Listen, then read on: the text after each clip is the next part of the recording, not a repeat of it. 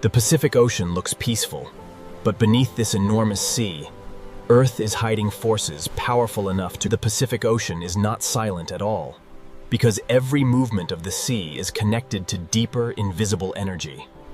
This peaceful sea is only the outer skin of a much larger and more restless ocean system.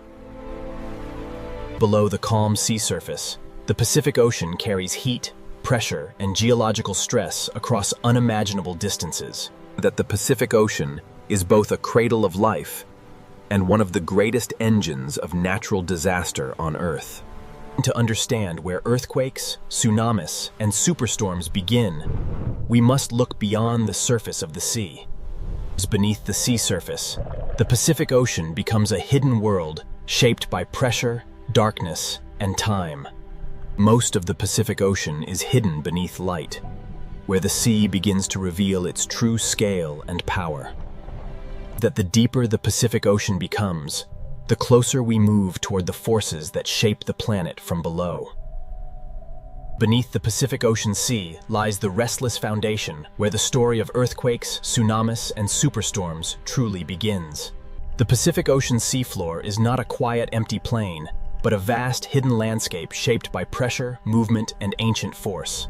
Beneath this enormous ocean, the foundation of the Earth is cracked, folded, and constantly changing. These silent scars on the Pacific Ocean floor mark the places where immense geological stress can slowly build. The Pacific Ocean hides boundaries, where sections of Earth's crust press against one another in silence. Deep under the Pacific Ocean Sea, pressure does not disappear. It waits, gathers, and strengthens.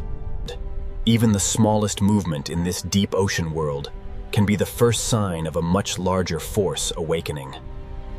That the Pacific Ocean contains some of the deepest and most active geological regions on the planet.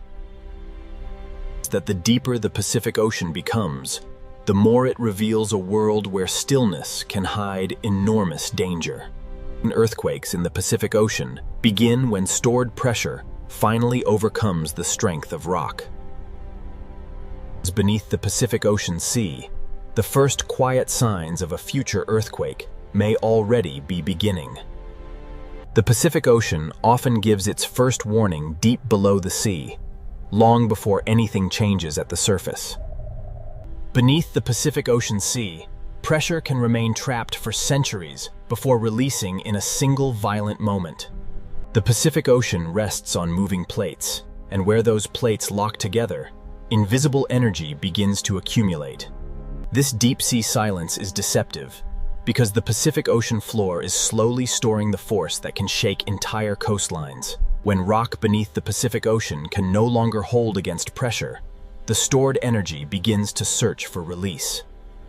Trenches beneath the Pacific Ocean mark places where one plate may be forced beneath another, creating some of Earth's most powerful seismic zones. In the Pacific Ocean, the greatest disasters often begin with movements so deep that the surface sea remains unaware. Every layer of rock beneath the Pacific Ocean carries a record of collisions, ruptures, and pressure built over geological time. An earthquake beneath the Pacific Ocean does not begin as a single image, but as a chain of stress, resistance, and sudden release. Beneath the Pacific Ocean Sea, calm is never proof of safety, because the next movement may begin without warning. The Pacific Ocean can return to silence, even when the forces beneath the sea have not disappeared. Under this sea, stillness is only a pause between movements of the Earth. Every fracture beneath the Pacific Ocean is part of a larger system that links deep geology to the sea above. The Pacific Ocean hides an enormous architecture of stress, where pressure can travel across the ocean floor without being seen at the surface. When the seafloor moves, the entire Pacific Ocean above it becomes part of the transfer of energy. The ocean does not need to break open violently to carry danger. Sometimes the first signal is a silent movement through water. Energy born under the Pacific Ocean can move upward and outward through the sea long before the world recognizes its power. The Pacific Ocean is a bridge between the planet's inner force and the atmosphere that shapes storms above. This single ocean can carry energy from the seafloor into waves, from warm water into clouds, and from silence into catastrophe. The Pacific Ocean is never only what we see on the surface, because beneath this sea, earthquakes may begin. The Pacific Ocean always returns to beauty on the surface, even when the deep sea below continues to hold the memory of pressure and movement. What happens beneath the Pacific Ocean may remain invisible, but its consequences can travel across the sea with unstoppable force. The Pacific Ocean is connected from its deepest trenches to its highest storm clouds. Beneath this sea, the earth can shake. Above this sea, storms can grow. And across this sea, the Pacific Ocean is not one story, but many forces moving together beneath one endless surface. Every calm ocean scene in the Pacific carries the possibility of sudden transformation. This opening journey has only revealed the first layer of the Pacific Ocean, because the deeper story begins where the seafloor meets the movement. To understand earthquakes beneath the Pacific Ocean, we must descend again into the places where tectonic plates collide, lock, and for the next part of this Pacific Ocean story, we'll enter the Ring of Fire, where the sea hides volcanoes, trenches, and earthquake zones, powerful lakes fold. The Pacific Ocean is the silent giant of Earth, and beneath this vast sea begins the path toward earthquake. Beneath the Pacific Ocean Sea lies the Ring of Fire, a vast hidden boundary where the planet's crust is restless. Along the Pacific Ocean trenches, one tectonic plate can be forced beneath another, creating some of the strongest earthquakes the planet can produce. The Ring of Fire beneath the Pacific Ocean Sea is where pressure gathers, rocks resist, and the first hidden steps toward earthquake begin. Inside the Pacific Ocean Sea, the Ring of Fire is not a single place, but a vast chain of hidden collision zones wrapped around the ocean basin. These layers beneath the Pacific Ocean were shaped by millions of years of pressure, collision, eruption, and slow tectonic movement. Where tectonic plates meet beneath the Pacific Ocean Sea, the rock does not slide smoothly. It locks, bends, and stores force. This hidden resistance beneath the Pacific Ocean is what allows earthquake energy to build quietly over time. The Ring of Fire beneath the Pacific Ocean is a place where the surface of the planet is constantly being recycled, crushed, and reborn. Volcanoes beneath the Pacific Ocean reveal how closely fire and water exist together in this hidden world. Heat escaping from beneath the Pacific Ocean is another sign that the Earth below this sea is still intensely active. Beneath the Pacific Ocean Sea, tectonic plates do not move freely. They grind, resist, and lock against each other. When one plate is forced beneath another under the Pacific Ocean, the rock can bend under impossible pressure without breaking immediately.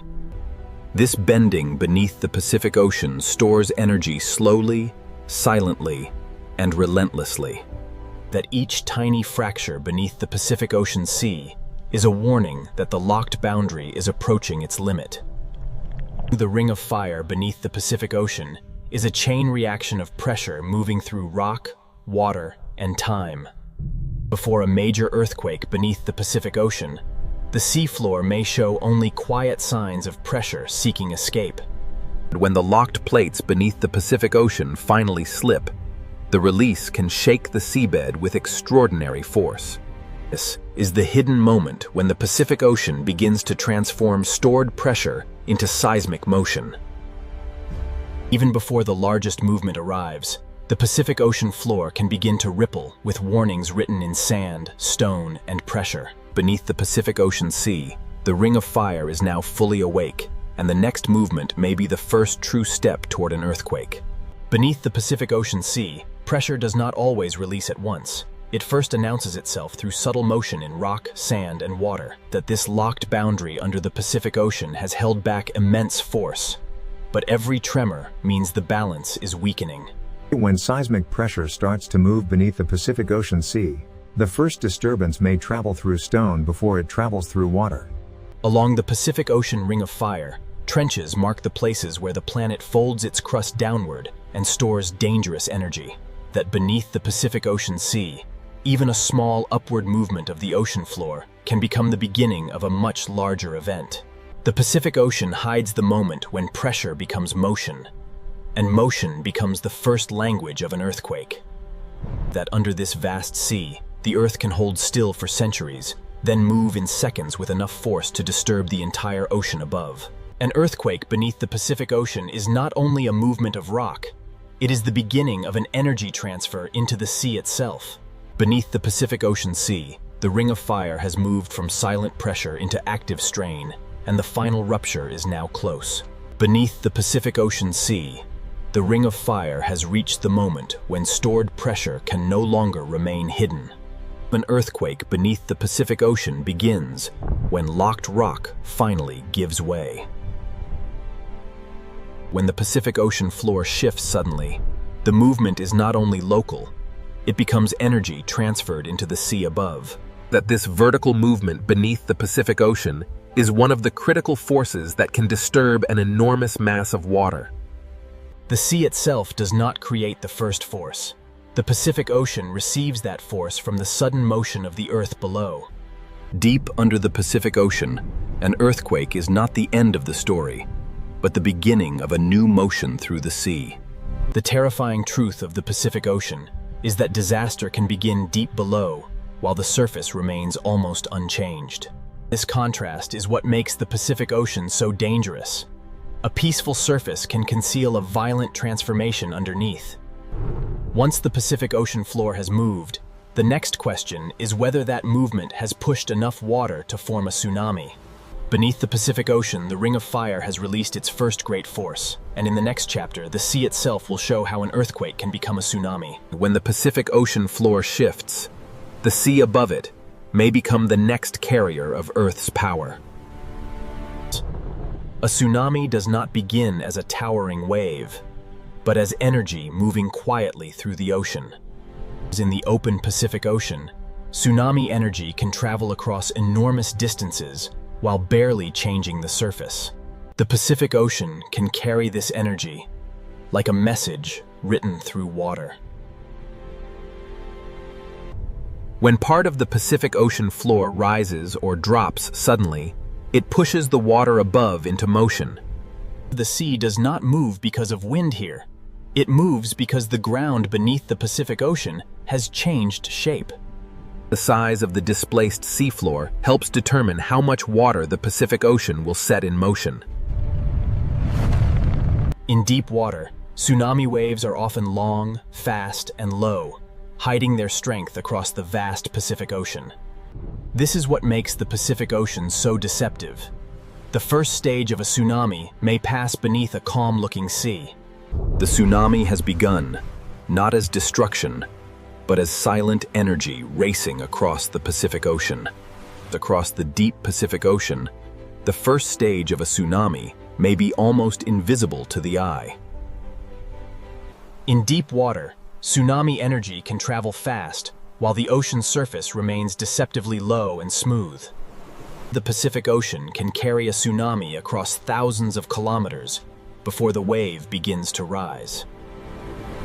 The deeper the ocean, the more efficiently the Pacific Ocean allows this energy to move. A tsunami is not simply a surface wave, but a movement involving a vast depth of water. Unlike ordinary wind waves, tsunami energy reaches deep into the Pacific Ocean. The Pacific Ocean transforms the earthquake's sudden force into a traveling pulse of water. The Pacific Ocean can hide great danger inside motion, too broad and low to appear threatening.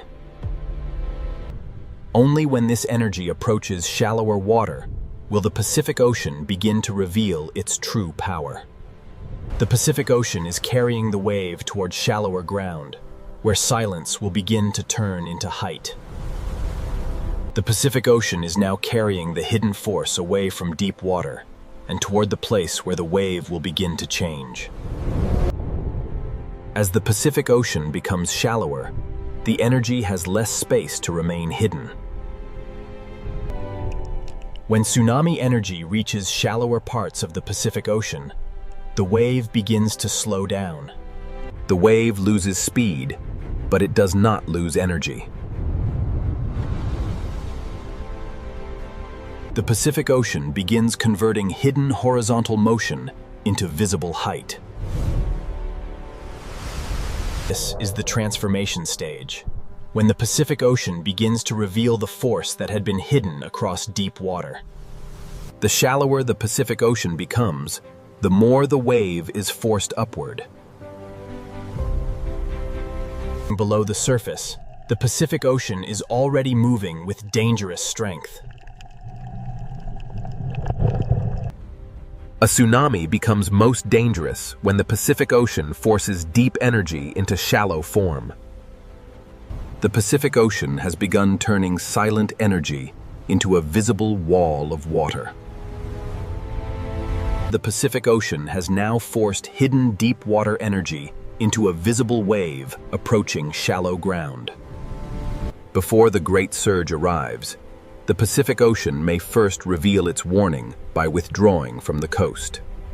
This sudden retreat is not calm, but water being pulled into the growing force of the tsunami. The Pacific Ocean is now compressing motion, depth, and distance into a single advancing surge. A tsunami is powerful not only because of its height, but because an enormous volume of Pacific Ocean water is moving behind it. What began as a movement of the seafloor has become a moving mass of ocean.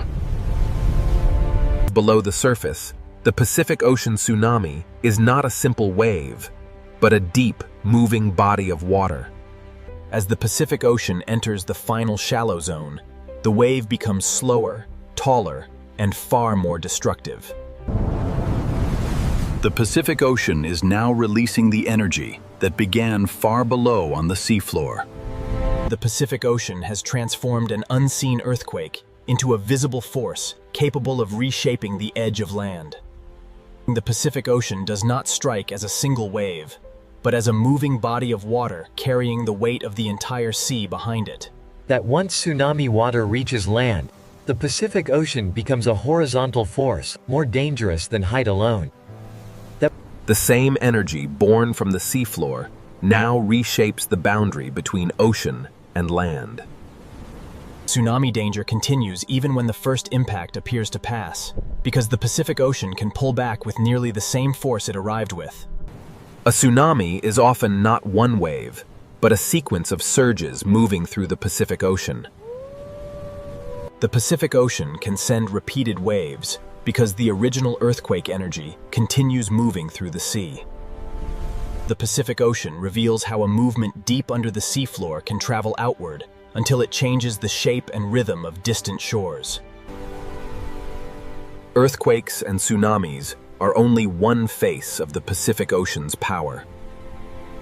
Above the same ocean, another force begins when heat, moisture, wind, and pressure gather over the sea. The Pacific Ocean can turn seafloor motion into tsunamis, and in the next chapter, this same sea will reveal how the Pacific Ocean does not only create danger from below, it also feeds storms from above. Warm ocean water is the first fuel source for the storms that grow over the Pacific Ocean. Every breath of moisture rising from the Pacific Ocean Sea can help build the atmosphere of a future superstorm. When warm air lifts from the Pacific Ocean, it carries water vapor upward and begins the first step of storm formation. Above the Pacific Ocean, small clouds can become organized when heat, humidity, and wind begin to work together. A superstorm does not appear suddenly. It begins as many small disturbances gathering strength over the sea. Rotation begins when winds over the Pacific Ocean organize around a center of falling pressure.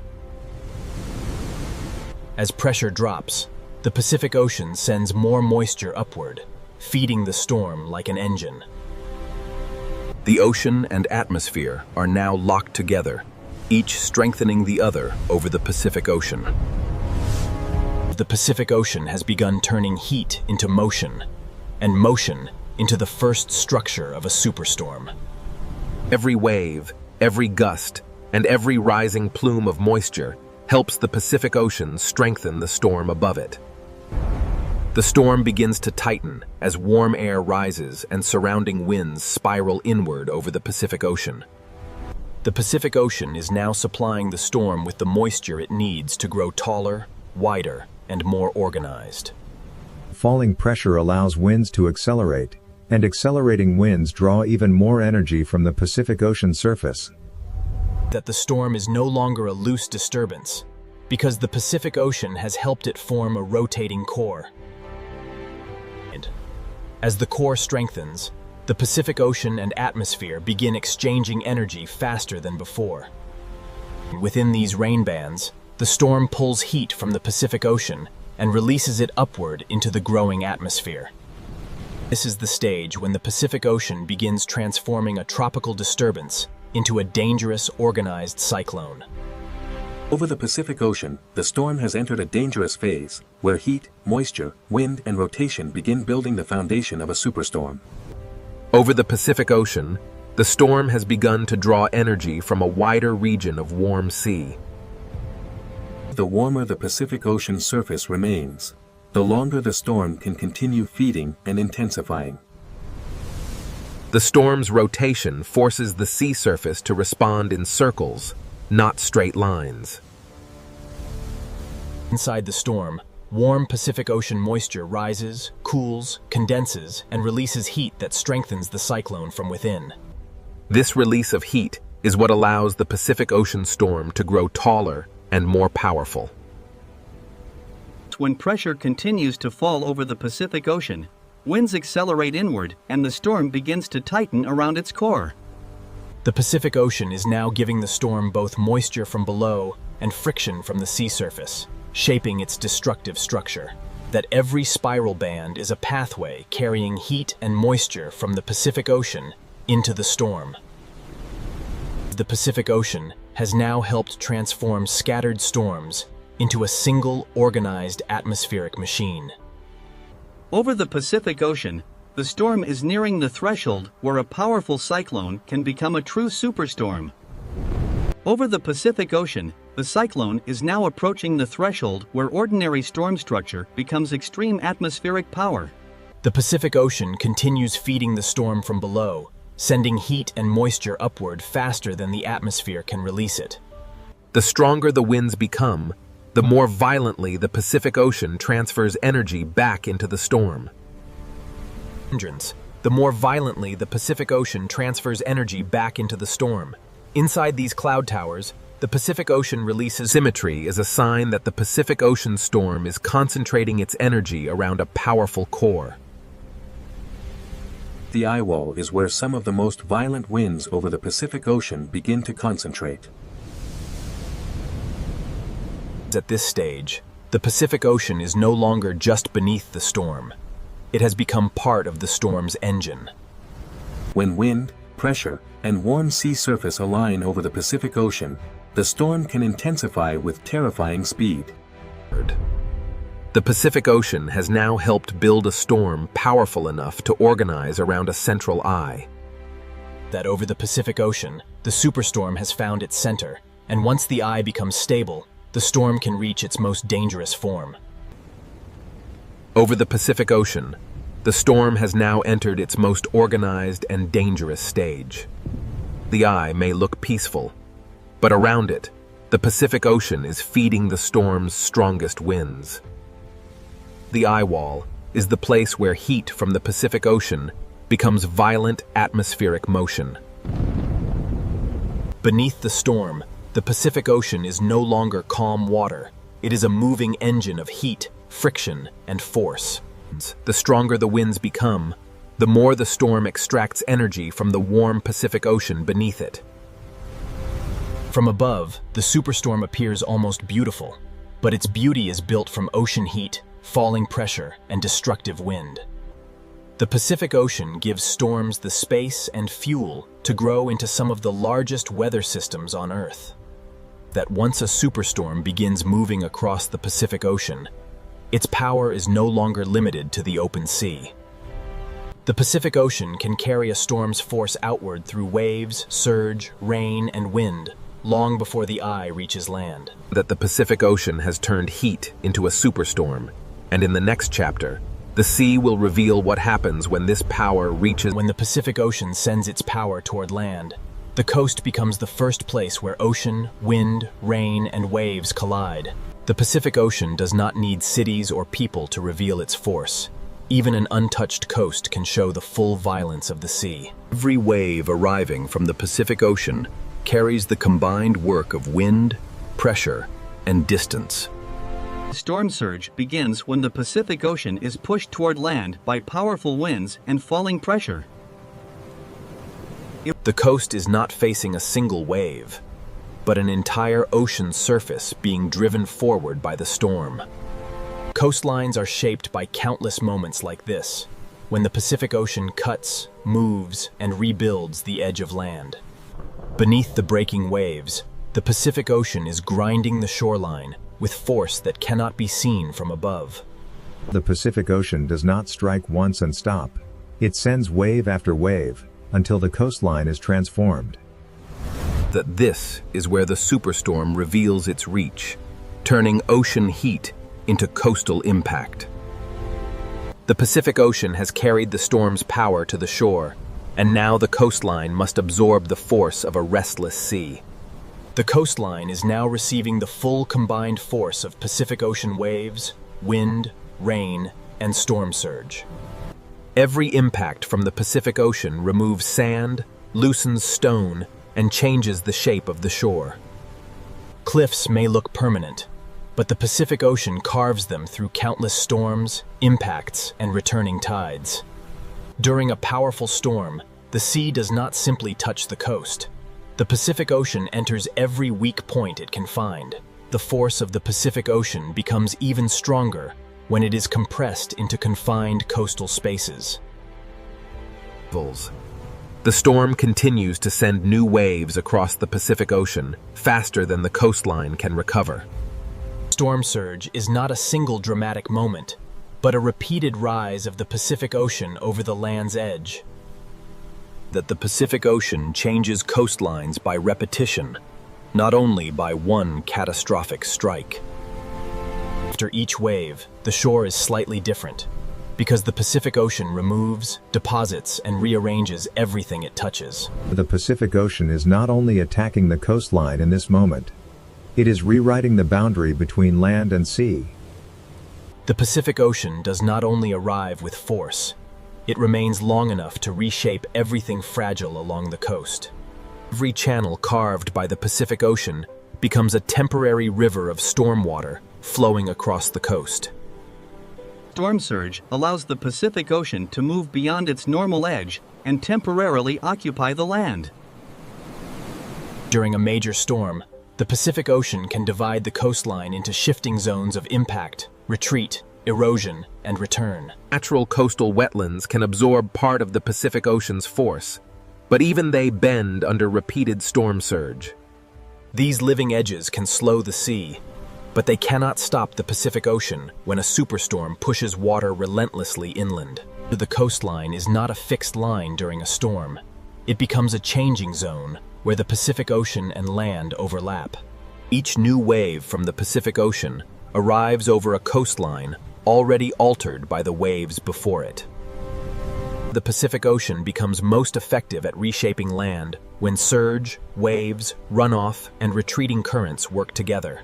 The Pacific Ocean has turned the coast into a living record of impact, where every wave leaves evidence of the storm's power.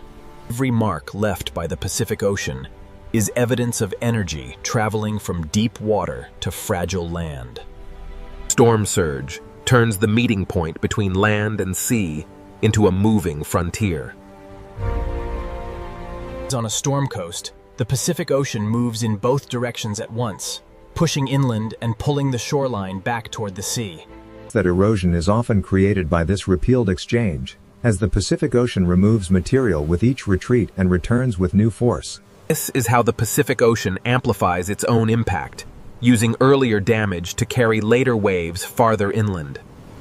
Below the surface, the Pacific Ocean is grinding, lifting, sorting, and carrying pieces of the coast with every pulse. The Pacific Ocean leaves behind patterns that show where water climbed, where currents turned, and where the land gave way. The Pacific Ocean is both destroyer and sculptor, breaking the coast apart while shaping the next version of the shoreline. The Pacific Ocean is both destroyer and sculptor, breaking the coast apart while shaping the next version of the shoreline. Every retreating flow carries pieces of the coastline back into the Pacific Ocean. Cliffs resist the Pacific Ocean for centuries, yet every storm removes another invisible layer. After the strongest impact, the Pacific Ocean continues working through smaller movements that still alter the land. Natural coastlines recover slowly, but the Pacific Ocean always leaves behind evidence of where its power reached. That the coastline records the storm in patterns, showing where the Pacific Ocean pushed hardest and where the land yielded.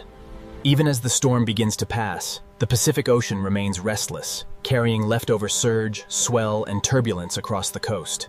The Pacific Ocean can appear to calm quickly, but the energy of a storm continues moving through waves long after the sky begins to clear. The Pacific Ocean does not separate earthquakes, tsunamis, storms, and coastlines. It connects them through one vast moving system. Terrestrials. The Pacific Ocean has shown its force at the coast, and in the final chapter, the story will return to the open sea the Pacific Ocean never truly stops, even after earthquakes, tsunamis, and superstorms have passed. From above, the Pacific Ocean may look calm again, but calm is only one moment in a much larger cycle. The Pacific Ocean remembers every force through motion, through temperature, through currents, and through the endless rhythm of the sea. Beneath the surface, the Pacific Ocean continues to move in layers long after the sky begins to clear. The ocean's greatest movements are often hidden below what the eye can see. Storms pass across the surface, but the deep Pacific Ocean keeps moving with ancient patience. Below the sea, the same geological forces continue to press, bend, and store energy for the future. The Pacific Ocean is never finished with its story, because the earth beneath it is still alive. The same ocean basin that produces earthquakes and tsunamis also holds the deep structures that keep the planet changing. That the Pacific Ocean is not a place where disasters simply end, but a living system where every ending becomes the beginning of another movement. The Pacific Ocean is not a place where forces disappear, but a vast system where energy is stored, transferred, and renewed. Every layer of the Pacific Ocean connects the restless seafloor below with the changing sky above. Peace in the Pacific Ocean is never emptiness. It is the quiet movement of a planet still alive. That these currents carry heat, nutrients, and motion across the Pacific Ocean long after storms have vanished from the sky. The same Pacific Ocean that carries tsunami energy also carries the warmth that can feed future storms. The Pacific Ocean always holds two truths at once: beauty at the surface and power beneath. After great violence, the Pacific Ocean can look peaceful again, but its silence is only the next chapter beginning. That every swell moving across the Pacific Ocean is part of a continuous exchange between wind, water, heat, and gravity. What appears to be empty ocean is actually a moving map of energy spread across the largest sea on Earth. The Pacific Ocean never truly rests, because beneath every calm wave, the planet continues to move. The Pacific Ocean never truly rests, because beneath every calm wave, the planet continues to move. The Pacific Ocean carries the memory of earthquakes, tsunamis, and superstorms, not as scars alone, but as motion continuing. Even when the surface becomes smooth, the Pacific Ocean is still exchanging heat, pressure, and movement with the world around it. Below the surface, the Pacific Ocean continues its hidden circulation, carrying energy through layers the eye can barely understand. This layered movement connects the storm above, the wave across the surface, and the tectonic force waiting far below. The Pacific Ocean is not defined only by disaster, but by the constant motion that makes life, weather, and geology part of one system. Every depth of the Pacific Ocean belongs to the same story, from the bright surface to the hidden floor where Earth's crust still shifts. Beneath the Pacific Ocean, the ring of fire may appear silent again, but silence does not mean the planet has stopped changing. The same seafloor that once released energy may one day store it again, continuing the endless cycle beneath the sea. The Pacific Ocean is a continuous bridge between Earth's deep pressure, the moving sea, and the changing sky. The Pacific Ocean connects the silent floor of the Earth with every wave, storm, and current moving above it.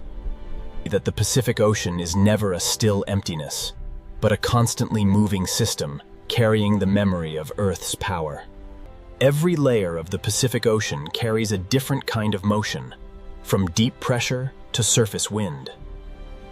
After each disturbance, the Pacific Ocean absorbs the energy, redistributes it, and continues moving. The surface beauty of the Pacific Ocean never erases the power hidden beneath it. This calm Pacific Ocean is not the end of the story, but the visible face of a deeper cycle still unfolding. From this height, the Pacific Ocean appears peaceful, yet every pattern on the sea is shaped by wind, gravity, heat, and the motion of the planet. The Pacific Ocean is a living force of the planet, always changing, always carrying energy, and always waiting for the next stage. The Pacific Ocean is a living force of the planet, always changing, always carrying energy. It's that what seems like calm on the Pacific Ocean surface is only one moment in an endless cycle of planetary motion. Beneath every wave, the Pacific Ocean still connects deep pressure, surface motion, atmospheric heat, and the coastlines shaped by its force. The Pacific Ocean is not separated into disasters and calmness, but held together by one continuous movement of sea, sky, and earth. The same unseen places that began this story remain beneath the Pacific Ocean, still storing heat, pressure, and possibility. Earthquakes may begin beneath the seafloor, tsunamis may cross the sea, and superstorms may rise from warm water. The Pacific Ocean is not an enemy and not a sleeping giant, but a living expression of a planet that is always shifting. To understand the Pacific Ocean is to understand that beauty and danger can exist in the same water, held together by the motion of Earth. The Pacific Ocean is where earthquakes can begin, where tsunamis can rise, where superstorms can grow. At the edge of the desert, a hidden ocean world is waiting beneath the heat.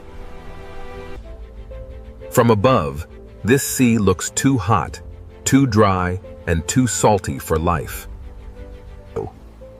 But beneath this burning surface, the ocean is not empty. This ocean is shaped by heat, salt, sunlight, and survival. Above the surface is desert. Below it, another world begins. The moment we enter the sea, the desert disappears.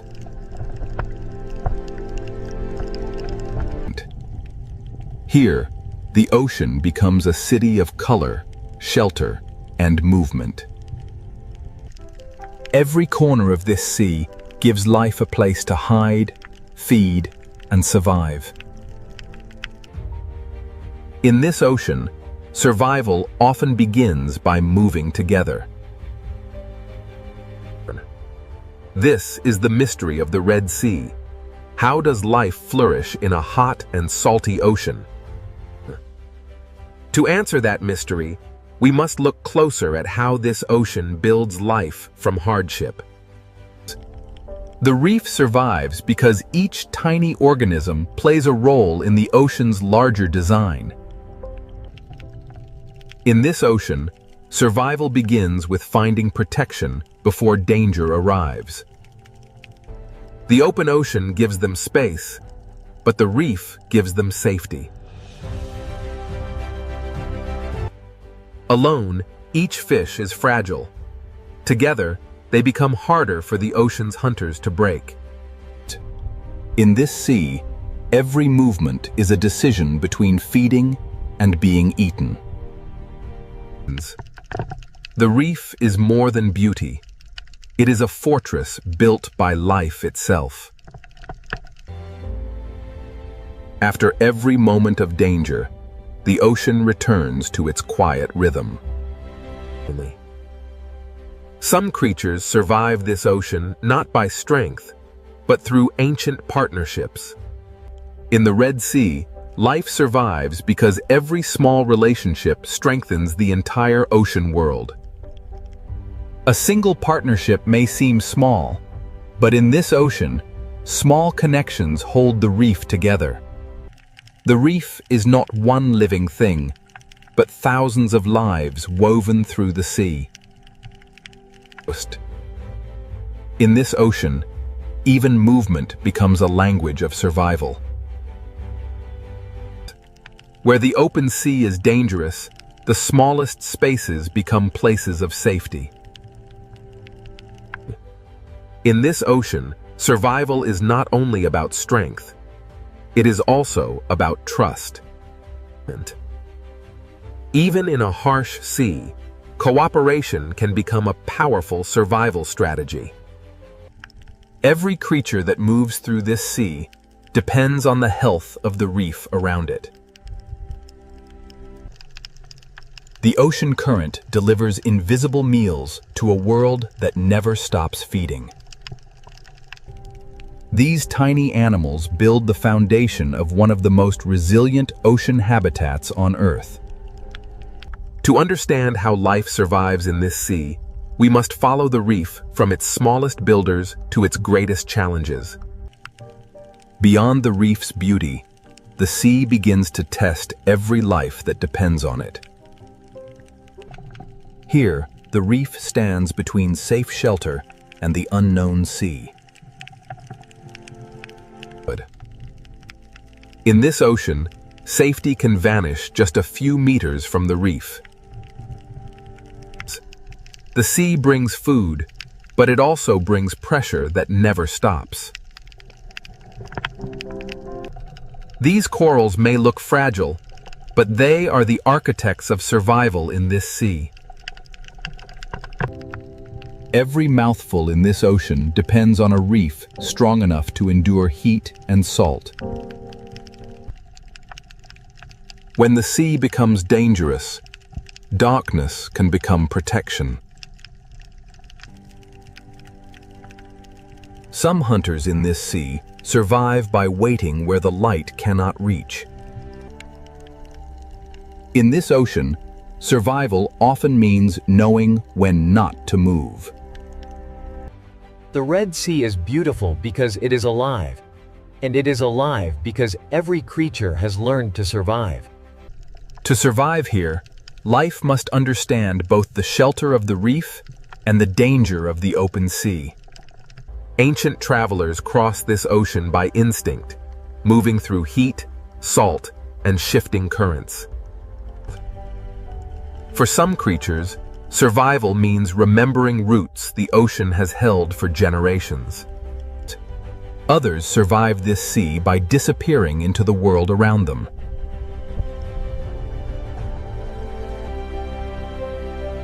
In this ocean, even the sand can hide a living strategy. Every part of this sea offers a different way to stay alive.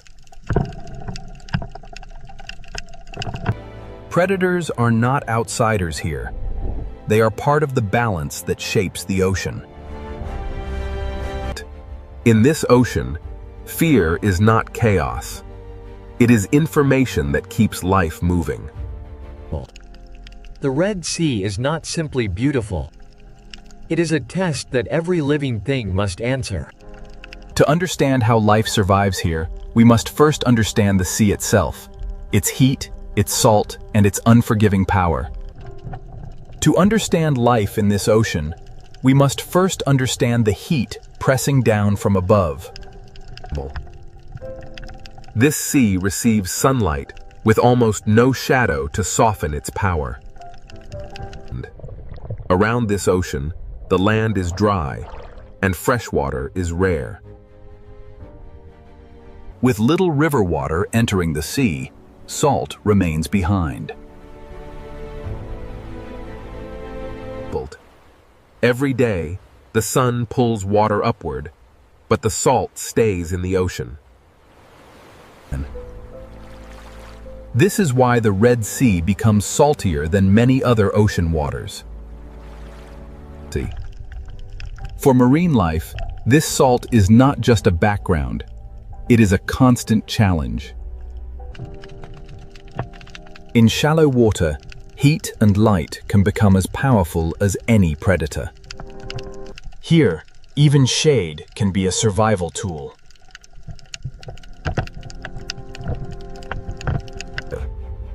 Life survives in this ocean by using every small difference in temperature, light, and shelter. The reef creates micro-worlds inside the sea, each one offering a different chance to live. These corals endure conditions that would weaken many reefs elsewhere.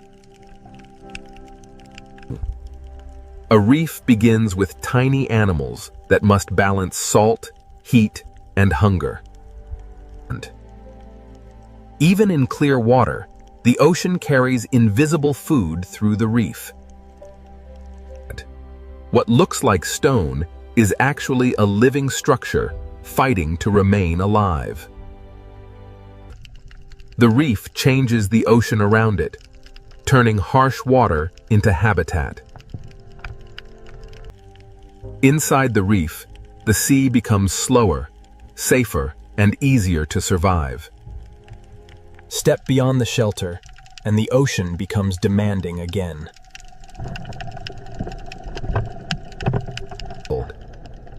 Every second in this ocean requires energy, balance, and adaptation. In this sea, the reef is not only a home, it is protection from the ocean itself.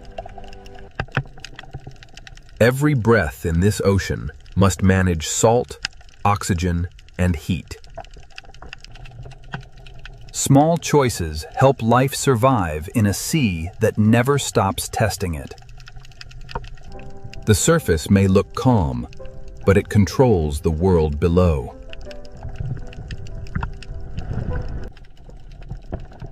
Too little light would starve the reef. Too much heat can threaten it. Life here depends on balance. Enough sunlight to grow, not enough heat to fail. Even resilient reefs carry signs of the pressure placed upon them. In this ocean, survival is never permanent. It must be renewed every day. Depth offers relief from light, but it brings its own challenges. The deeper ocean gives less heat and less light, forcing life to change again. As conditions change, the ocean chooses different survivors. In this ocean, some creatures survive by turning beauty into defense. Warning colors are another language written into the ocean. The Red Sea is not one environment, but a staircase of changing conditions.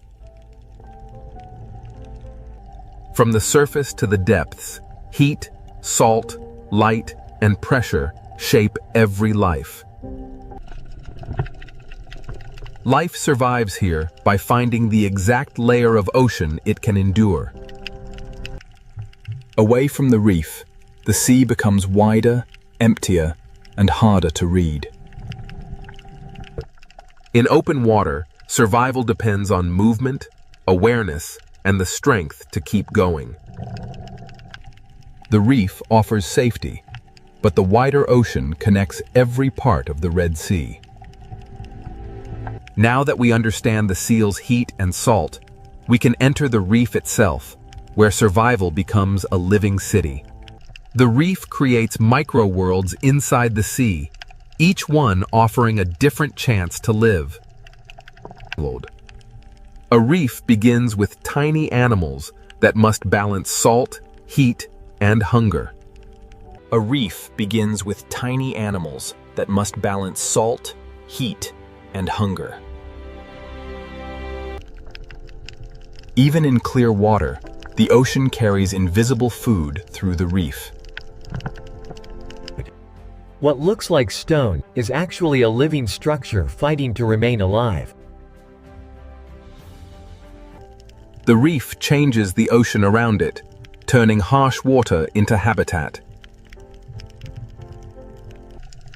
Inside the reef, the sea becomes slower, safer, and easier to survive. Step beyond the shelter, and the ocean becomes demanding again.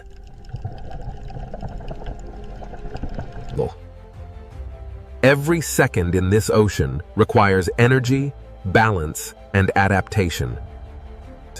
In this sea, the reef is not only a home, it is protection from the ocean itself. Every breath in this ocean must manage salt, oxygen, and heat. Small choices help life survive in a sea that never stops testing it. In this ocean, shade can be as important as food. The surface may look calm, but it controls the world below. Too little light would starve the reef. Too much heat can threaten it. Life here depends on balance. Enough sunlight to grow, not enough heat to fail. Even resilient reefs carry signs of the pressure placed upon them. In this ocean, survival is never permanent. It must be renewed every day. Depth offers relief from light, but it brings its own challenges. The deeper ocean gives less heat and less light, forcing life to change again. As conditions change, the ocean chooses different survivors. Here, life becomes quieter, slower, and harder to find.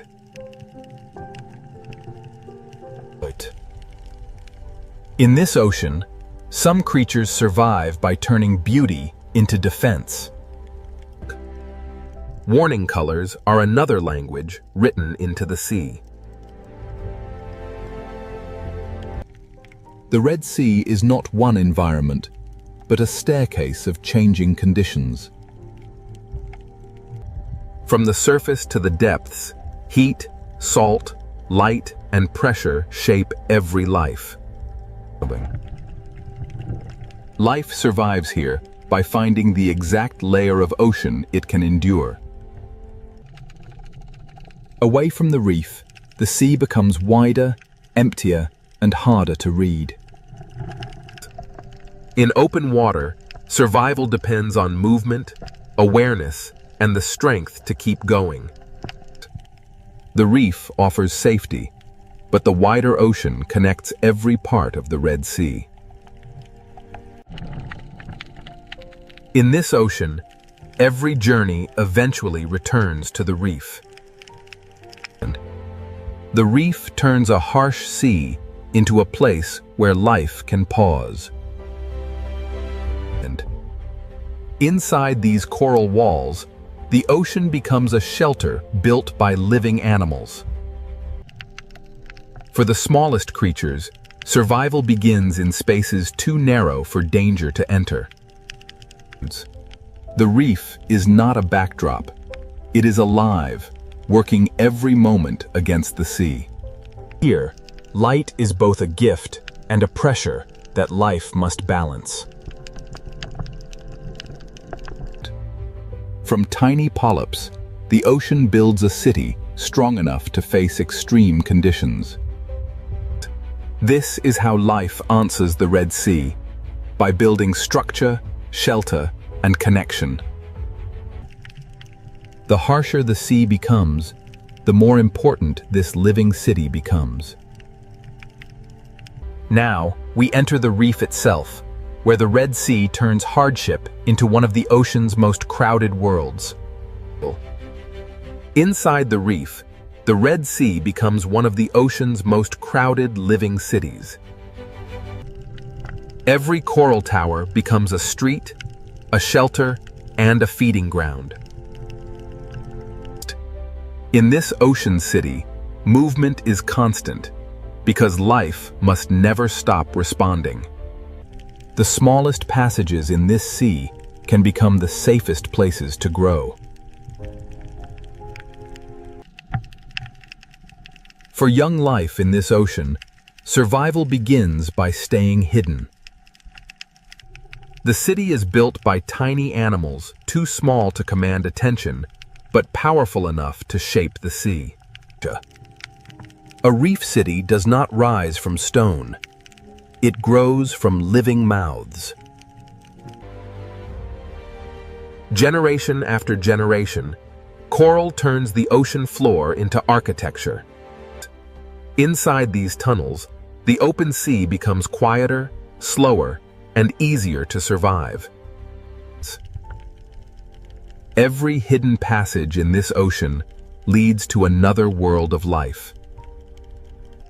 Color in this ocean is not decoration.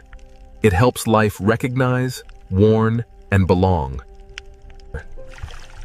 In this reef city, some lives survive by staying close to one trusted partner. Even in a crowded ocean, survival can depend on cooperation.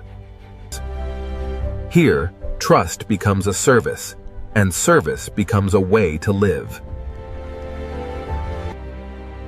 The reef city has rules written not in words, but in behavior.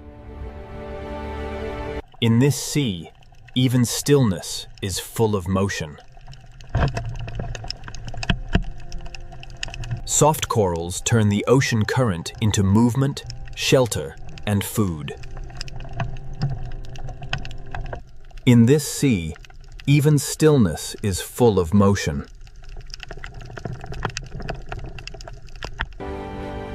Above the reef, thousands of small bodies become one protective shape. In this ocean, survival can be found in numbers, speed, and perfect timing. A reef city is full of life, but every open space carries risk. The reef does not remove danger. It gives life places to escape.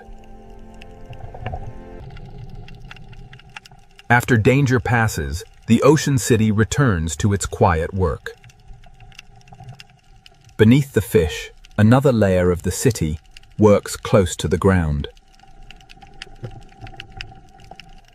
The reef survives because even the smallest cleaners remove, recycle, and reuse. Life on the reef is not always fast. Some survival happens slowly, close to the seafloor. Even the open sand between corals becomes part of the city. A home in this ocean may be a coral tower, a tunnel, or a hole in the sand. The reef city is not built from one habitat, but from many connected shelters. Some fish feed on the reef while also helping keep it in balance. In this ocean, nothing is wasted for long.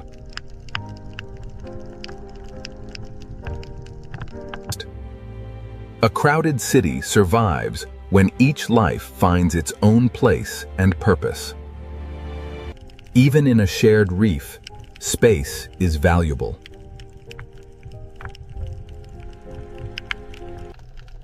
In this ocean, survival can depend on defending a space no larger than a hand.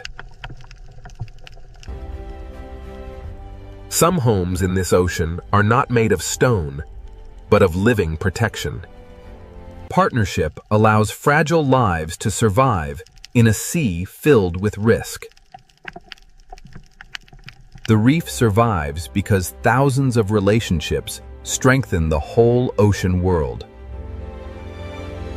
The current connects every street of this underwater city.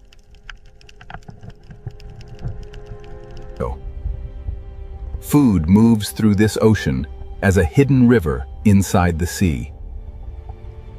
One current can feed animals above the reef and animals fixed to the reef itself.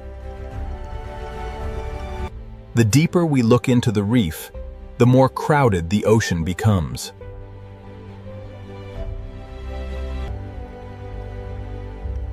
In this ocean city, disguise can be as powerful as speed.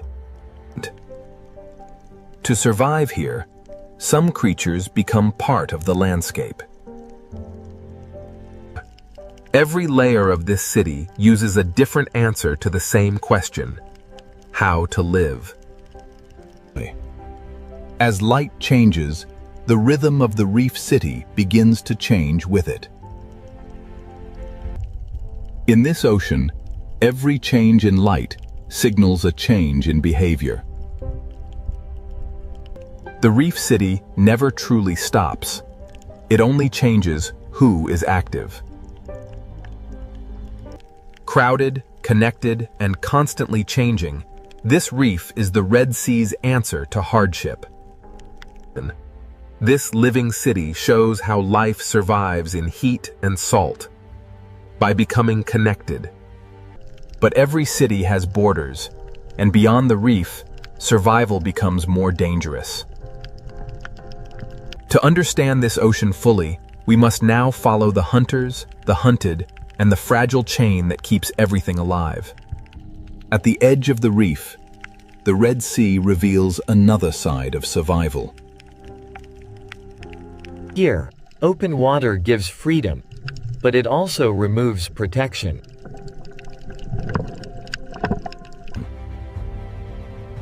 For the hunted, survival begins before the predator appears.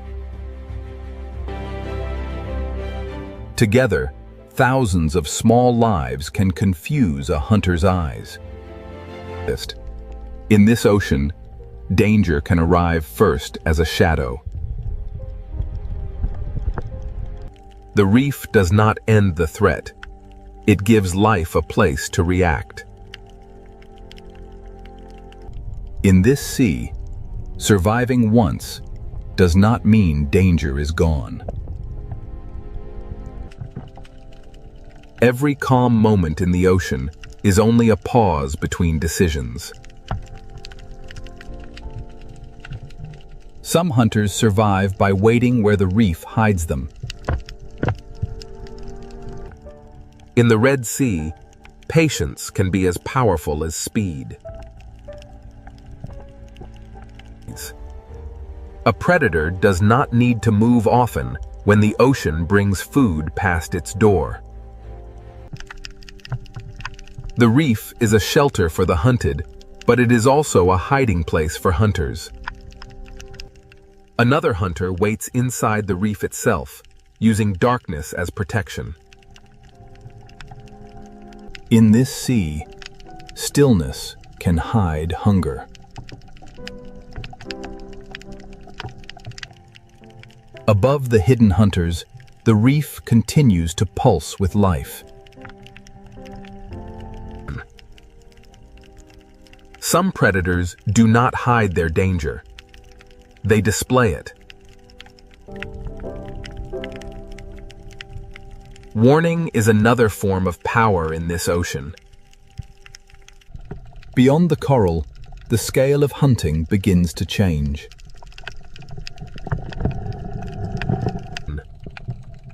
The open ocean often looks empty before it reveals what is moving through it. The shark enters not as a monster, but as part of the ocean's balance. A predator's presence changes the behavior of everything around it. Fear is not chaos here. It is information that keeps life alive. When the predator passes, the reef does not forget. it resets. Life in this ocean survives by returning to motion again and again. Not every survivor in this sea depends on speed. On the ocean floor, invisibility can be the safest defense. Some animals survive by becoming almost invisible until movement is necessary. In the Red Sea, one creature's path can open food for another. The food chain is not a straight line. It is a web moving through the whole ocean. Even leftovers become energy in a sea where nothing can be wasted. In this ocean, a shadow can change everything.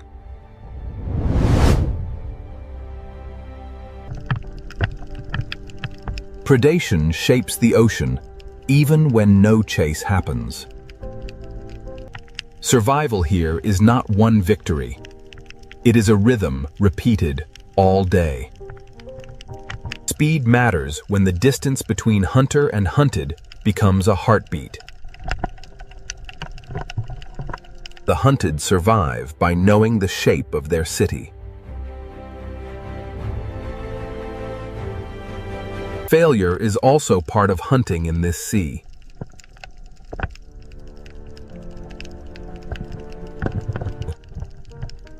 The ocean looks calm because every creature is constantly adjusting.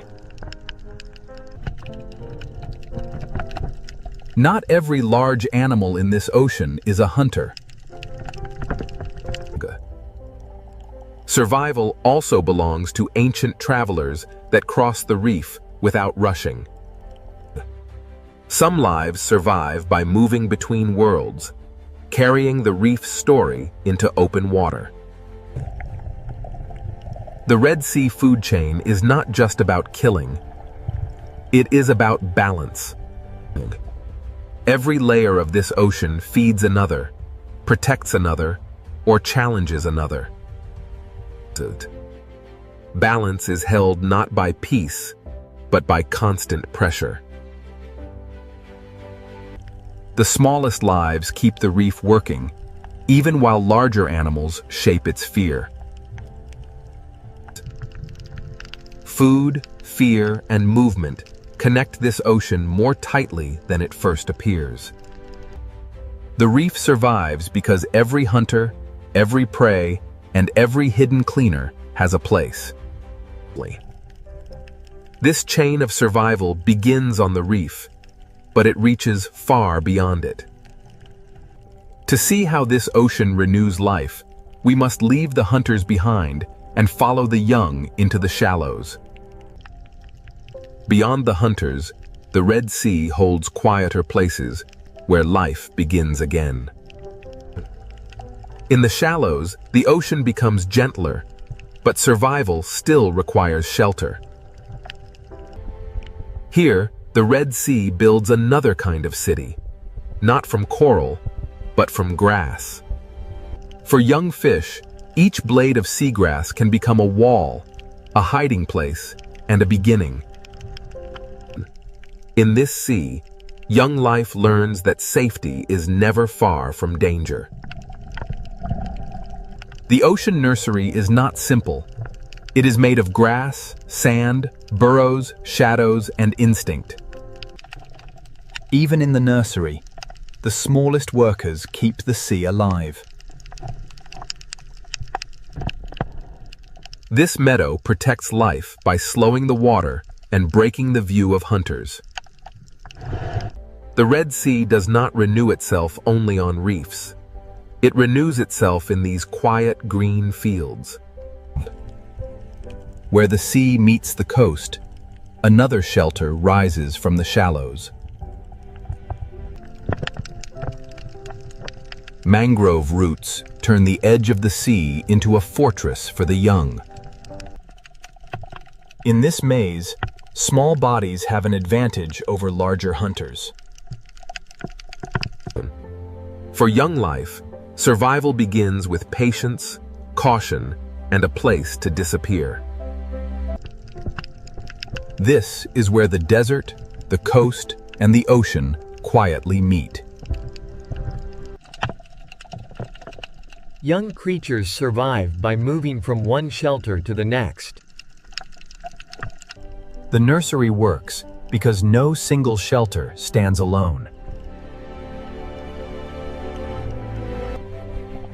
Not all visitors to the nursery are young. Some return here across a lifetime. The Red Sea's shallow meadows feed, shelter, and guide life at many ages. Movement connects the nursery to the reef to the open sea, and the sea to survival. In the shallows, hiding can be as important as swimming. Even a silent movement can release food into the ocean. In this sea, every disturbance can become a meal.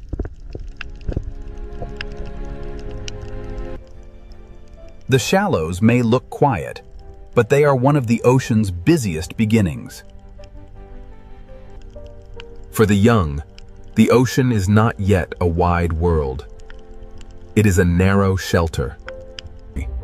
The nursery protects life not by removing danger, but by giving the young places to vanish.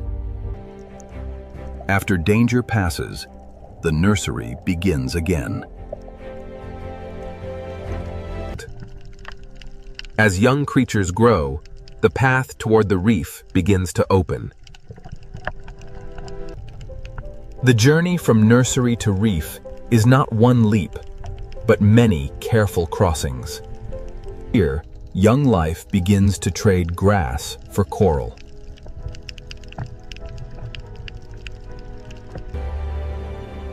Every small coral patch teaches the skills needed for the larger reef city. The Red Sea survives because its habitats are connected, each one preparing life for the next. Roots, grass, sand, and coral are not separate worlds. They are one coastal ocean network. The mangroves catch what the sea carries and turn it into shelter and food. At the edge of the sea, fallen life becomes food for new life. The young do not grow in one place. They move through a chain of protection. Every crossing teaches the young how to read the sea. When the young reach coral, they enter a world more crowded, more complex, and more dangerous.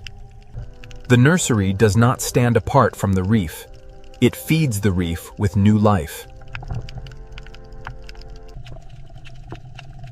Life survives here because the sea gives it more than one chance to grow. This is how the Red Sea renews itself, through connected habitats that protect the next generation. But the Red Sea is not only shallow nurseries and sunlit reefs. Beyond the nurseries, the ocean drops away into places far less understood. The same sea that shelters young life also hides deep and extreme worlds below. To complete the story of survival, we must now leave the sunlight and follow the Red Sea into its hidden depths.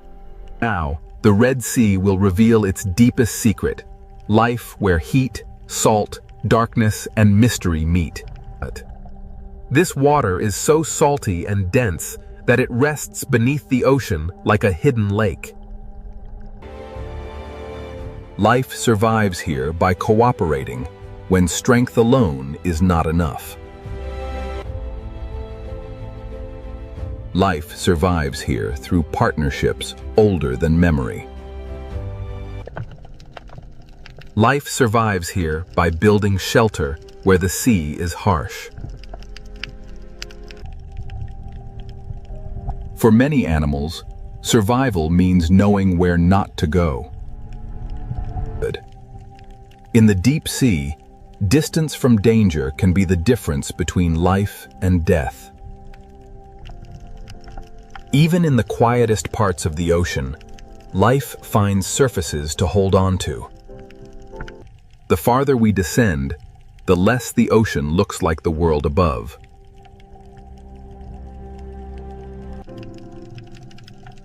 Some of the smallest lives may be the strongest survivors in the Red Sea. Here, survival is not abundance. It is endurance. Life survives here by moving together when danger is near. Here, survival may mean surrendering to the movement of the sea. At the bottom, the Red Sea becomes another world entirely. This deep ocean is not crowded like the Reef, but it is not lifeless. Around these extreme pools, life must adapt to chemistry that would overwhelm many creatures. The Red Sea teaches that life can shrink, hide, and change rather than disappear. Even here, far below the reef, life depends on the ocean above. As light returns, the ocean becomes crowded once more. Survival here is not one strategy, but many strategies layered together. Food from above sinks slowly through the sea, carrying energy into darkness. They do not need coral towers, sunlight, or open water. They survive where conditions become extreme. At this boundary, the ocean separates into layers that many animals cannot cross. Every layer of this ocean holds a different answer to the same challenge. Even in this dark ocean, life is still present, only smaller and harder to see. Here, salt is no longer just a challenge. It becomes a boundary of life. Now, the Red Sea carries us away from sunlight and into its hidden depths. To understand survival, we must connect the deepest darkness back to the sunlit sea. Then, the Red Sea reveals one of its greatest mysteries, a pool of water beneath the sea. Where light is stronger, the Red Sea builds complexity from color and movement. Down here, the sea becomes quieter, darker, and harder to understand. From the deep floor to the reef wall, life changes shape with every meter. Down here, life survives by using less energy, moving less often, and hiding more completely. Now the reef no longer looks simply beautiful. It looks resilient. Every relationship strengthens the ocean world around it.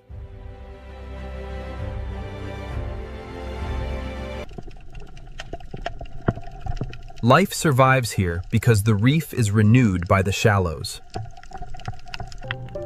Life survives here by giving the young protected places to begin. Life survives here because habitats are connected, not isolated. At the edge of the desert, the ocean protects its future.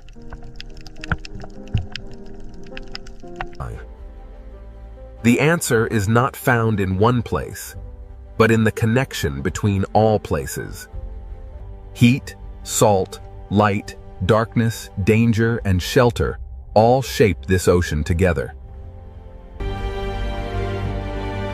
Life survives in the Red Sea because it adapts at every scale. Some lives endure by moving through the ocean with ancient patience. Some survive by blending with the seafloor and moving only when the moment is right. Some survive by hunting and by keeping the entire ocean in balance.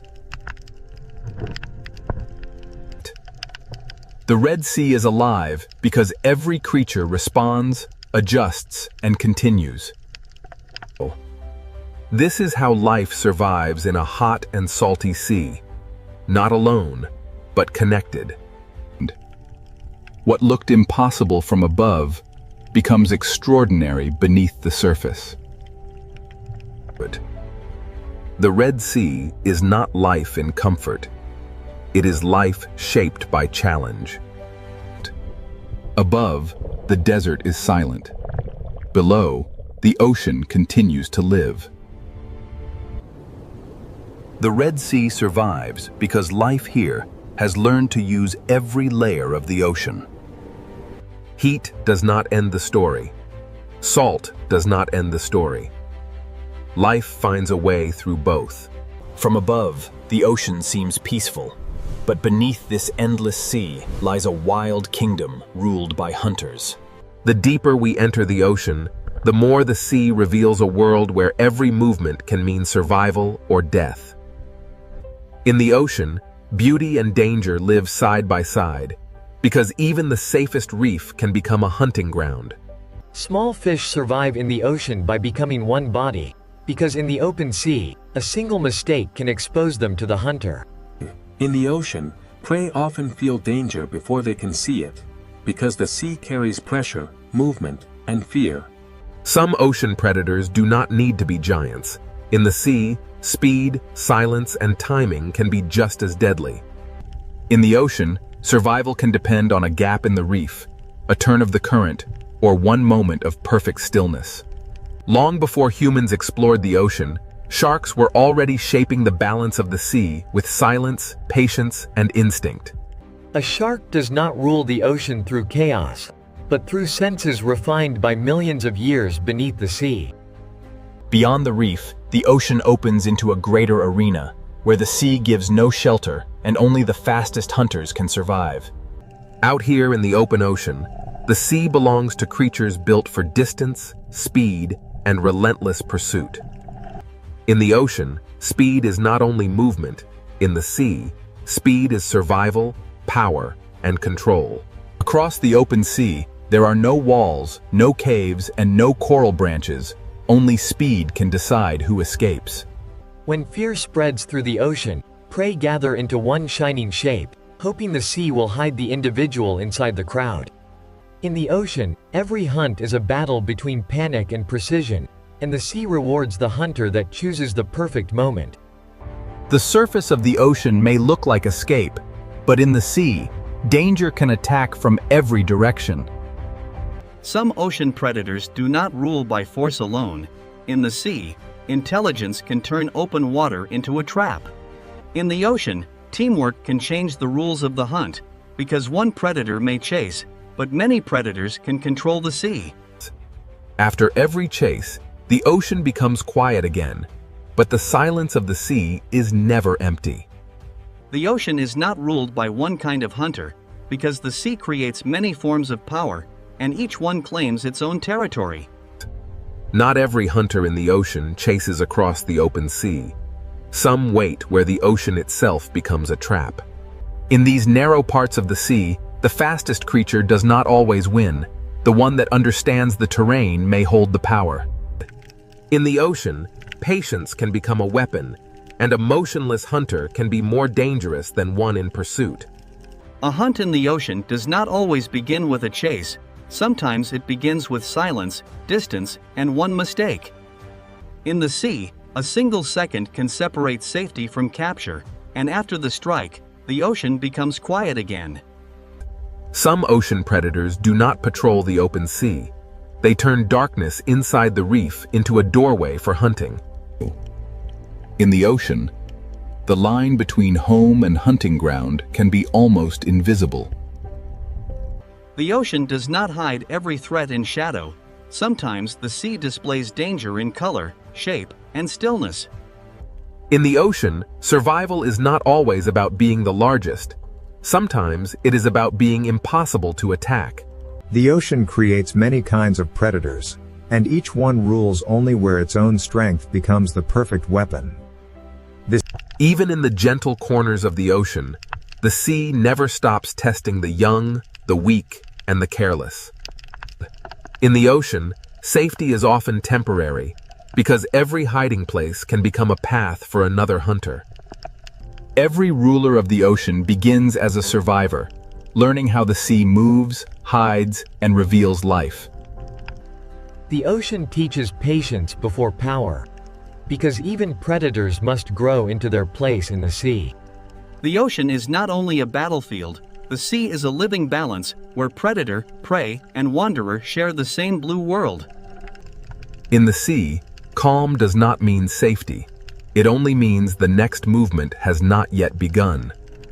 Where the reef ends and the open ocean begins, the sea changes its rules, and every creature must choose how far it dares to go. In the ocean, power is sometimes felt before it is seen, because the sea remembers the shape of danger.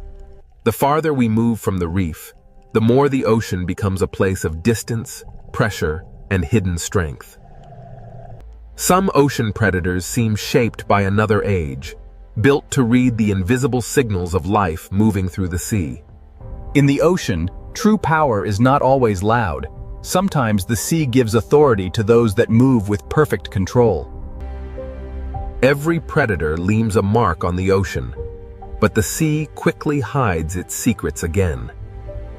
Even in a sea of hunters, the ocean depends on moments of trust, pause, and delicate balance. When light fades in the ocean, the sea does not sleep. It simply gives power to different hunters. At dusk, the ocean becomes a world of outlines, where the sea favors hunters that can sense more than they can see.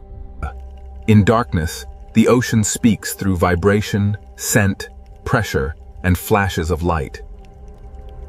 Far below the sunlit ocean, the sea creates hunters shaped by darkness, pressure, and patience. Some ocean rulers live so far from the surface that the sea allows us to know them only through shadows. To ask which creature rules the sea, we must first understand that the ocean is not one kingdom, but many.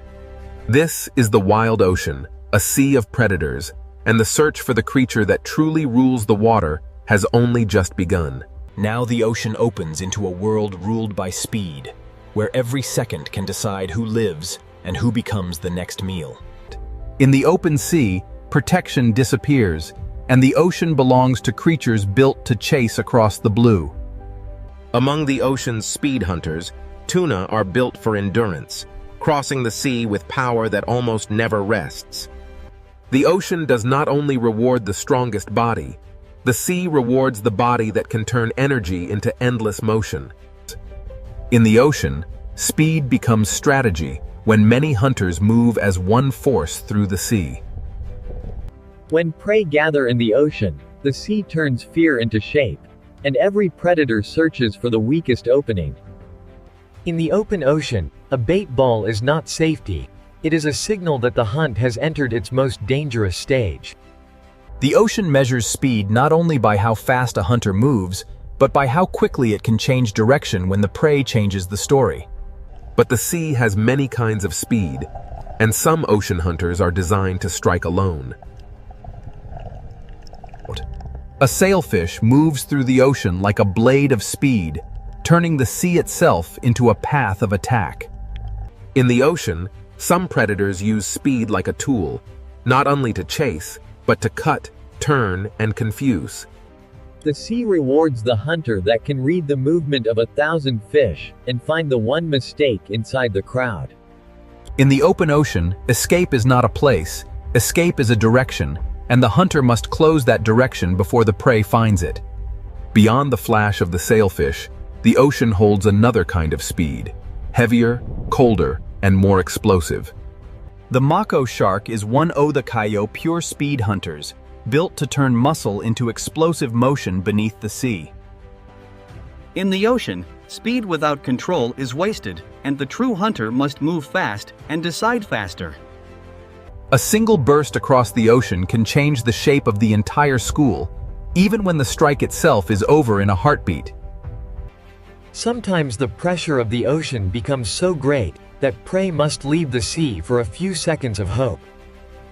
But the ocean always waits below, and every return to the sea brings the chase back into motion. But in the ocean, beauty can move with astonishing speed, and color can belong to a hunter as much as to the reef. Open ocean hunters must read light as much as movement, because in the sea, a flash of silver can reveal the path of prey. The open ocean is not empty. The sea is layered with hunters, each one built for a different kind of pursuit. In the ocean, separation can be fatal, because the sea is most dangerous when a creature stands alone. A barracuda does not need a long chase. In the ocean, it waits for the moment when distance becomes small enough to erase.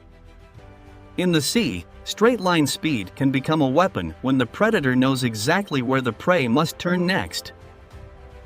But in the ocean, speed becomes even more powerful when it is guided by memory, sound, and teamwork. These ocean hunters do not simply follow prey. They shape the sea around it until escape becomes harder. In the ocean, teamwork can turn empty water into invisible walls. The sea does not give power to one design alone. The ocean creates many answers to the same hunger. Even in the open ocean, the sea has hidden roads, and predators learn where life gathers. A hunter in the ocean must understand water, because the sea decides where food moves before the predator ever arrives. When millions of small fish move through the ocean, the sea becomes a signal that calls hunters from every direction. In the ocean, a school survives by turning together, but the larger the school becomes, the more hunters it attracts. The ocean's greatest hunts often begin when many predators follow the same signal of fear. Here, speed rules the sea for a moment, but speed alone cannot explain the full power of the ocean. The ocean can turn from chaos to silence in seconds, and the sea keeps no witness for long. But below the speed of the open ocean, another kind of predator waits, older, quieter, and shaped by time. The fastest hunters may dominate the moment, but the ocean also belongs to predators that have survived for millions of years. Some ocean predators do not need to chase every movement, because their power lies in sensing when the sea is ready. Speed may rule the open ocean, but it is only one answer in the sea's long history of predators. The ocean demands balance from every hunter, because the sea punishes wasted energy as quickly as missed opportunity. To live by speed in the ocean is to live in constant motion, always chasing the next signal of life across the sea. The open sea has shown us hunters of speed, but the ocean's oldest predators are still waiting in the deeper blue.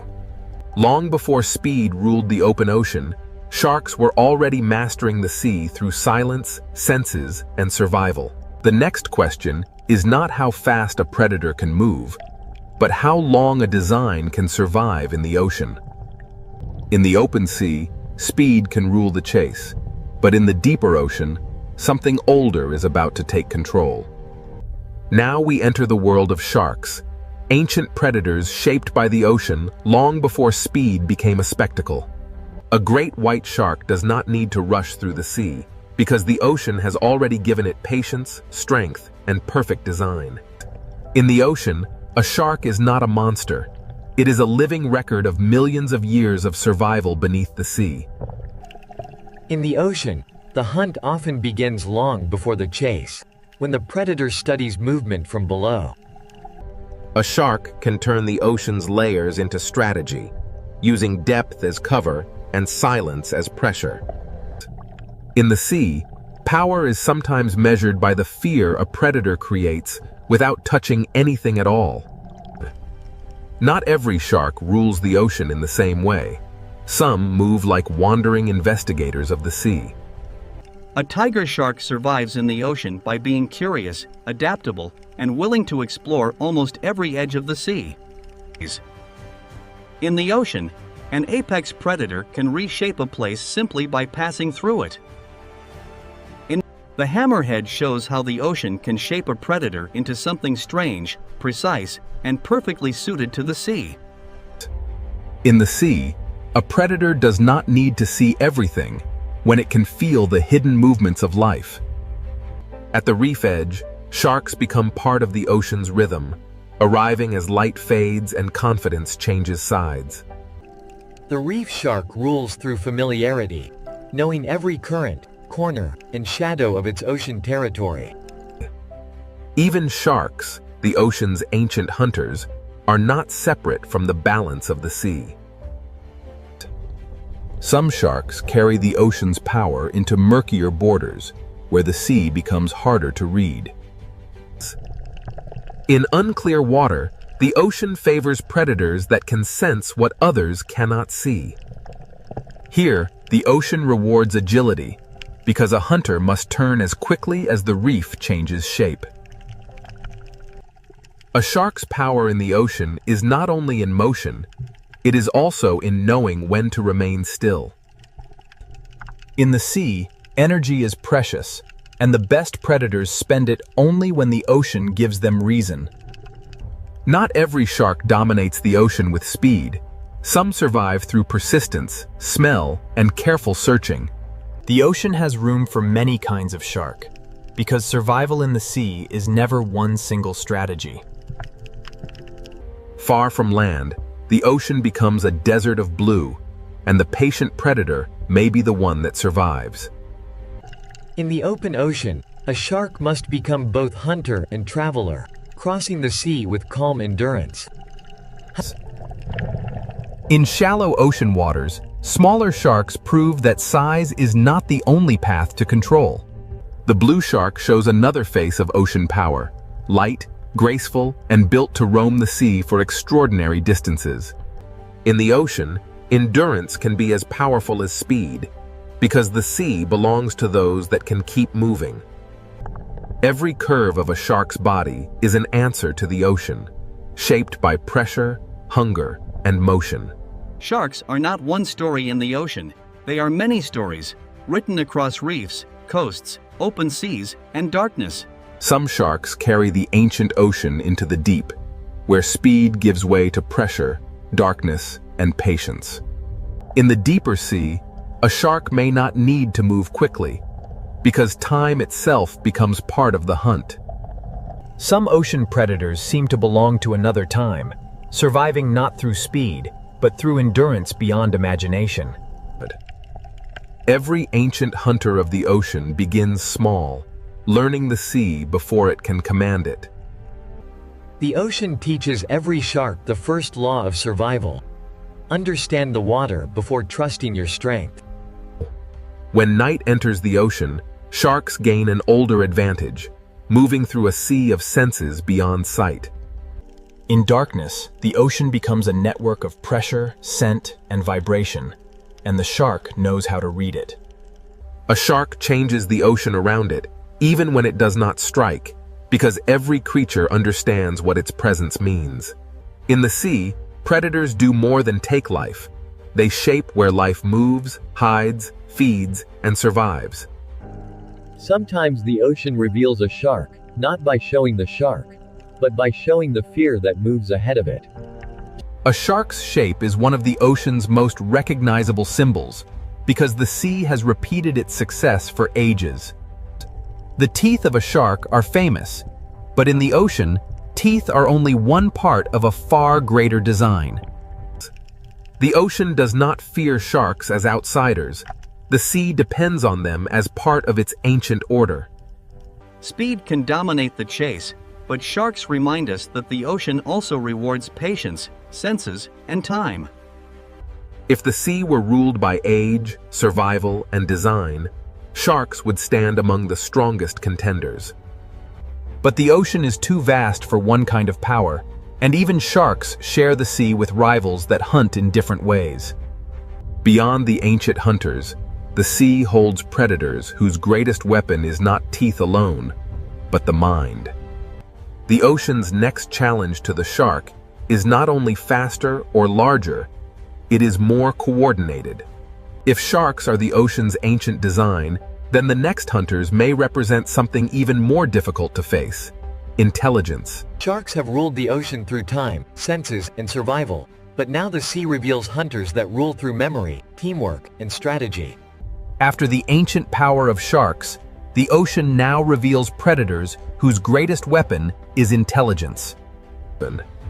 In the sea, one hunter can chase, but a family of hunters can plan. Orcas do not simply move through the ocean. They read the sea, remember it, and share that knowledge with one another. In the ocean, communication can become a weapon when every member of the pod understands the same moment. The smartest predators in the ocean do not always attack first. Sometimes they shape the sea around the prey. In open water, intelligence can turn the ocean itself into a trap.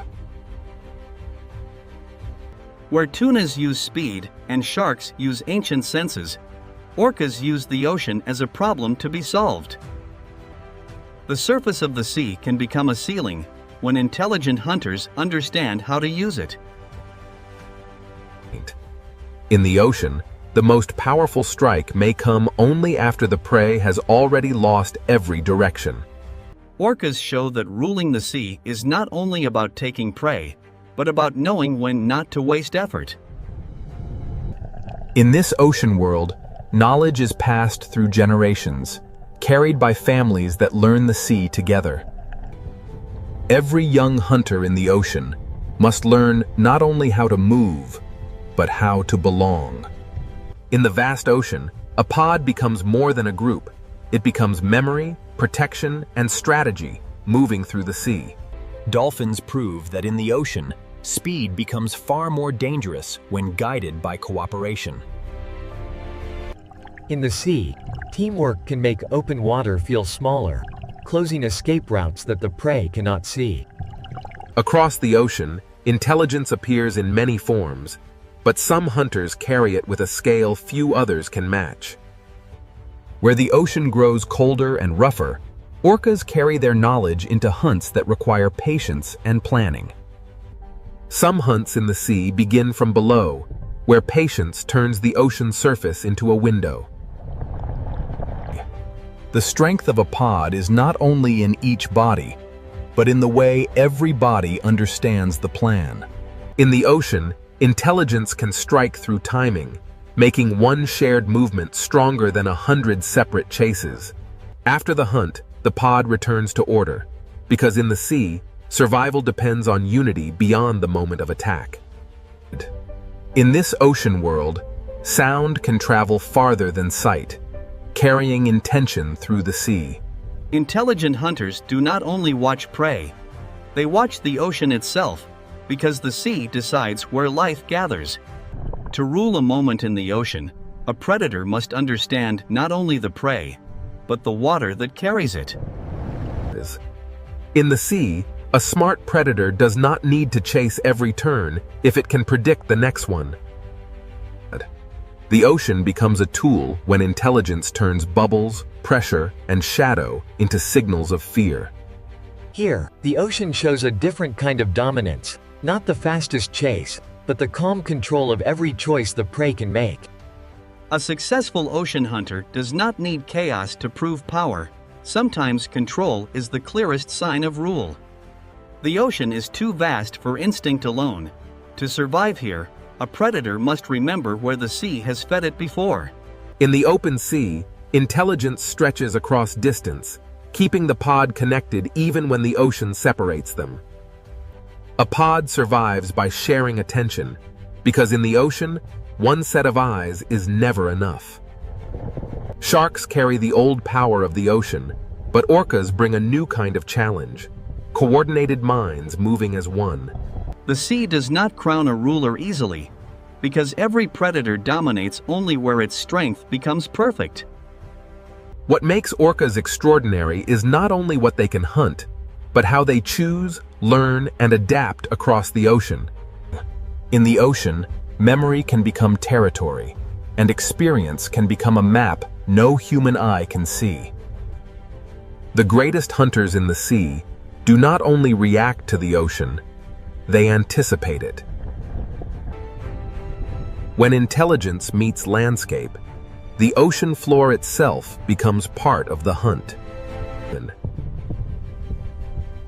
In the sea, a smart predator lets the ocean do part of the work. Even when prey escapes, the lesson remains, because every hunt teaches the pod more about the sea.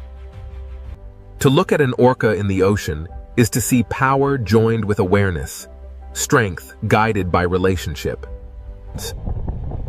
Their world is not silent to them. The ocean is filled with signals we can barely imagine. The ocean has shown us speed, senses, and strength, but intelligence may be the force that connects them all. But even the smartest hunters of the sea do not rule every depth of the ocean. Below the pod, the ocean changes again, and intelligence must give way to darkness, pressure, and strange forms of survival. The ocean's most intelligent hunters have shown their power, but the sea still hides predators that rule by secrecy. If orcas challenge the ocean with intelligence, the next hunters challenge it with patience, camouflage, and life in darkness. The search for the creature that rules the sea now descends into the hidden ocean, where the strangest hunters wait in silence. After traveling through speed, teeth, intelligence, and darkness, the ocean leaves us with one question: who truly rules the sea? The answer is not hidden in one place, because the ocean itself is made of many worlds. In the deep sea, survival belongs to patience, camouflage, and forms of life shaped by pressure. Some ocean predators rule by remaining unseen, holding power in the places where sunlight never reaches. But the ocean is not only darkness. Above the deep, another kind of power waits in the open blue. In the open sea, speed can rule the moment, because the ocean gives no shelter to the slow. The speed hunters command the chase, but even they cannot rule every depth, every reef, and every darkness of the sea. Speed is one answer to the ocean, but it is an answer that must be repeated every day. Then come the sharks, predators whose power is not only speed, but time itself. Sharks have survived by becoming almost perfectly matched to the ocean's demands. From reefs to open water, sharks shape where life moves, hides, and feeds in the sea. A shark can change the ocean without striking, because every creature understands what its shape means. Sharks are not a single answer. They are many ocean solutions refined across millions of years. But if sharks are the ancient power of the sea, orcas challenge the ocean with something different. Orcas bring intelligence, memory, and teamwork into the ocean's struggle for power. Their strength is not held in one body, but in the knowledge shared through the pod. In open water, orcas can turn the sea itself into a trap. Where many predators chase, orcas calculate, and that makes them one of the strongest contenders for the ocean's crown. Their power is not only in what they hunt, but in how carefully they choose each movement. The sea does not offer one simple throne, because every layer rewards a different kind of hunter. To rule the ocean completely, a creature would need to master speed, strength, patience, senses, darkness, and cooperation all at once. On the reef, the ruler may not be the largest, but the one that knows every shadow and escape route. On the seafloor, power belongs to those that understand vibration, scent, and the quiet language of sand. In the open ocean, the ruler of one moment may be the creature that reaches the prey first. But even the fastest hunter depends on the ocean's currents, because the sea decides where life will concentrate. When night enters the ocean, vision loses power, and the sea gives advantage to those that can hunt through darkness. In darkness, the ocean belongs to creatures that can turn uncertainty into survival. In the deep sea, the question of rule becomes harder, because the strongest hunters are often the least visible. Here, power may belong to the creature that waits longest and spends the least. The ocean has shown us that dominance is not one thing. It changes with depth, light, current, and hunger. The sea is not ruled like a kingdom on land. It is ruled in moments, zones, and strategies. Every predator shapes the ocean, but none stands outside the balance that supports it. The sea survives because predators prevent weakness from becoming collapse, keeping life moving through the system. Fear is part of the ocean, but so is renewal, because every hunt returns energy to the sea. If one creature comes closest to ruling the sea, the orca stands among the strongest answers. With strength, strategy, family, and intelligence, orcas combine many forms of ocean power into one living force. Yet even the orca cannot rule every trench, every reef, every current, and every darkness of the sea. Perhaps the true ruler is not one creature, but the ocean itself, shaping every hunter that tries to survive within it. The sea creates speed in one place, patience in another, intelligence in another, and mystery in the deepest dark. For the small creatures of the ocean, the ruler is whichever predator appears in the next shadow. Every decision in the ocean is shaped by risk, and every risk is shaped by the hunters waiting beyond sight. The ocean does not need one ruler to remain powerful. It is powerful because every layer has its own master. To understand the sea is to accept that power here is shared, contested, and constantly changing. From above, the ocean may look peaceful, but now we know what moves beneath that calm blue skin. No single creature owns the ocean completely, but every great predator reveals one part of what it takes to rule the sea.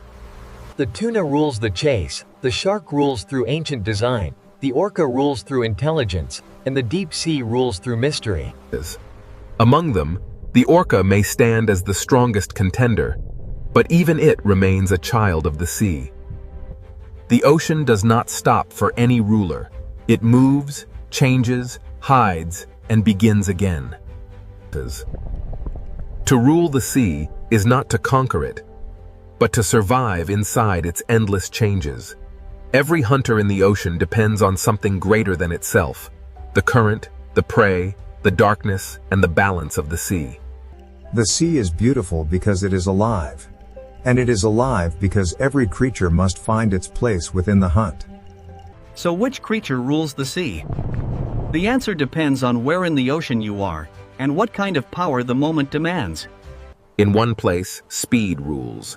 In another, teeth. In another, intelligence. In another, darkness. But above them all, the ocean rules them together, shaping every predator and every prey beneath its endless surface. This is the wild ocean, a world where no crown lasts forever, and every ruler must answer to the sea. From above, the ocean seems peaceful, but beneath this endless sea lies a wild kingdom ruled by hunters. The deeper we enter the ocean, the more the sea reveals a world where every movement can mean survival or death. In the ocean, beauty and danger live side by side, because even the safest reef can become a hunting ground. Small fish survive in the ocean by becoming one body, because in the open sea, a single mistake can expose them to the hunter. In the ocean, prey often feel danger before they can see it, because the sea carries pressure, movement, and fear. Some ocean predators do not need to be giants. In the sea, speed, silence, and timing can be just as deadly. In the ocean, survival can depend on a gap in the reef, a turn of the current, or one moment of perfect stillness. Long before humans explored the ocean, sharks were already shaping the balance of the sea with silence, patience, and instinct. A shark does not rule the ocean through chaos, but through senses refined by millions of years beneath the sea. Beyond the reef, the ocean opens into a greater arena, where the sea gives no shelter and only the fastest hunters can survive. Out here in the open ocean, the sea belongs to creatures built for distance, speed, and relentless pursuit. In the ocean, speed is not only movement. In the sea, speed is survival, power, and control. Across the open sea, there are no walls, no caves, and no coral branches. Only speed can decide who escapes. When fear spreads through the ocean, prey gather into one shining shape, hoping the sea will hide the individual inside the crowd. In the ocean, every hunt is a battle between panic and precision, and the sea rewards the hunter that chooses the perfect moment. The surface of the ocean may look like escape, but in the sea, danger can attack from every direction. Some ocean predators do not rule by force alone. In the sea, intelligence can turn open water into a trap. In the ocean, teamwork can change the rules of the hunt, because one predator may chase, but many predators can control the sea. After every chase, the ocean becomes quiet again, but the silence of the sea is never empty. The ocean is not ruled by one kind of hunter, because the sea creates many forms of power, and each one claims its own territory.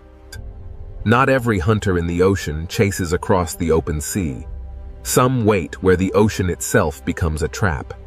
In these narrow parts of the sea, the fastest creature does not always win.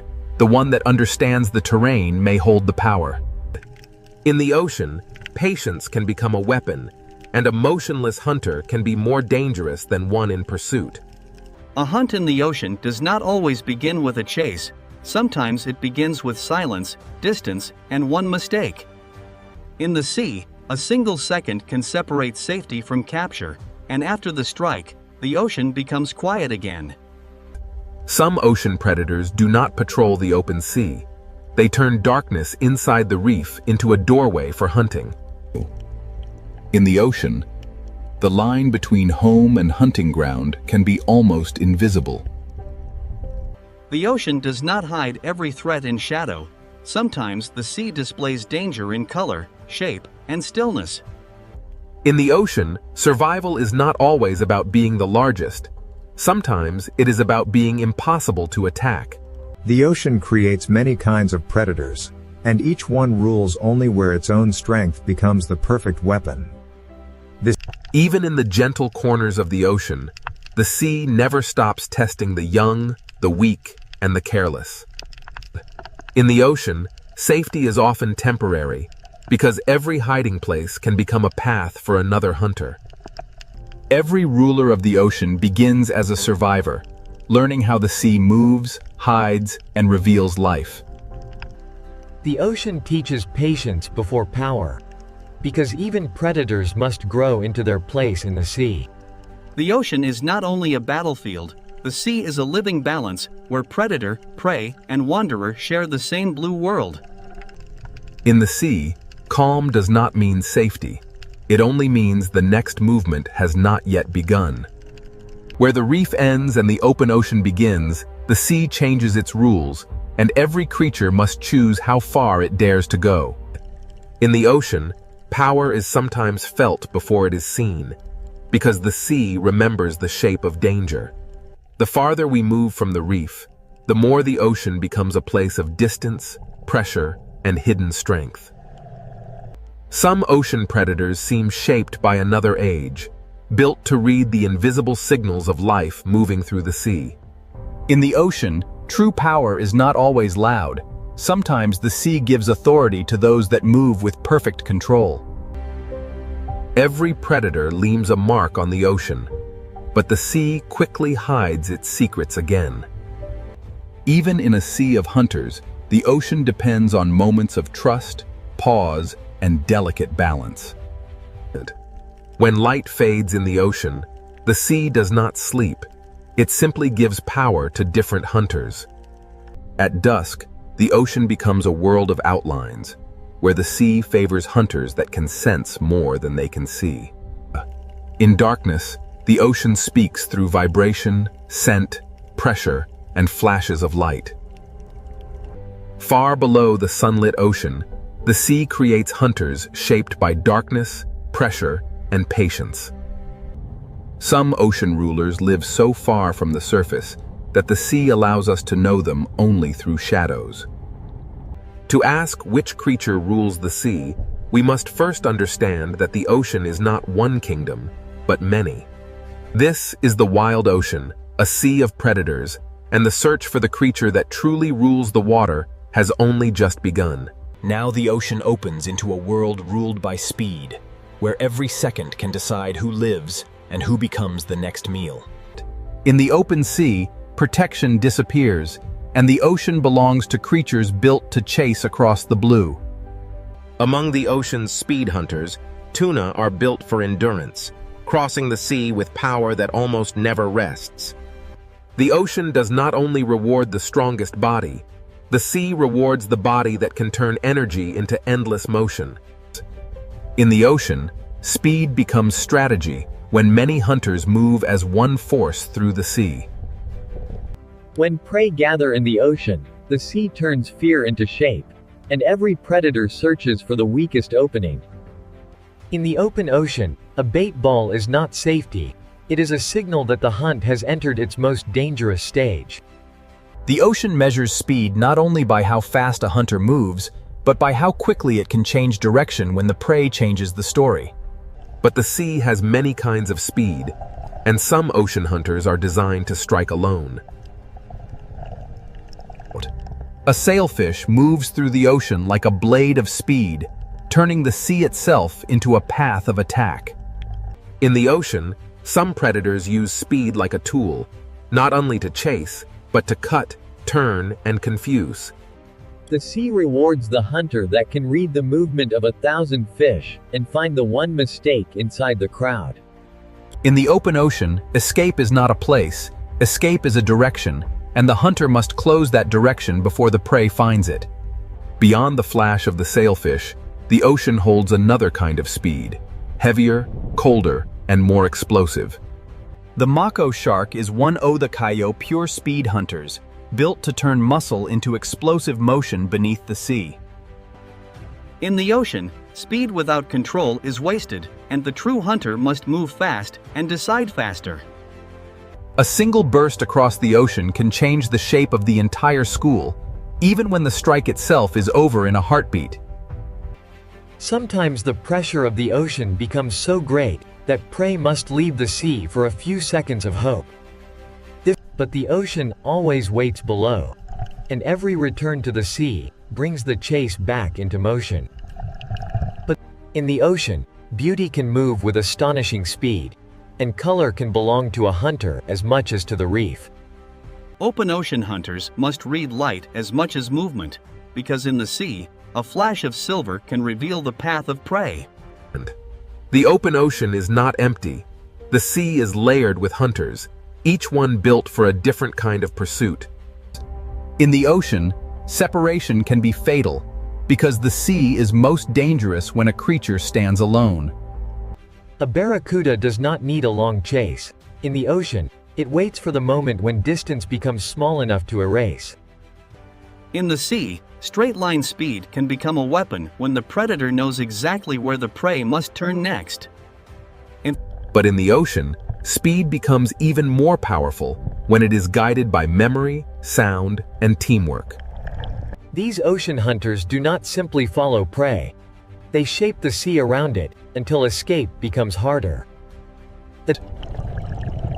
In the ocean, teamwork can turn empty water into invisible walls. The sea does not give power to one design alone. The ocean creates many answers to the same hunger.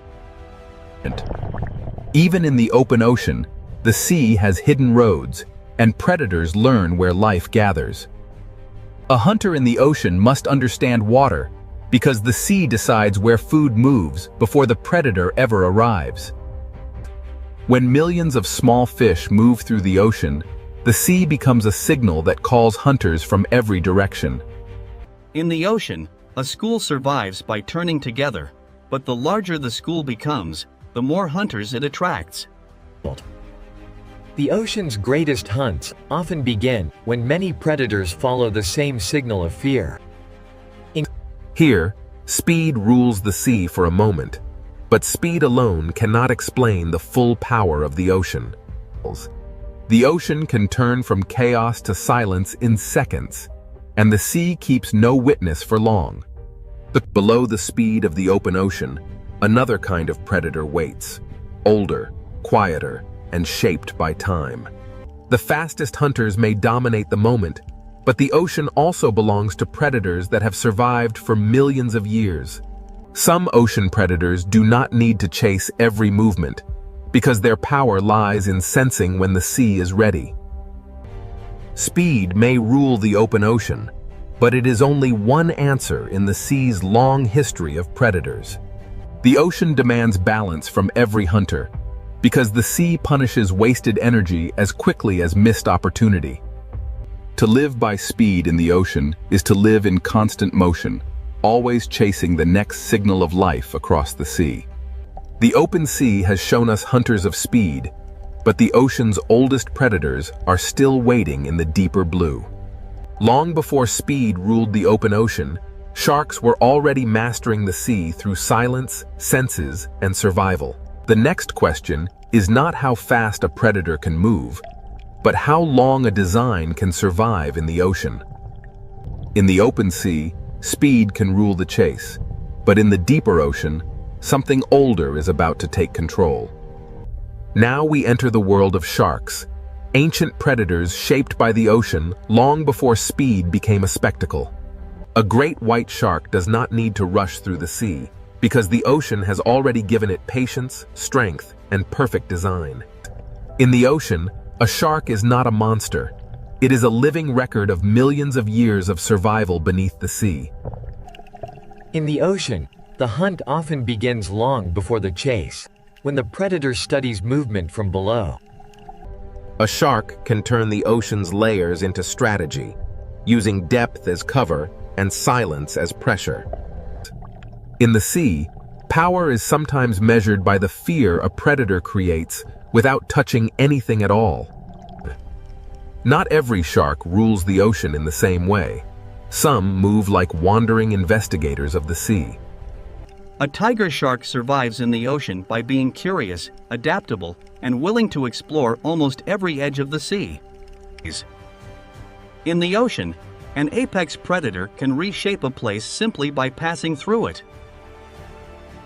The hammerhead shows how the ocean can shape a predator into something strange, precise, and perfectly suited to the sea. In the sea, a predator does not need to see everything when it can feel the hidden movements of life. At the reef edge, sharks become part of the ocean's rhythm, arriving as light fades and confidence changes sides. The reef shark rules through familiarity, knowing every current, corner, and shadow of its ocean territory. Even sharks, the ocean's ancient hunters, are not separate from the balance of the sea. Some sharks carry the ocean's power into murkier borders, where the sea becomes harder to read. In unclear water, the ocean favors predators that can sense what others cannot see. In shallow ocean waters, smaller sharks prove that size is not the only path to control.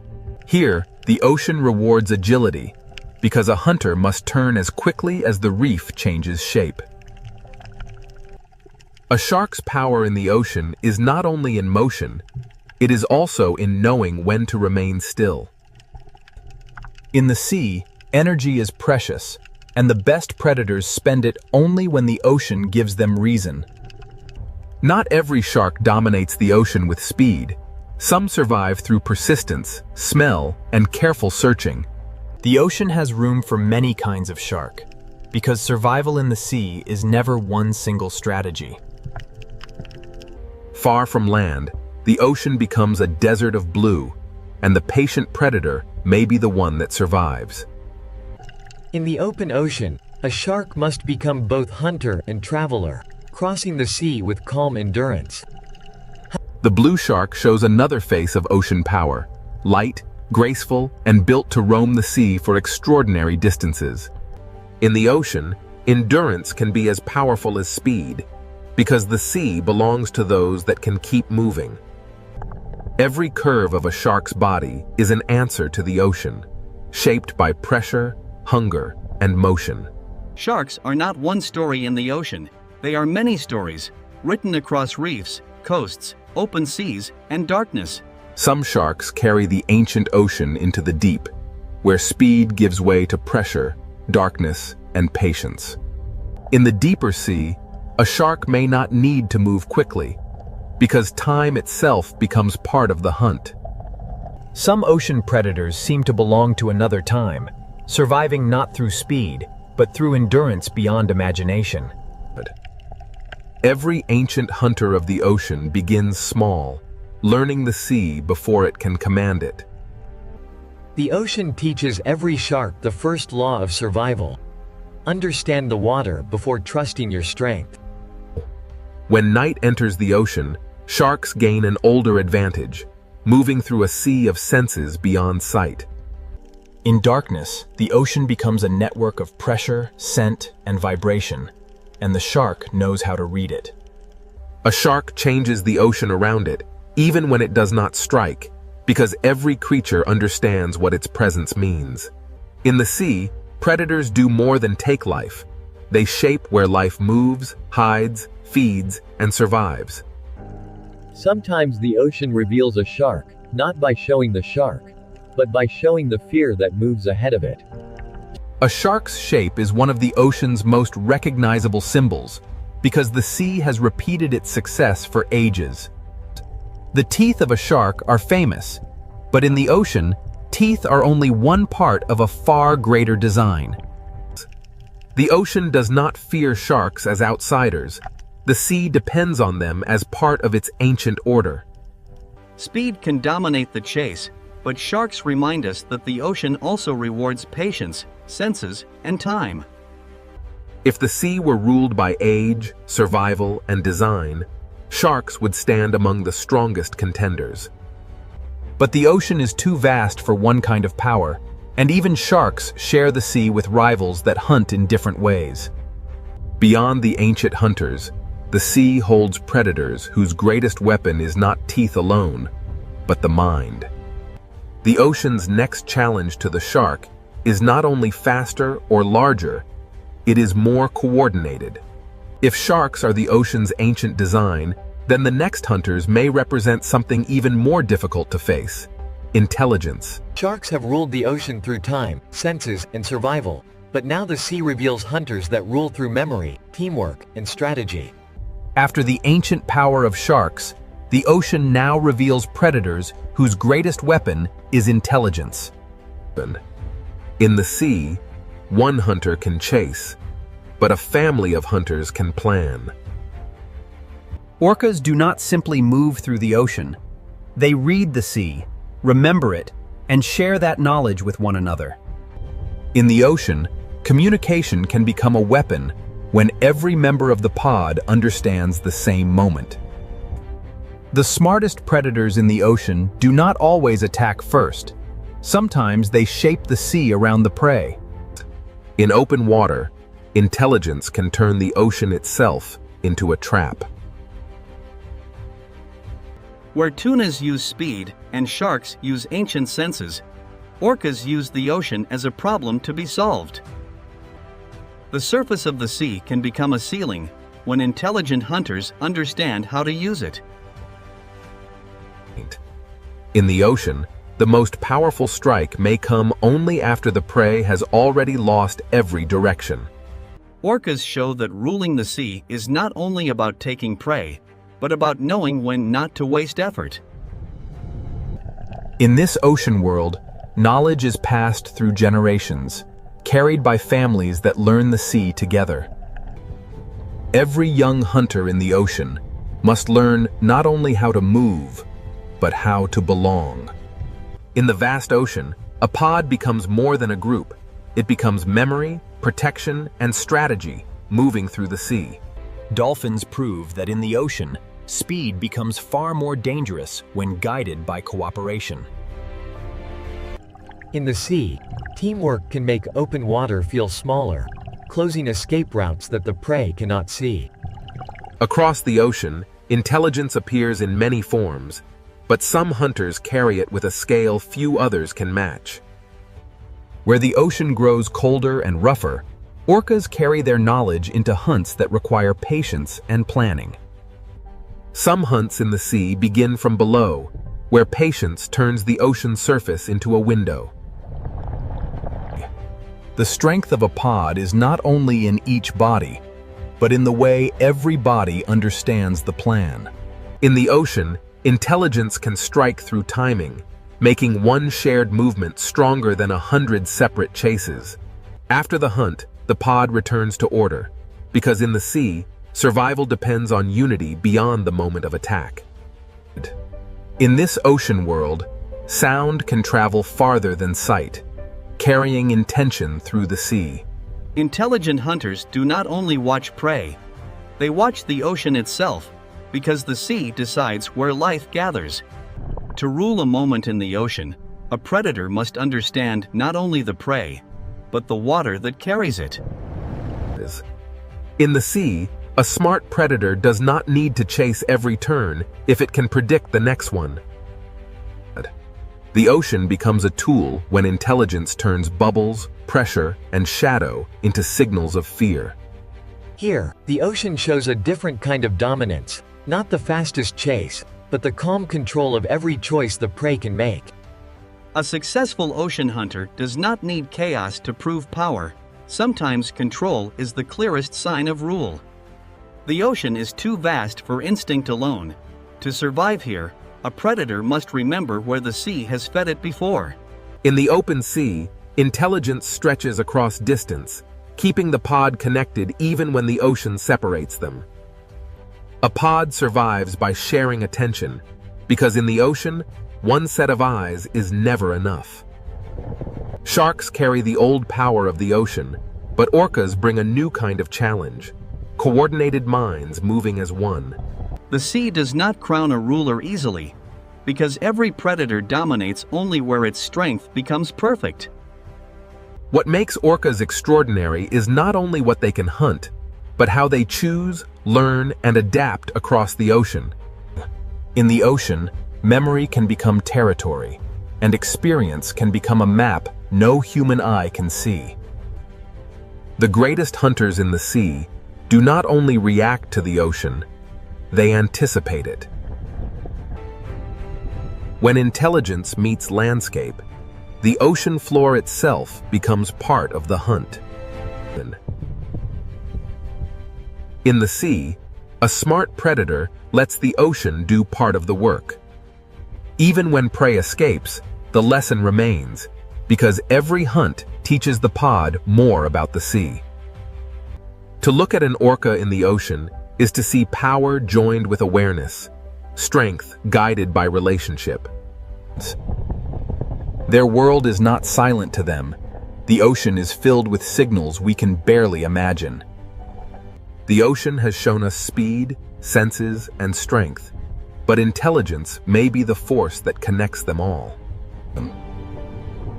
But even the smartest hunters of the sea do not rule every depth of the ocean.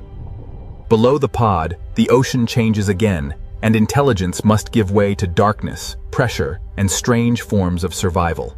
The ocean's most intelligent hunters have shown their power, but the sea still hides predators that rule by secrecy. If orcas challenge the ocean with intelligence, the next hunters challenge it with patience, camouflage, and life in darkness.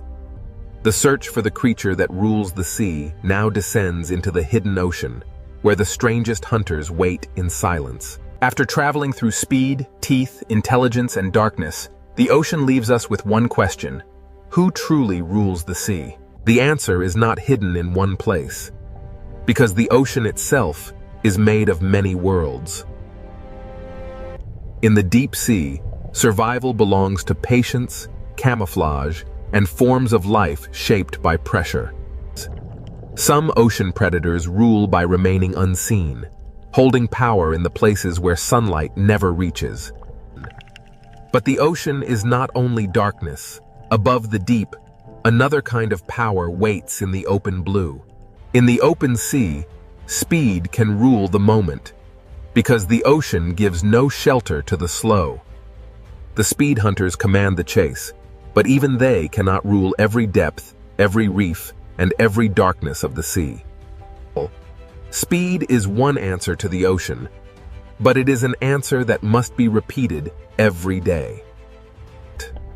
Then come the sharks, predators whose power is not only speed, but time itself. Sharks have survived by becoming almost perfectly matched to the ocean's demands.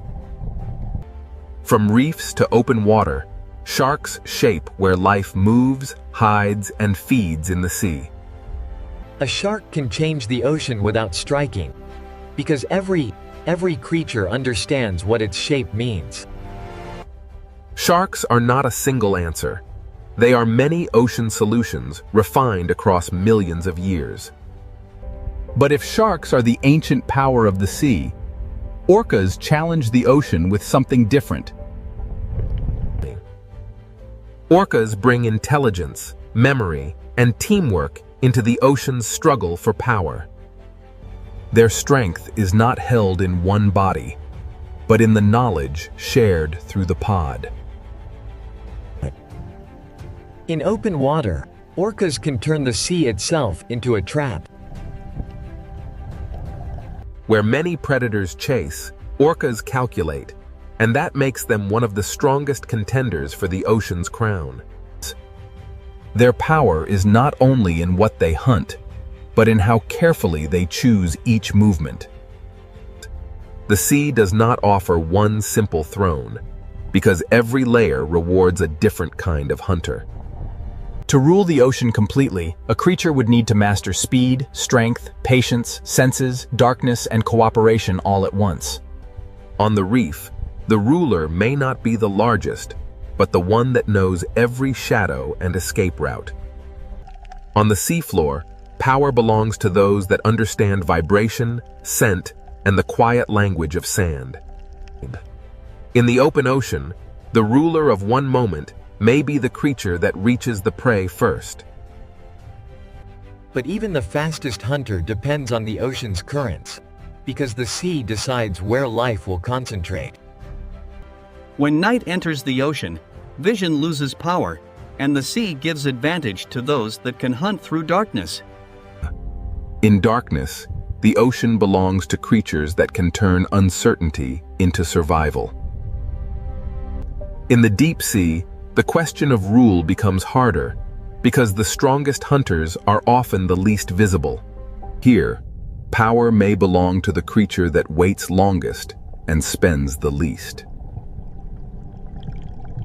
The ocean has shown us that dominance is not one thing. It changes with depth, light, current, and hunger. The sea is not ruled like a kingdom on land. It is ruled in moments, zones, and strategies. Every predator shapes the ocean, but none stands outside the balance that supports it. The sea survives because predators prevent weakness from becoming collapse, keeping life moving through the system. Fear is part of the ocean, but so is renewal, because every hunt returns energy to the sea. If one creature comes closest to ruling the sea, the orca stands among the strongest answers. With strength, strategy, family, and intelligence, orcas combine many forms of ocean power into one living force. Yet even the orca cannot rule every trench, every reef, every current, and every darkness of the sea. Perhaps the true ruler is not one creature, but the ocean itself, shaping every hunter that tries to survive within it. The sea creates speed in one place, patience in another, intelligence in another, and mystery in the deepest dark. For the small creatures of the ocean, the ruler is whichever predator appears in the next shadow. Every decision in the ocean is shaped by risk, and every risk is shaped by the hunters waiting beyond sight. The ocean does not need one ruler to remain powerful. It is powerful because every layer has its own master. To understand the sea is to accept that power here is shared, contested, and constantly changing. From above, the ocean may look peaceful, but now we know what moves beneath that calm blue skin. No single creature owns the ocean completely, but every great predator reveals one part of what it takes to rule the sea. The tuna rules the chase, the shark rules through ancient design, the orca rules through intelligence, and the deep sea rules through mystery. Among them, the orca may stand as the strongest contender, but even it remains a child of the sea. The ocean does not stop for any ruler. It moves, changes, hides, and begins again.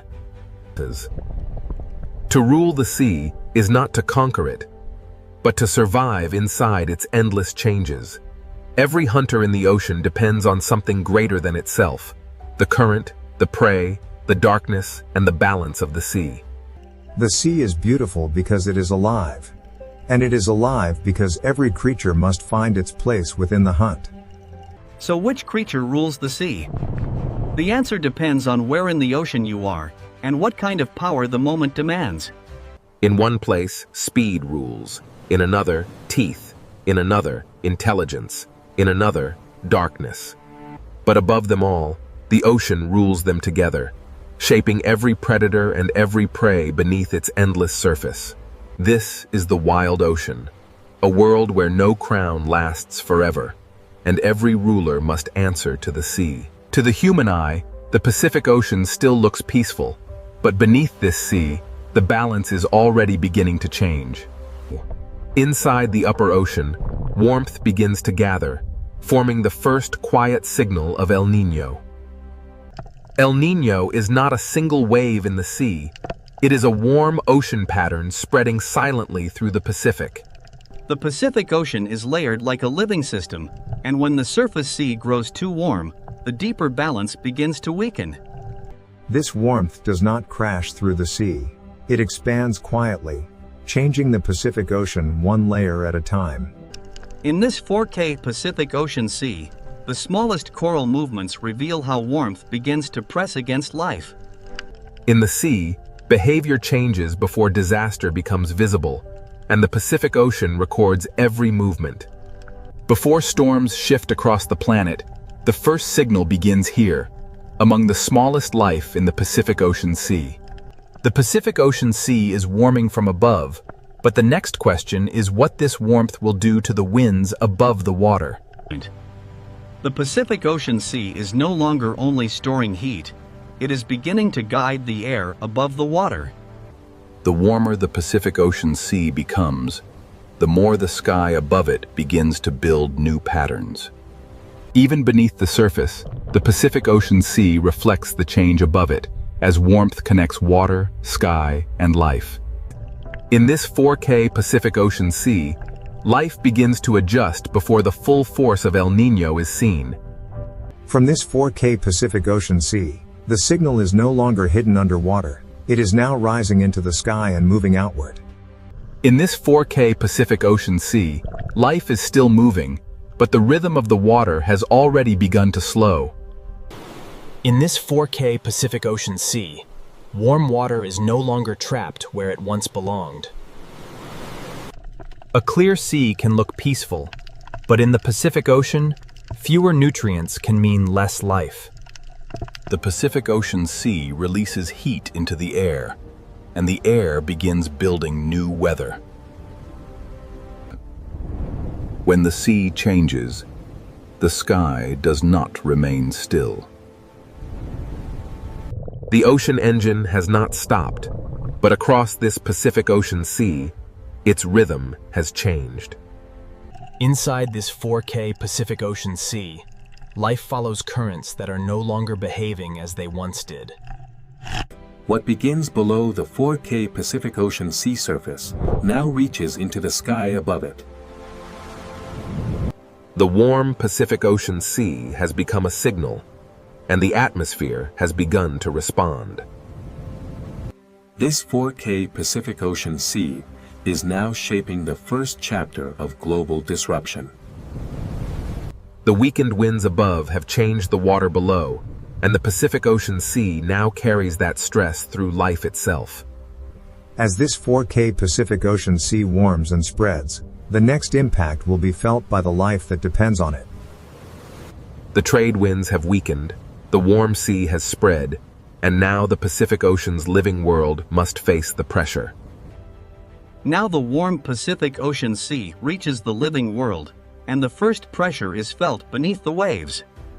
In this 4K Pacific Ocean Sea, coral survives by balance, and El Niño begins to press against that balance. The sea still glows with color, but the Pacific Ocean is no longer feeding the reef with the same strength. Across this 4K Pacific Ocean Sea, small fish begin to move because the water around them has changed. In the Pacific Ocean Sea, clear water can hide a dangerous truth when the smallest life begins to disappear. Before the larger animals suffer, the first change begins here, in the smallest drifting life of the 4K Pacific Ocean Sea. When warm Pacific Ocean seawater reduces the rising nutrients, the food chain begins to weaken from the bottom. In this 4K Pacific Ocean Sea, hunger does not arrive as a single moment. It spreads through movement. The Pacific Ocean Sea is one connected system, and a change at the surface reaches life below. Even near the reef floor, this 4K Pacific Ocean Sea carries the pressure of warming water. As the Pacific Ocean Sea warms, life searches for shade, depth, and every small refuge the reef can offer. In this 4K Pacific Ocean Sea, when small fish scatter, larger hunters must follow the change. The Pacific Ocean Sea begins rearranging the paths of hunters, prey, and every creature between them. In this 4K Pacific Ocean Sea, warmth changes not only where life feeds, but where life can remain. The ocean is becoming divided, and every layer of the Pacific Ocean Sea now carries a different risk. Coral does not need to vanish overnight. In this 4K Pacific Ocean Sea, stress can begin with a fading color. The Pacific Ocean Sea is still alive, but El Niño begins to lower the energy of the reef. When the sea changes, survival may mean leaving familiar waters behind. In this 4K Pacific Ocean Sea, even a school can begin to lose its shape when the ocean's rhythm changes. The living sea below and the changing sky above are now part of the same El Niño story.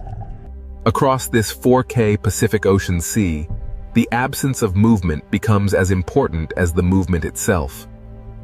The Pacific Ocean Sea changes slowly, but every animal moving through it must respond immediately.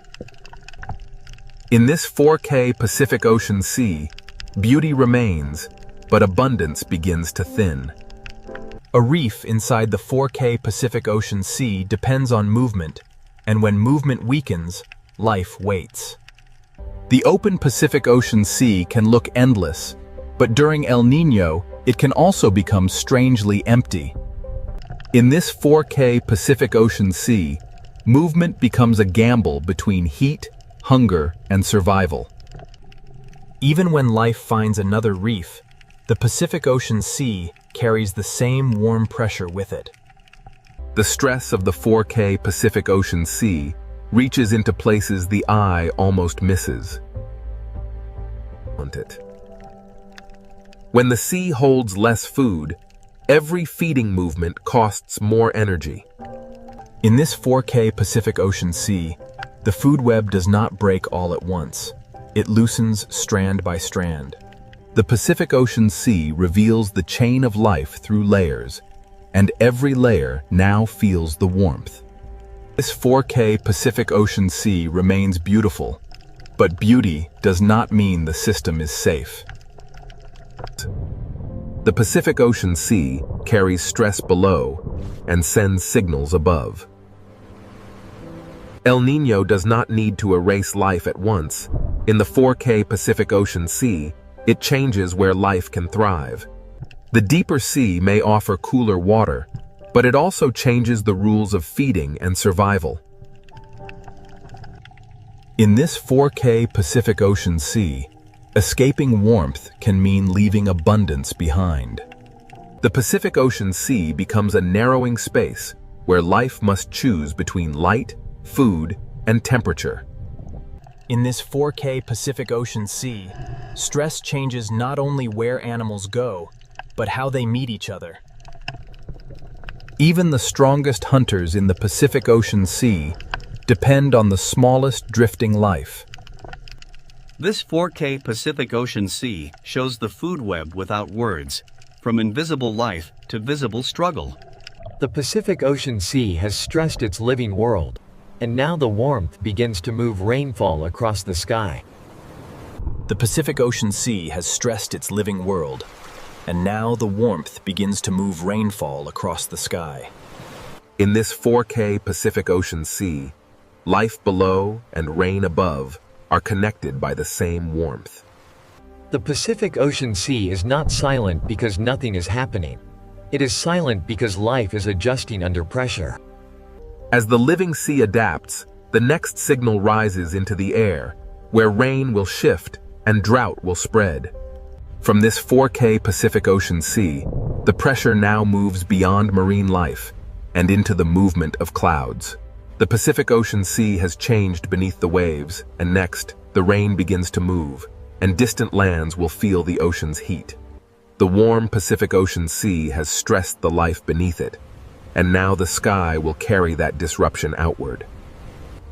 From this 4K Pacific Ocean Sea, rain begins to move away from its old rhythm.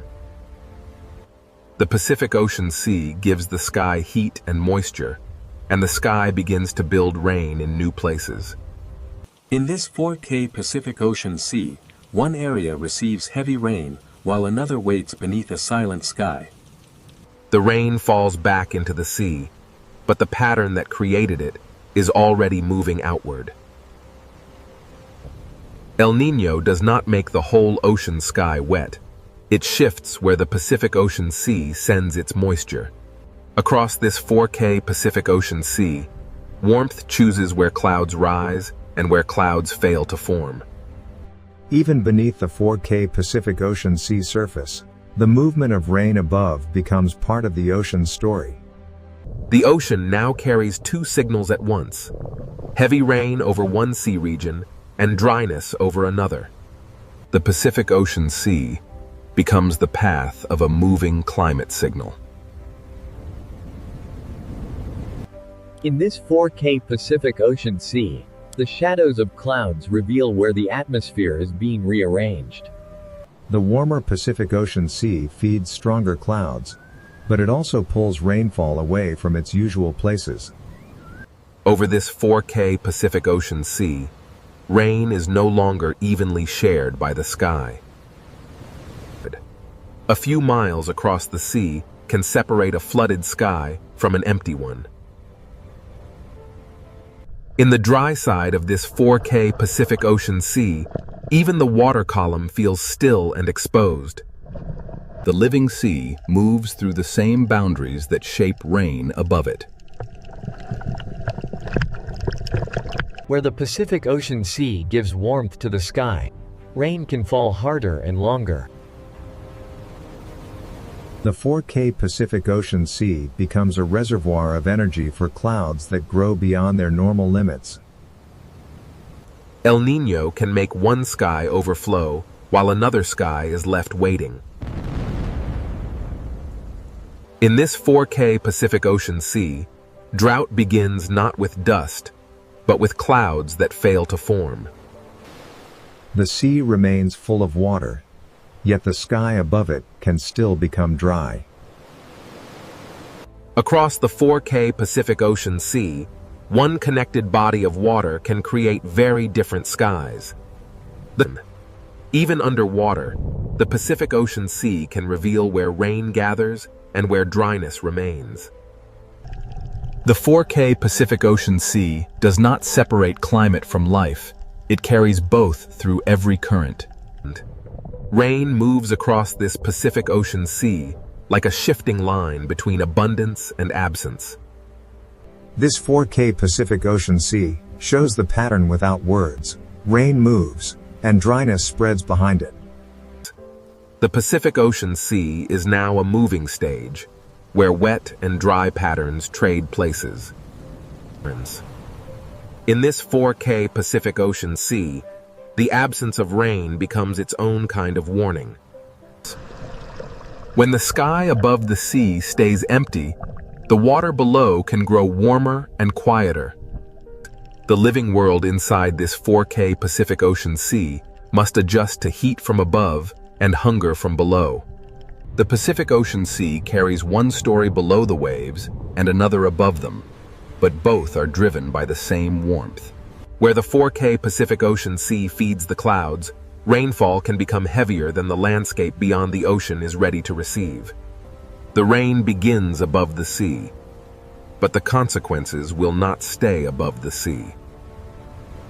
The Pacific Ocean Sea remains the engine, even when the rain it creates moves far beyond the horizon. While one path carries rain away from the Pacific Ocean Sea, another path is left under a sky that gives nothing back. Drought is not only cracked ground. Over this 4K Pacific Ocean Sea, it begins as missing clouds. The dry sky above and the warm sea below become two pressures on the same living ocean. In this 4K Pacific Ocean Sea, dryness above the water can deepen the stress within the water. Across the Pacific Ocean Sea, El Niño draws a line between too much rain and not enough. This 4K Pacific Ocean Sea connects the extremes, turning warmth into imbalance. The ocean does not choose disaster, but when the Pacific Ocean Sea shifts, the atmosphere must follow. In this 4K Pacific Ocean Sea, warmth rises, rain falls, and the cycle grows stronger. From above, the clouds look powerful, but below them, the 4K Pacific Ocean Sea is still the source. The sea below has changed the rhythm, and the sky now plays unevenly above it. The Pacific Ocean Sea keeps its warmth after the rain moves on, preparing the next shift in weather. Every rainfall pattern above this 4K Pacific Ocean Sea leaves a trace beneath the surface. The ocean current carries heat, the sky carries rain, and El Niño connects them both. Now the shifting rain becomes only part of a larger disruption rising from the Pacific Ocean Sea. This 4K Pacific Ocean Sea is no longer only moving rain, it is feeding larger atmospheric consequences. Rain moves, drought spreads, and the Pacific Ocean Sea continues sending heat into a restless planet. The 4K Pacific Ocean Sea now holds the full chain: warm water, weak winds, stressed life, and moving rain. From this Pacific Ocean Sea, the rain has shifted and drought has spread. Next, the heat will rise into storms and global consequences. From this 4K Pacific Ocean Sea, the heat now rises into storms, temperature, and global consequences. The Pacific Ocean Sea has stored the heat, and now the sky begins to use it. In this 4K Pacific Ocean Sea, warmth becomes energy, and energy begins to build storms. The storm above the sea is not separate from the ocean below. It is born from the heat rising out of the Pacific. Even beneath this 4K Pacific Ocean Sea, the storm leaves its pressure in light, current, and movement. The living world inside the Pacific Ocean Sea moves deeper as heat and weather intensify above. The 4K Pacific Ocean Sea feeds the rain, and the rain returns to the sea with greater force. Across this Pacific Ocean Sea, the storm expands because the warmth beneath it does not fade. In this 4K Pacific Ocean Sea, Extremes can exist side by side, connected by the same warm pattern. The Pacific Ocean Sea may calm between storms, but the heat remains, waiting beneath the surface. Inside this 4K Pacific Ocean Sea, beauty hides the accumulated heat that keeps the disturbance alive. The Pacific Ocean Sea is not only warmer at the surface, it is reorganized from the surface downward. In this 4K Pacific Ocean Sea, storms above and hunger below are part of the same chain. The Pacific Ocean Sea does not need to destroy a reef at once. Sustained heat can weaken it day by day. In this 4K Pacific Ocean Sea, the cost of heat is written in small fading colors. When the Pacific Ocean Sea changes, even the hunters must follow a food web that no longer holds its old shape. This 4K Pacific Ocean Sea still looks endless, but endless water does not always mean endless life. The living sea below and the changing storm sky above are locked in one Pacific Ocean pattern. Above this 4K Pacific Ocean Sea, the atmosphere grows more restless as heat continues to rise.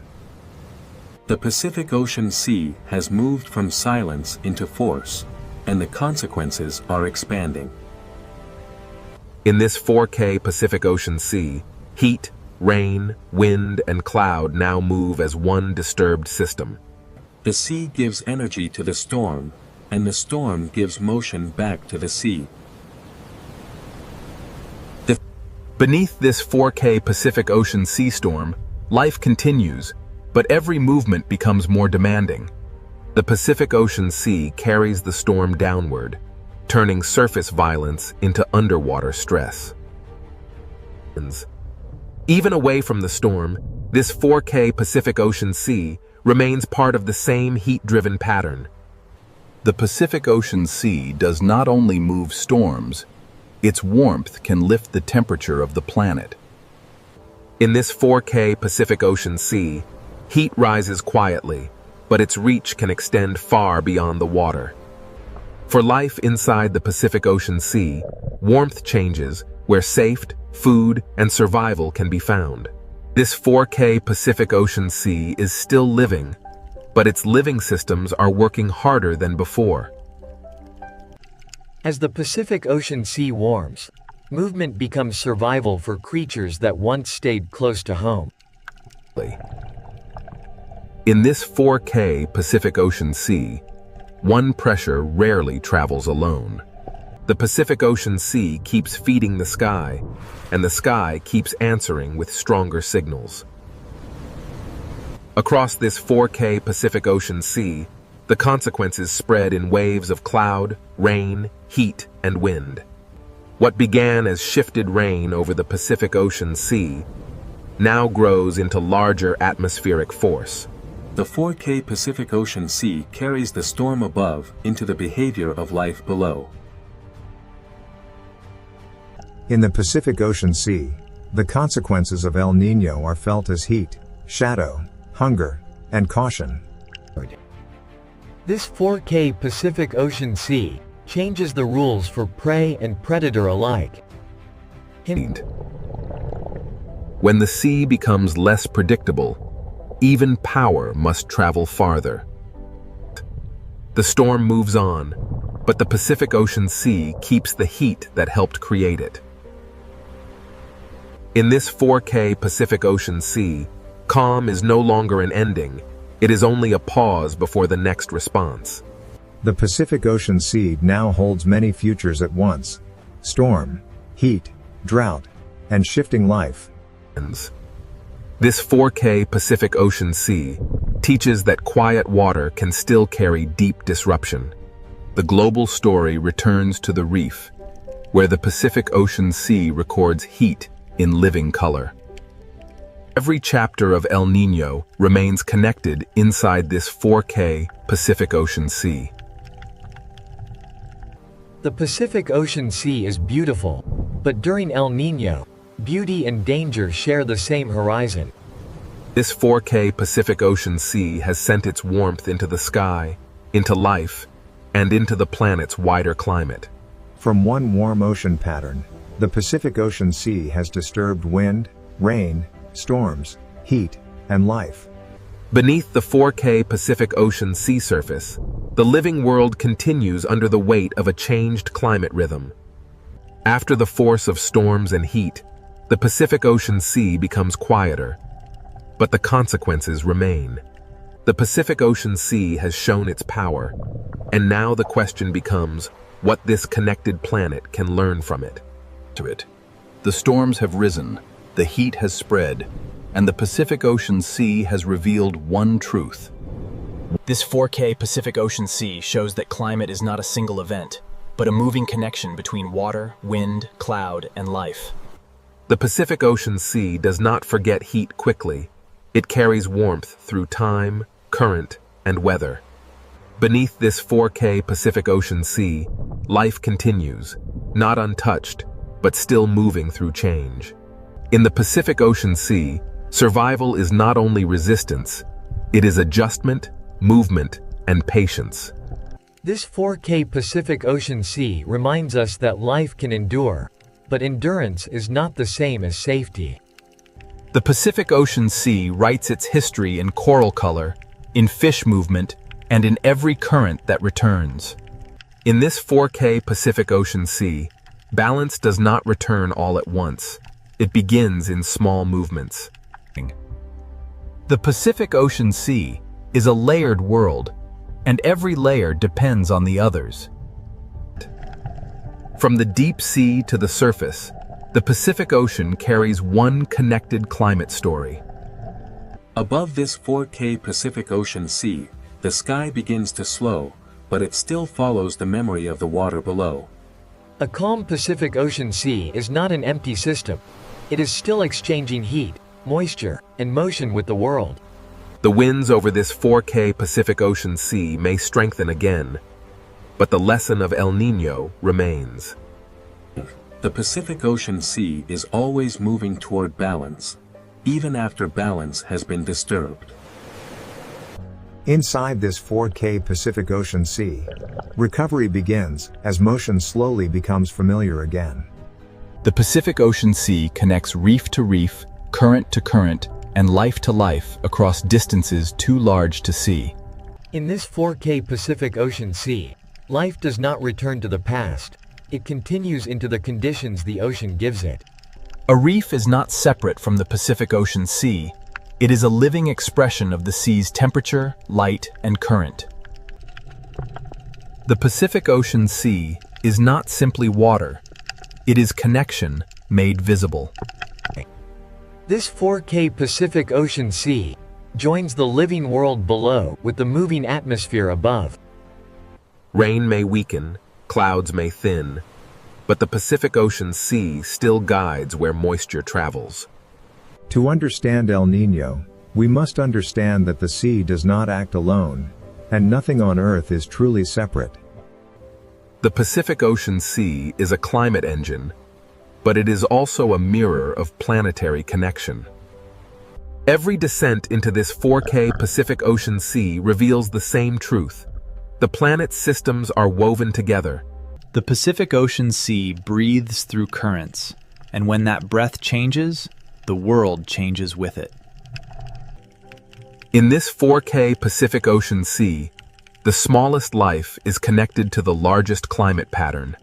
The sea can recover in fragments, and those fragments matter. In this 4K Pacific Ocean Sea, adaptation is written in every turn of a fish school. The Pacific Ocean Sea is never only disaster, it is also persistence.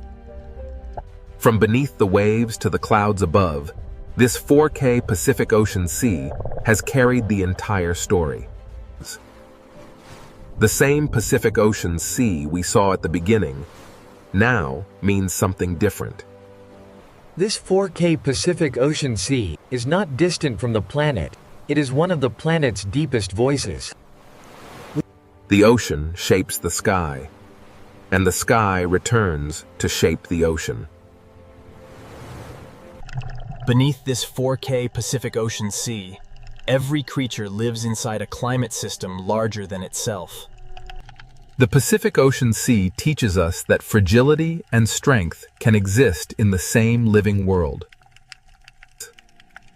One reef is small, but the sea that surrounds it is part of a planetary network.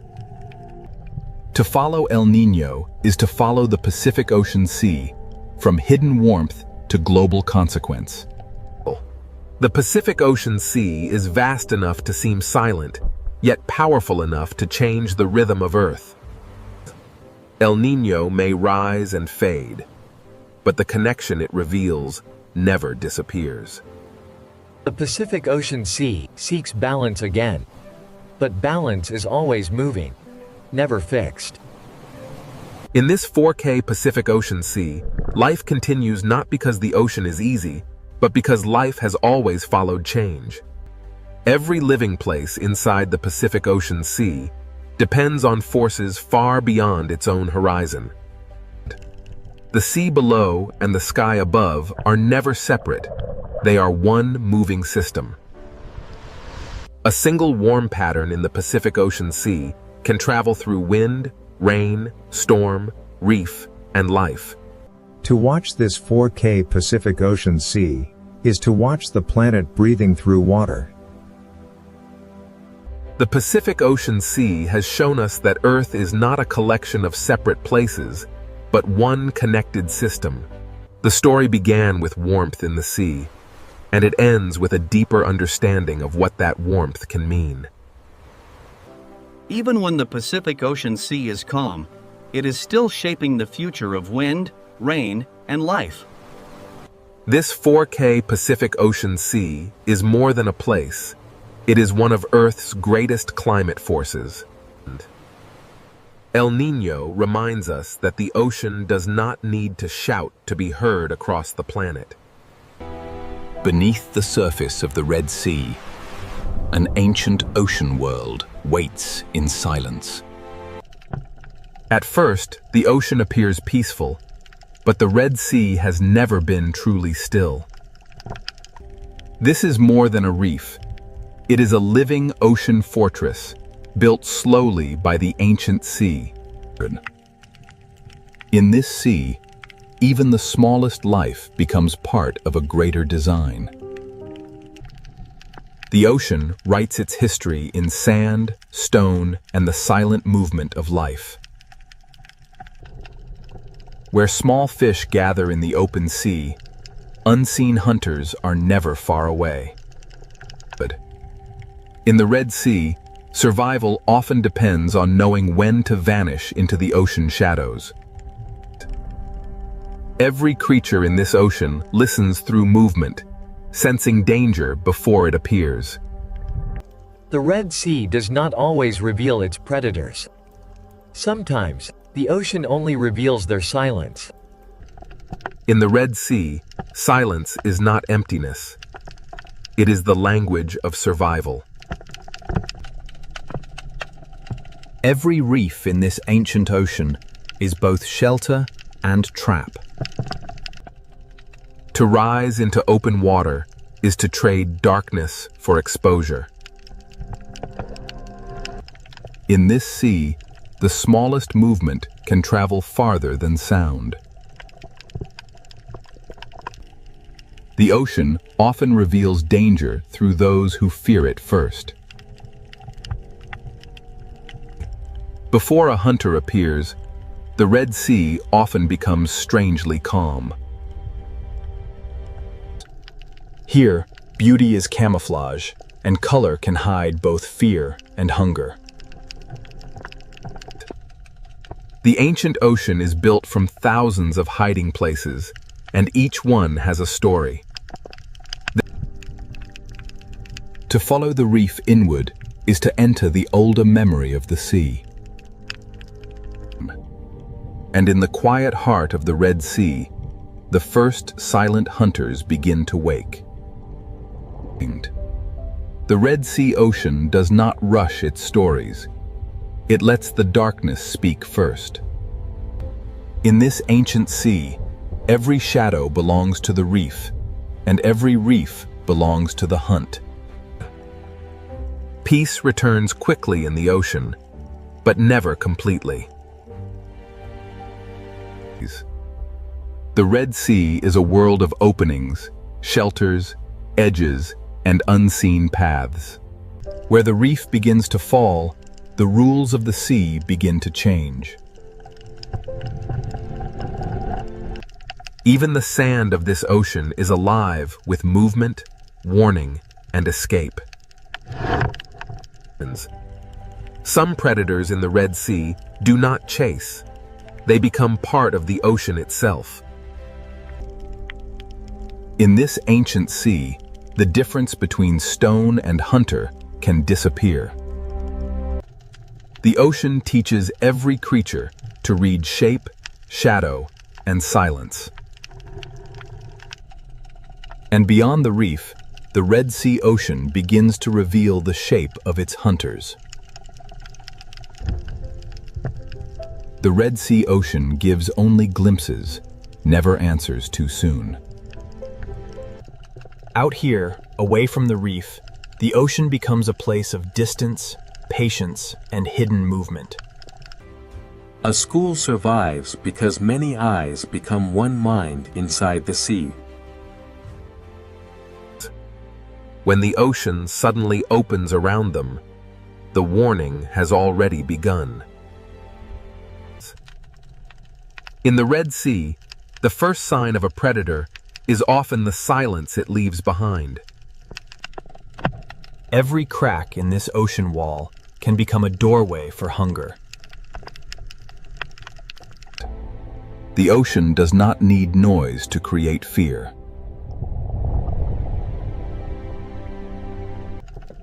Separation is the moment the ancient sea has always understood.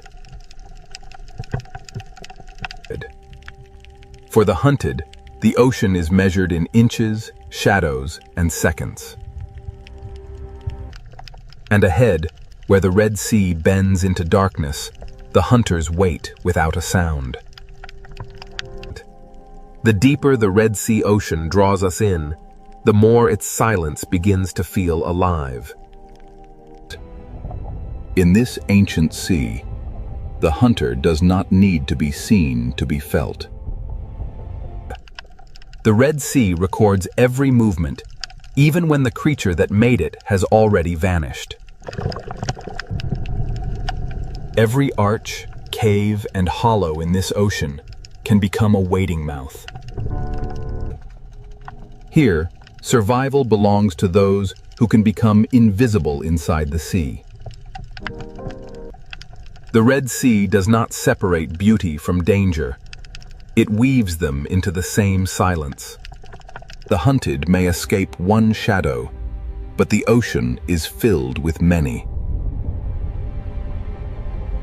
This ancient ocean is not random. Every ledge, current, and shadow shapes the lives within it. In the Red Sea, peace is only a pause between movements. And now, beneath the beauty of this ancient sea, the silent predators of the Red Sea begin to emerge. Beneath the beauty of the Red Sea ocean, the hunters are already in position. Some predators in this ancient sea do not chase. They wait beautifully. In the Red Sea, danger can be graceful enough to be mistaken for beauty. Inside the reef, the Red Sea shelters hunters built for patience. The ancient ocean gives even its fiercest hunters a place to remain unseen. Every hollow in this sea may be empty, or it may be waiting. Strength in the Red Sea ocean is often hidden beneath stillness. A hunter does not always need speed. Sometimes it only needs the perfect place.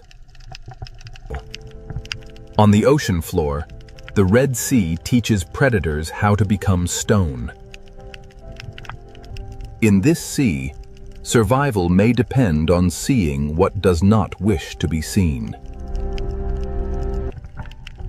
The Red Sea Ocean has hunters that hide not in darkness, but beneath the sand.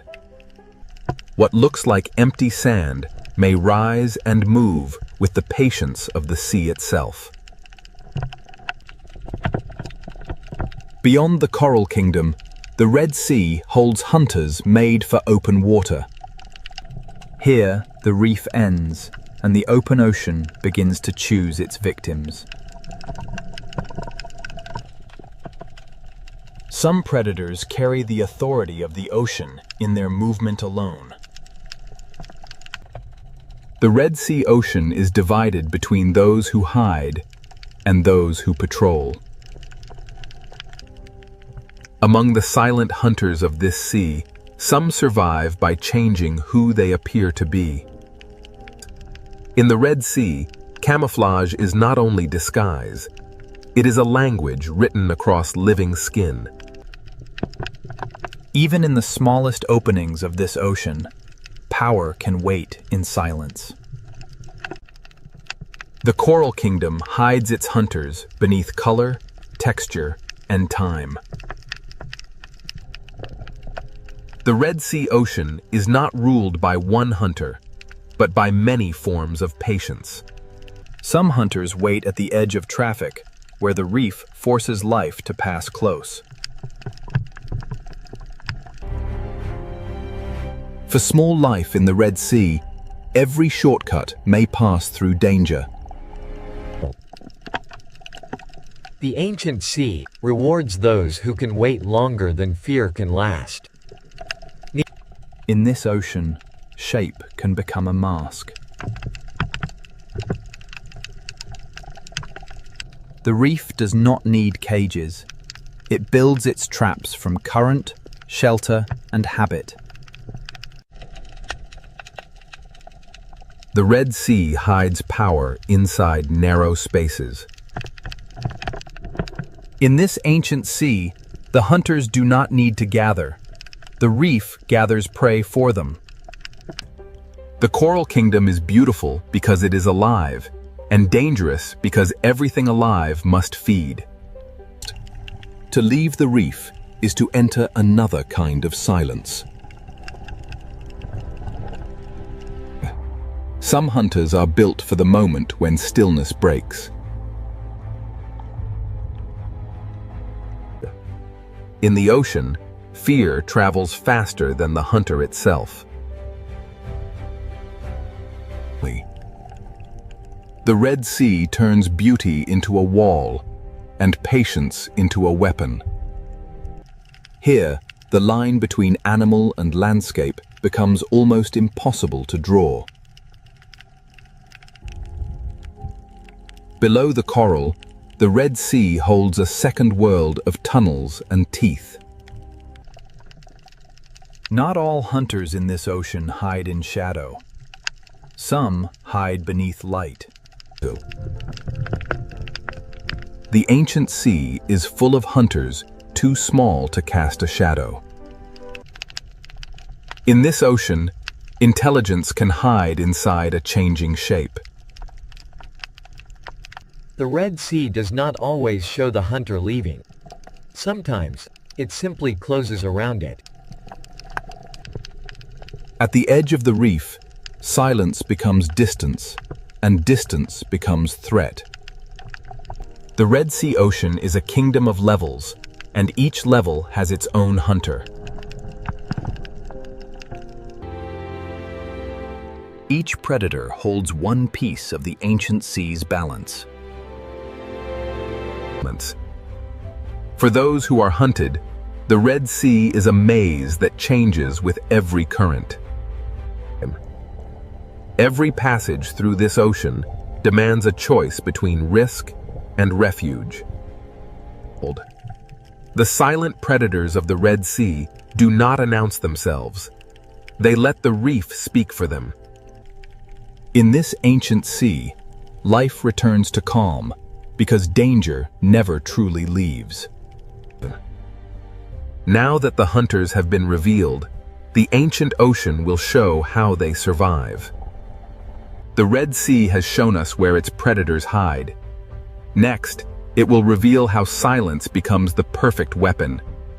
The Red Sea has shown us where its predators wait. Now, the ancient ocean reveals how they hunt. In this sea, a hunter may begin the hunt without moving forward. The lionfish does not need to rush. It lets the ocean current and its own beauty close the distance. In the Red Sea, escape routes can become traps before the hunted understands the shape of danger. The great ambush hunters of this ocean save their strength for a single perfect moment. Timing is the oldest language of the sea.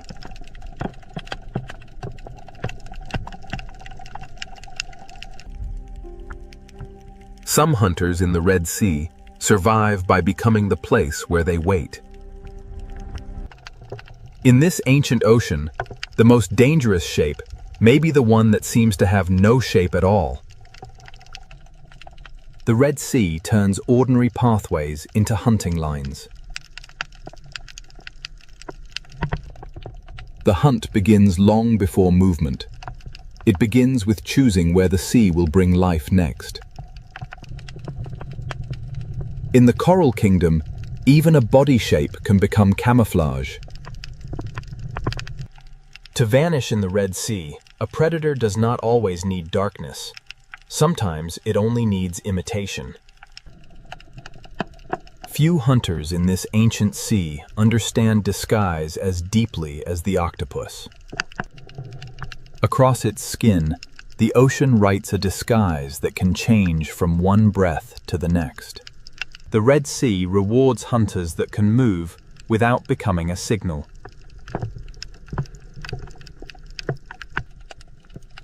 Even the smallest chambers of this ocean can hold sudden power. Here, silence is not weakness. It is control.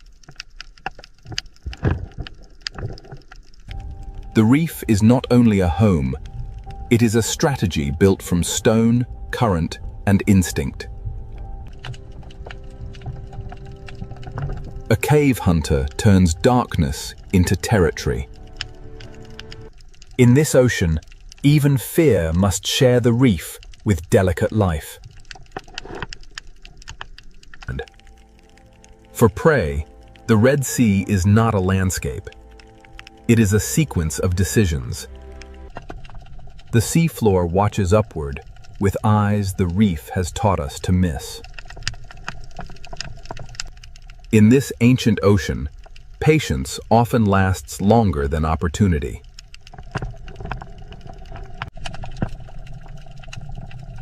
Open water hunters use distance the way reef hunters use shadow. A predator can control a place without touching anything inside it. When stillness breaks, the ocean becomes a storm of decisions. The hunt does not end when the hunter disappears. It remains in the memory of movement. The Red Sea hides danger by making it look old. When everything moves except one thing, the ocean asks us to look again. Ambush in the Red Sea is not always sudden. Sometimes it is arranged slowly. The predator is only half the trap. The other half is the reef. In this ocean, one wrong path can bring the hunted into another hunter's patience. The Red Sea is full of moments where survival depends on stopping in time. Some hunters hide inside the reef. Others let the entire ocean announce their path. In the ancient sea, fear connects lives that never meet. The art of silence belongs not only to giants, but to the smallest hunters of the reef. The Red Sea does not rely on one kind of predator. It builds balance through many kinds of silence. Current brings food, and with food comes attention.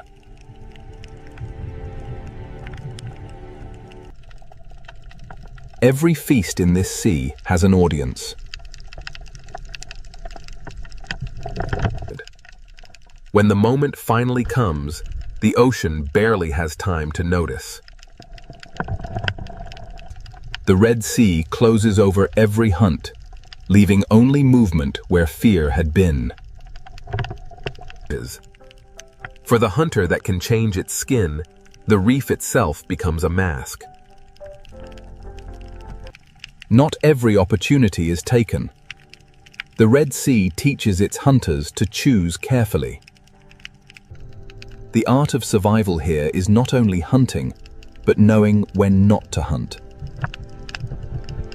The hunted draw the map of the predators without ever naming them. Every predator here has a method, and every method belongs to the ancient sea. As light begins to weaken, the rules of silence become even stronger. Daylight exposes the hunters, but dusk begins to return them to shadow. The Dale's silent hunters have shown their craft, but the Red Sea has another world waiting after dark. As the ancient ocean darkens, patience begins to change into movement. In the Red Sea, silence has mastered the day. Now, the night will give it a deeper voice. As daylight leaves the Red Sea ocean, silence deepens into something older.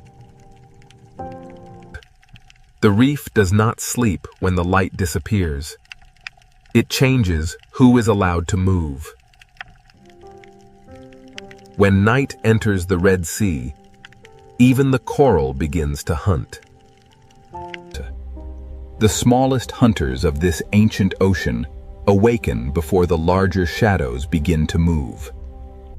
Darkness does not empty the Red Sea. It reveals another ocean within it. By day, the cave protected the hunter. By night, the hunter leaves the cave behind. The night reef belongs to those who know every tunnel in the ancient sea. At night, the Red Sea shortens the space between danger and life.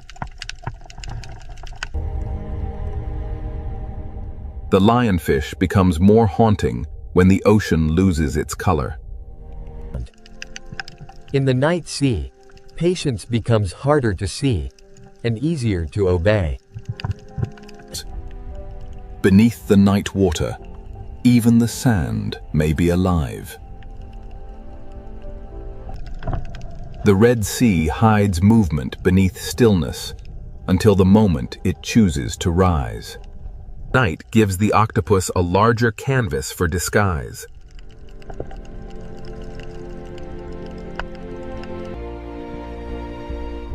In this ancient sea, intelligence moves without footsteps.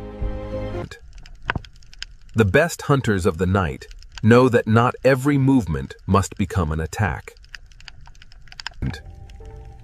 At night, the ocean hides the hunter until the hunted begins to move differently.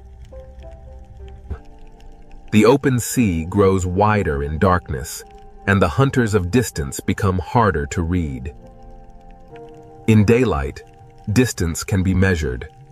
At night, distance becomes mystery. The night reef feeds in every direction, from the smallest tentacle to the largest shadow. Under darkness, the Red Sea becomes a universe of small hunters. Night does not silence the Red Sea. It changes the scale of its voices. A hunter built for tunnels becomes bolder when the sea itself turns dark. Below the coral, the Red Sea keeps secret roads for those who know how to follow darkness. Some hunters do not need to roam far. They let the night bring life toward them. At night, the reef becomes a map of angles, openings, and mistakes. The largest shadows of the Red Sea need only pass once to change the behavior of many. In the dark sea, a shadow can become a warning that lasts longer than the shadow itself. In the Red Sea night, living skin can become moving shadow. The night ocean belongs to those who can move without breaking the pattern. While some lives hide from the night, others begin their search. The night gives the lionfish a slower stage and darker wings. On the seafloor, the smallest journey can cross the path of intelligence. The ancient ocean teaches hunters that a missed chance can still be wisdom. Power in the night reef often waits behind the smallest door. The deeper we look into this sea, the more hunters the darkness reveals. The Red Sea at night is not the same ocean. It is the hidden half of the ancient world. In darkness, the sea often tells us what is near by showing what changes direction. At the edge of the night reef, the ancient sea becomes depth without end. Large hunters do not need to disturb the ocean. They move through it like memory. Every life here changes the life beside it. The night shows the Red Sea as a chain of hunger, movement, and balance. Nothing in this ancient ocean hunts alone. Every hunt belongs to something larger. The smallest drifting life can shape the path of the largest hunter. By night, the Red Sea reveals the hidden pattern that daylight disguises. Even before dawn arrives, the night sea begins to prepare for another change. The Red Sea does not change all at once. It trades one silence for another. The hunters of darkness do not vanish. They become part of the reef again. By morning, the Red Sea looks peaceful, but the night has left its mark in every movement. Night has shown us the hidden hunters of the Red Sea. Now, the ancient ocean will reveal how every life feeds the next. Every story of survival in the Red Sea ocean begins with something almost too small to see. The current does not simply move water. It carries the first meal of the reef. The coral that builds this ocean world also joins the endless act of feeding. From drifting life, the reef receives energy, and from that energy, movement begins. These small fish transform invisible life into motion, color, and opportunity. The food chain of the Red Sea is not a straight line. It is a web of feeding, cleaning, guarding, and escape. Even those that do not hunt reshape the ancient ocean with every bite.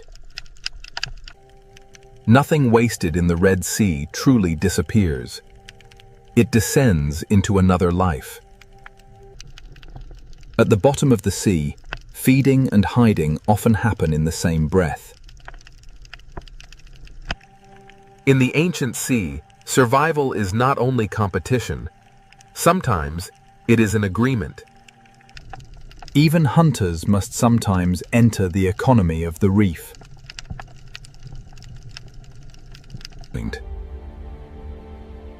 Where food gathers life, life gathers danger. The same current that feeds the small also guides them past the patient. The Red Sea turns feeding routes into hunting routes.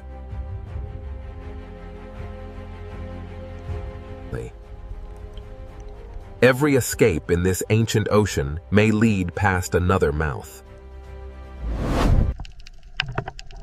The hunter waits where the ocean teaches the prey to return. As the chain moves away from the reef, the hunters become larger and the distance becomes dangerous. The presence of a predator can shape the sea before the predator acts.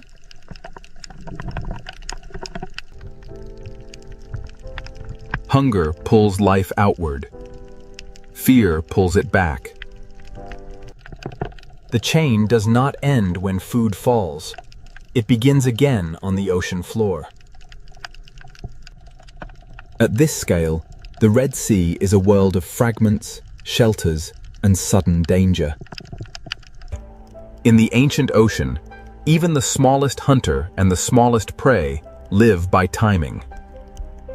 Some feeding protects the very home that makes feeding possible.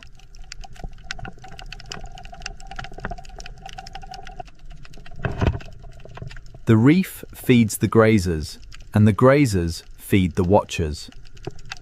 The ancient sea builds roads for food, and predators learn those roads. The current is the invisible road of the food chain. From coral to cave, from sand to open water, the ancient sea connects every appetite. At the upper edge of the chain, power moves slowly through the ocean. A single shadow can reorganize an entire reef.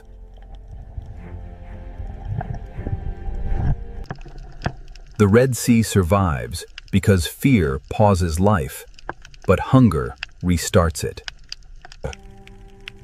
This is the architecture of hunger beneath the Red Sea. The ancient ocean does not separate beauty from hunger, or hunger from balance. In the Red Sea, endings often become places for new life to begin. Every hunter is also part of a larger pattern, and no creature stands outside the chain. The rules of the reef can change with a single body moving away. When one creature moves through the sea, others follow the changes it leaves behind.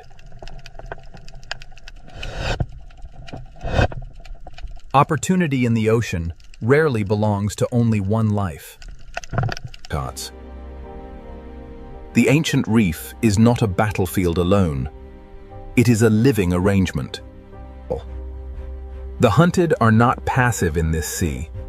Their movement helps shape the hunt. Survival is not only escaping the strike, it is learning the shape of pressure. Some lives move in bursts. Others keep the reef alive through constant work. The foundation of the ancient ocean is built from lives that pass unnoticed. The farther life moves from shelter, the more the ancient ocean tests it. The Red Sea is not ruled by hunger alone. It is held together by the balance hunger creates. The silent predators of the Red Sea are not outside the reef's balance. They are part of what keeps it alive. Now that the chain of life has been revealed, the Red Sea will show us why its silent hunters are guardians of an ancient marine world. Now, the Red Sea ocean shows us why its silent predators are not destroyers, but guardians of balance. To understand this ocean, we must see every life as part of one long rhythm. The smallest life in the Red Sea carries the strength of the largest hunters. The ancient sea begins with delicate mouths, reaching into the current. The reef gives them food, and the predators teach them movement. The lionfish waits in beauty, and through that waiting, the reef remains alert. Even the teeth of the Red Sea have a place inside the reef's fragile order. The great reef hunters preserve their strength, and the ocean learns their patience. Beneath the sand, the Red Sea keeps another layer of balance.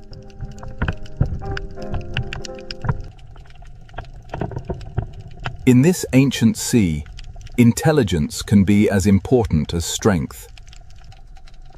At the reef's edge, the open ocean is guarded by distance.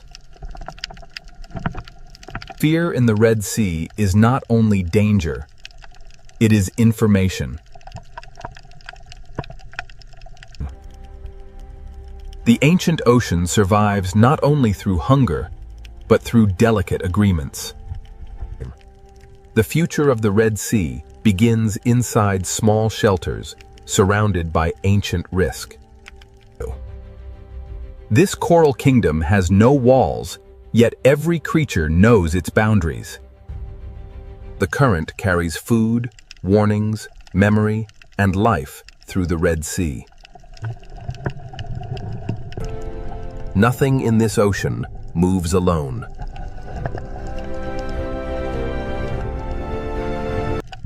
The Red Sea carries the memory of night into the daylight. Day and night trade the reef between them, but the ocean remains one. The reef is a monument built not by stone alone, but by life repeating itself. One coral tower can hold an entire history of hunger and shelter. The hunted are also teachers of the sea.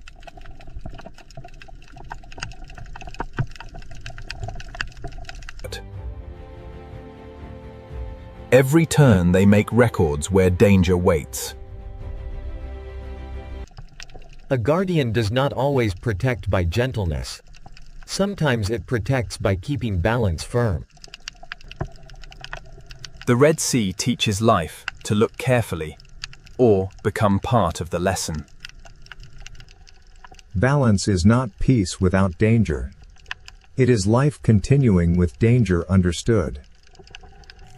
The ancient sea survives because nothing is allowed to remain unchanged for too long. What one life removes, another life receives.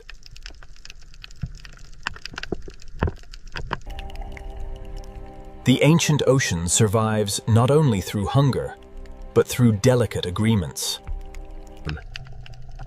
The future of the Red Sea begins inside small shelters surrounded by ancient risk.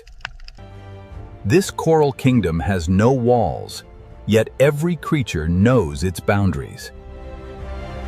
The current carries food, warnings, memory, and life through the Red Sea.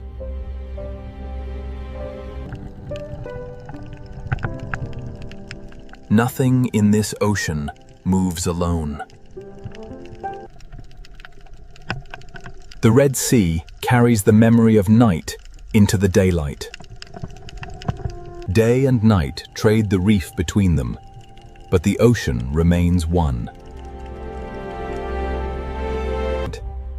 The reef is a monument built not by stone alone, but by life repeating itself. One coral tower can hold an entire history of hunger and shelter. The hunted are also teachers of the sea.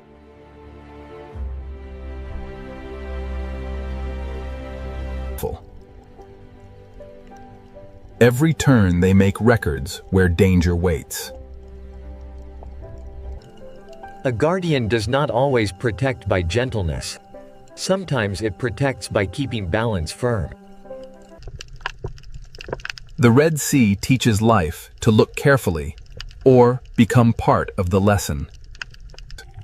Balance is not peace without danger. It is life continuing with danger understood. The ancient sea survives because nothing is allowed to remain unchanged for too long. What one life removes, another life receives. The guardians of the reef are not only the large hunters, they are also the tiny workers beneath them. The Red Sea is built in layers of dependence. The greatest hunters are not outside the reef's story. They are among its oldest sentences. The Red Sea endures because life here never stops answering change. This current has carried us through beauty, fear, hunger, and renewal. The silent predators remain, not as interruptions, but as part of the music of the sea. In the Red Sea, even darkness has a role in keeping the reef alive. A school of fish is not only many lives, it is one answer to the ancient question of survival. Between shelter and open water, the Red Sea keeps its balance. The strength of this ocean begins in forms too delicate to command attention. To see the Red Sea clearly, we must see the small and the great together. After every night, every hunt, and every shadow, the reef returns to color. The silent hunters are always near, and because they are near, the reef stays awake. The ancient passages of the Red Sea are not empty corridors. They are memory carved into the sea. Every shape in this reef has been given meaning by life. The Red Sea is beautiful not because it is gentle, but because it is whole. Here, power is measured not only by the hunt, but by the space each life allows another. The greatest story of this ocean is not a single hunt. It is the fact that life continues. Beneath us, the ancient marine world keeps breathing in silence. What once appeared as danger now reveals itself as part of the ocean's design. Above the surface, the Red Sea seems quiet. Below it, an ancient world keeps its balance. The silent predators remain below, unseen by most, yet essential to everything that lives there. The Red Sea is not merely a place of beauty. It is a living memory of survival. And beneath this surface, the ancient reef continues, without witness, without applause, without rest. In the Red Sea, silence is not emptiness. It is the sound of balance. The silent predators of this ancient sea do not end the story. They keep it alive. This is the Red Sea, silent, ancient, beautiful, and forever alive beneath the ocean. These are the roaring 50s, and the waves here know no equal. This is the Drake Passage. In the Drake Passage, the swells are relentless. Every wave grows taller, an endless stretch of turbulent water driven by the storm, the Bayless. The Southern Ocean is a place of raw power, and the notorious Drake Passage rarely disappoints. Challenging all. Beyond the shelter of the Horn lies the open expanse of the Drake, a passage famed for its turbulent seas and isolating fog. Here, there is no shelter, no safe harbor, only the dark sea and the relentless fury of the wind and waves. The swell builds relentlessly, a living machine of water and wind, culminating in the chaotic fury of the Drake Passage. The ocean corridor between Cape Horn and Antarctica is enormous and exposed, with waves moving in several directions beneath the heavy clouds. The sea becomes a doorway into the deeper story of Cape Horn. Ahead lies the violent Drake Passage, ruled by southern winds and hidden currents. The tiny research vessel provides a stark reminder of humanity's place in this immense wilderness.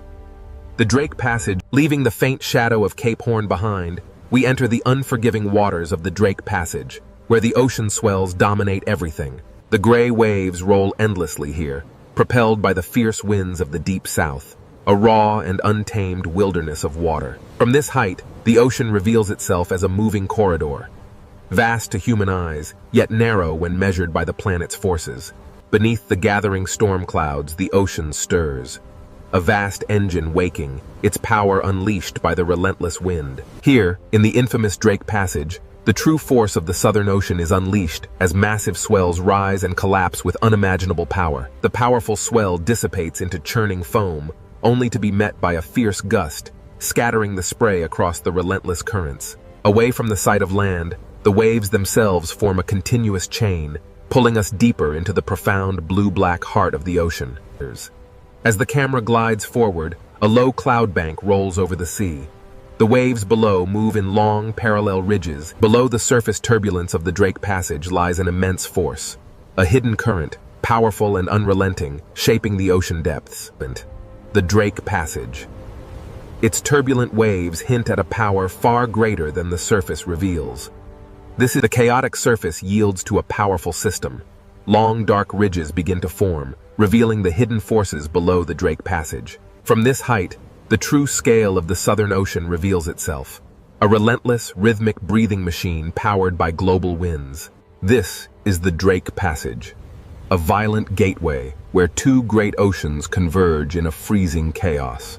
The westerly winds assert their dominance, tearing at the surface of the frigid sea. The ocean responds with a raw, untamed power. An invisible force pulls at the water, stretching the sea itself across the infamous Drake Passage. Below the rolling waves, hidden currents exert their force, shaping the violent scene on the surface and pulling the ocean into its depths. Here, in the unforgiving waters of the Drake Passage, the sheer scale of the Southern Ocean becomes overwhelmingly clear. This is the Drake Passage, a volatile stretch of water where the visible storm gives way to the unseen forces below. Below the mist lies the true heart of the Southern Ocean, a vast and dangerous realm where wind meets current in an eternal struggle. Beneath these waves lies a pressure few vessels can withstand. This is the Southern Ocean, and it demands respect. This is the Drake Passage, where the Atlantic and Pacific converge, creating towering waves and chaotic currents far below the surface. The sea no longer looks random. Every ridge and trough is connected to the wind, distance, and invisible currents flowing through the Drake Passage. Beneath the violent surface, a deeper engine moves, folding the dark water into itself. A powerful gust tears across the surface, transforming the ocean into streaks of silver-white motion. But this is the Drake Passage, where the sea itself rises like a dark wall, unleashing the raw energy stored within its depths as it breaks into foam. As the chaos of the impact subsides, the true scale of the Antarctic waters is revealed, stretching endlessly towards the ice. Here, where the continents end and the true ocean begins, the Drake Passage guards the gateway to the deep unknown. The Drake Passage holds secrets beneath its turbulent waves. Deep below the surface, a massive current flows. As we journey deeper into the Drake Passage, the true force of the wind and the hidden currents beneath the waves begins to reveal itself. The Drake Passage. A violent, restless sea where two oceans collide before the final approach to the ice. The Drake Passage. A place where every second changes the shape of the world. Descending into the trough reveals the true scale of the Southern Ocean's power, a chaotic gateway into forces unseen. The Drake Passage is endless and exposed. There is no island, no harbor, and no peaceful coastline to soften the ocean's violence. In the infamous Drake Passage, the wind is the undisputed master. It rips across the water, tearing spray from the waves and drudged. The Southern Ocean holds the memory of distant storms. These waves, growing heavier now, carry that immense Victus. The unforgiving swells of the Drake Passage offer no mercy. Here, swallowed by the immense power of the southern. And so the ship vanished beneath the swell. The ocean, timeless and untamed, simply closed over the space. This is the Drake Passage, a visual threshold between the world we know and the mysteries that lie beneath the ice. Legend. Behind the mist lies Cape Horn, the final sentinel of the land. Now, the violent expanse of the Drake, the Southern Ocean tolerates no weakness. Here, the waves are the true masters, and the land merely a fragile witness to their power. Here, at the edge of Cape Horn, the Southern Ocean unleashes its full fury against the Black Rock, a violent prelude to the infamous Drake Passage. For countless millennia, the cliffs of Cape Horn have endured the ocean's endless assault, a testament to the raw, untamed power of the sea. This coastline offers no refuge. It is the final stone edge before the exposed, endless ocean swallows the horizon. As the cliffs of Cape Horn recede, the true scale of the Drake Passage begins to emerge. As the shelter of Cape Horn recedes, the true nature of the Southern Ocean reveals itself. Here, the swells run unimpeded toward Antarctica.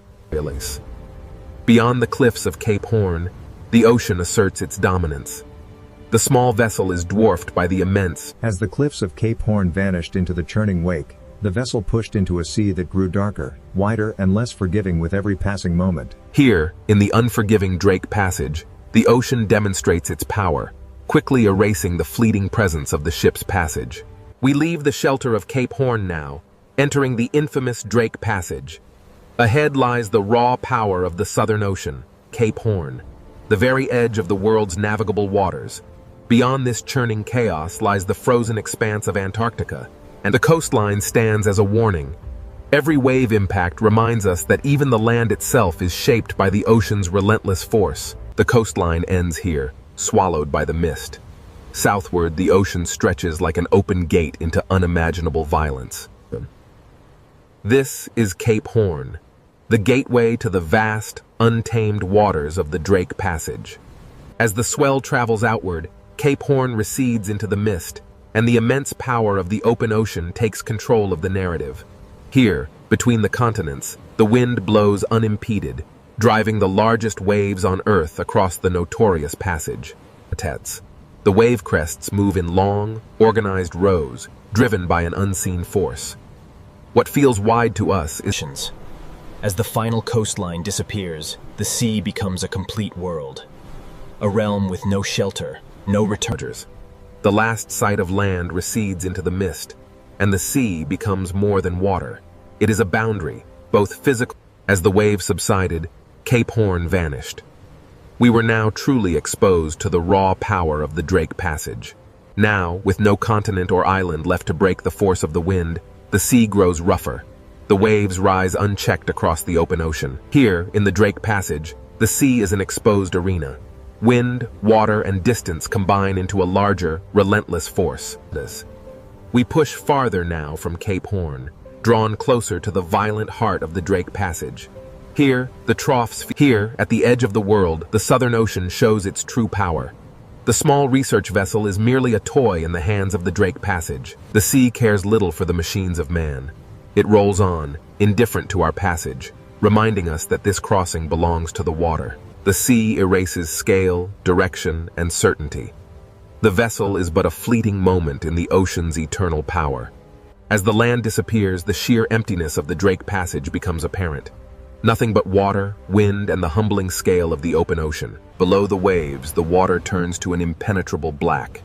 Here, in the heart of the passage, the horizon vanishes completely. The true scale of this desolate ocean world remains hidden, obscured by the endless fog and the relentless churning of the waves. Watch closely as the waves lift in sequence.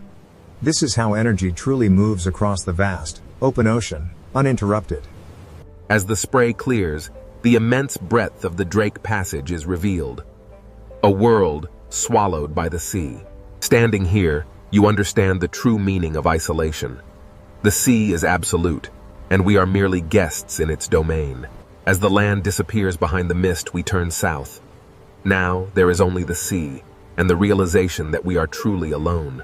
As we move south, away from the land, The sea grows colder, rougher, and more commanding with every passing moment. We leave the steep ridges behind as the crossing moves from geography into the raw power of the weather-driven ocean. We leave the shelter of the continent now, entering the infamous Drake Passage. Here, the Southern Ocean winds. Here, at the edge of the world, the Southern Ocean unleashes its full power. This is the infamous Drake Passage. Here, at the convergence of the Atlantic and Pacific, lies the infamous Drake Passage, a place where the ocean swells run unimpeded around the globe. With Cape Horn behind us, the wind pulls the sea into motion, a natural bridge toward the atmospheric engine ahead. These waves, bending under the immense pressure of the wind, carry an energy that travels across the vast expanse of the open sea. With Cape Horn now gone, the sea becomes the only landscape, the only road, and the only danger between us and Antarctica. As the clouds race overhead, the immense power of the Southern Ocean winds begins to organize the sea into massive, unstoppable rows. Without land masses to slow them, the westerly winds howl across the open water, turning this passage into Earth's most violent and unpredictable marine corridor. Now fully exposed to the Southern Ocean, the westerly winds begin their relentless assault on the Drake Passage. This is the Drake Passage, where the Atlantic and Pacific converge in a violent clash of wind and water. As we rise, the true force of the westerly winds becomes visible. Long lines of foam sweep across the water. The relentless wind writes across the ocean's surface, etching temporary patterns into the rolling waves before they vanish into the deep blue. Here, in the unforgiving Drake Passage, the atmosphere and the ocean move as one powerful, interconnected machine. The sea carries energy from distant storms, and each wave feels like a message traveling across thousands of kilometers of Southern Ocean water. With thousands of miles of open water, the Southern Ocean builds immense power, culminating in these towering walls of water. Far from any shore, the westerly winds sweep across the open ocean, unimpeded. It is this vast... In the Drake Passage, the atmosphere presses its rhythm directly into the water, synchronizing the sky and the sea in a powerful, relentless surge. As the storm intensifies, a powerful gust of wind rips across the water, turning the ocean surface into a blinding sheet of silver spray and foam. The wind rips water from the crest as the massive wall of the ocean roars forward, an ancient and primal force unleashed. A force larger than any single storm pulls at the sea, revealing the deep troughs beneath the churning foam. The sea looks chaotic at first, but the wind reveals a hidden order in the direction of crests, spray, and foam lines. Here, where the water ends and the atmosphere begins, the horizon dissolves into a single gray boundary. Here, the westerly winds command the sea, reminding even the sturdiest vessels of nature's dominion. The ship departs, and the relentless wind-driven spray sweeps across the surface, allowing the sea to reclaim its untouched, powerful... The Drake Passage is infamous for its massive seas. Driven by the relentless westerly winds, these waves form endless ridges of raw, moving energy. Driven by the relentless circumpolar winds, the ocean surface is pulled eastward, a massive conveyor of energy linking these waves to the icy continent beyond. Here, the wind is not just a presence, it is the undisputed master, whipping the waves into a frenzy. Navigating the Drake Passage means facing some of the most treacherous waters on Earth, where waves emerge suddenly from the gray mist. Below the chaos of the storm layer lies the Drake Passage, where wind systems larger than continents shape the sea into these endless bands of power. Driven by winds that began far beyond this place, the swells carry that memory north, entering the unforgiving waters of the Drake Passage. As the storm intensifies, these colossal swells become mountains of water, revealing the true depth and fury of the Southern Ocean. The Drake Passage is known for its treacherous waters. Here, multiple wave directions collide, creating an unstable, churning sea. Here in the Southern Ocean, the sea appears violent. But every motion is connected to the wind, distance, and immense pressure. The ocean is a vast, complex system, driven by the atmosphere above it. Wind energy transfers to the water, powering the massive currents we see. As the gale intensifies, the crests are peeled away, strips of water racing across the surface like smoke. Here, at the Drake Passage, the powerful westerly winds sweep across the open marine corridor, driving the waves relentlessly eastward. With no land to block the storm, the wind imparts its energy directly into the sea. The waves grow longer and steeper, organizing in south of Cape Horn. The infamous roaring 40s and furious 50s unleash their full force across the unbroken expanse of the Southern Ocean. Here, in the notorious Drake Passage, the ocean moves not as individual waves, but as a single, enormous surface under the command of the wind. The ocean moves under atmospheric command. Following the foam scars twisting over dark water, subtle spiral motions reveal the sea below answers with ripples, swells, spray, and troughs, turning the Drake Passage into a visible conversation between air and water. Observe how quickly a strong gust can reshape the open water, turning dark, rolling ridges into a chaotic expanse of bright foam. The wind's immense power literally shaves the tops from the waves, transforming the ocean surface into a violent spray. The ocean carries the memory of wind across its surface, each swell recording pressure, distance, storm history, and the wind's memory is etched into the very fabric of the sea. Here, in the immense Southern Ocean, westerly wind, the transparent currents, invisible to the naked eye, are the silent architects of the waves beneath the storm's fury. Here, in the infamous Drake Passage, atmospheric forces collide. This swirling vortex of pressure presses down, transforming the sea into a cauldron of violent waves. Driven by the relentless wind, the surface waters begin their eastward march, fueling the great current below. In this stormy corridor, the ocean reveals its true, untamed energy, constantly reshaped by the relentless westerly winds. Here, in the Drake Passage, the wind-shaped waves begin to synchronize, revealing the immense power of a deeper planetary circulation. Driven by the relentless wind, the sea exerts its raw power. We push onward toward the pale, ethereal glow of the... Driven by the relentless westerly winds, the Antarctic storm gathers strength, turning the ocean surface into a chaotic landscape of rising waves and sideways spray. While the wind tears at the surface, deep beneath the churning waves, a far larger, ancient power begins to rise. Below the storm-tossed waves lies a world unseen, where the ocean's deepest secrets flow in powerful, hidden currents. Here, at the surface, the storm rages, but beneath the churning foam, an ancient power stirs, waiting to be revealed. The camera plunges into the crushing darkness, where these colossal structures have stood undisturbed for millennia.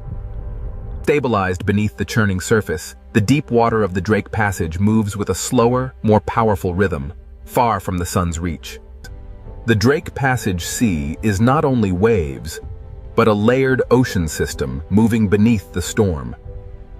Beneath the Drake Passage, the greatest ocean current on Earth begins its endless journey around the pole. The ocean. A river without banks, wide and powerful, flowing silently beneath the violent surface. Here in the Drake Passage, the wind whips the surface layers into a turbulent frenzy, while far deeper, the massive currents move steadily onward. The Drake Passage, a place where the vast Southern Ocean is sculpted by unseen forces, creating rivers within the sea itself. From this depth, we see the raw power of the Drake Passage. The wind-driven waves connect directly to the massive Antarctic circumpolar current flowing beneath. Here in the Drake Passage, different current layers slide past one another, carrying an immense, hidden force through the ocean depths. The Antarctic circumpolar current is not a single smooth line, but a living field of motion, creating massive underwater eddies that shape the global climate. The Drake Passage reveals the ocean's hidden architecture. As the eddy stretches, the water organizes itself into powerful moving zones. While the surface rages in chaos, down here, the deep, continuous circulation moves with undisturbed power. Stretching across the Drake Passage, these immense current ribbons are the ocean's invisible highways, moving heat, salt, and nutrients on a planetary scale. Here, in the violent waters of the Drake Passage, invisible highways carry the foundation of marine life. Following the current deeper, the light begins to fade. Below the surface storm, the Antarctic circumpolar current reveals itself as a vast... Here, in the tumultuous waters of the Drake Passage, the ocean is a single vertical world. From the deepest currents to the wind-whipped surface, everything moves together. The Drake Passage connects the Atlantic and Pacific, funneling an unimaginable volume of water, creating the most powerful current on Earth. Squeezing between South America and Antarctica, the Drake Passage acts as a narrow gate, funneling the immense power of the planetary current. As the current accelerates through this narrow passage, the water particles stream faster, compressed by the geography, yet the visible space remains vast. But as the current accelerates, following the deep shadowed slope far below, the immense pressure begins to bend the flow, disturbing the smooth ocean layers. In the open water column, the true scale of the Antarctic circumpolar current is revealed. Layers of cold water move past each other. As the camera moves through this seafront, we see how the current acts as a soft, invisible wall, connecting and separating ocean worlds.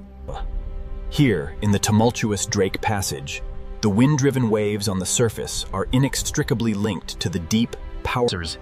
The camera descends deeper now, revealing the hidden circulation of the ocean. These vast currents move relentlessly from west to east. Here, in the depths of the Drake Passage, layers of water slide past one another, carrying an immense, unseen force. Changes.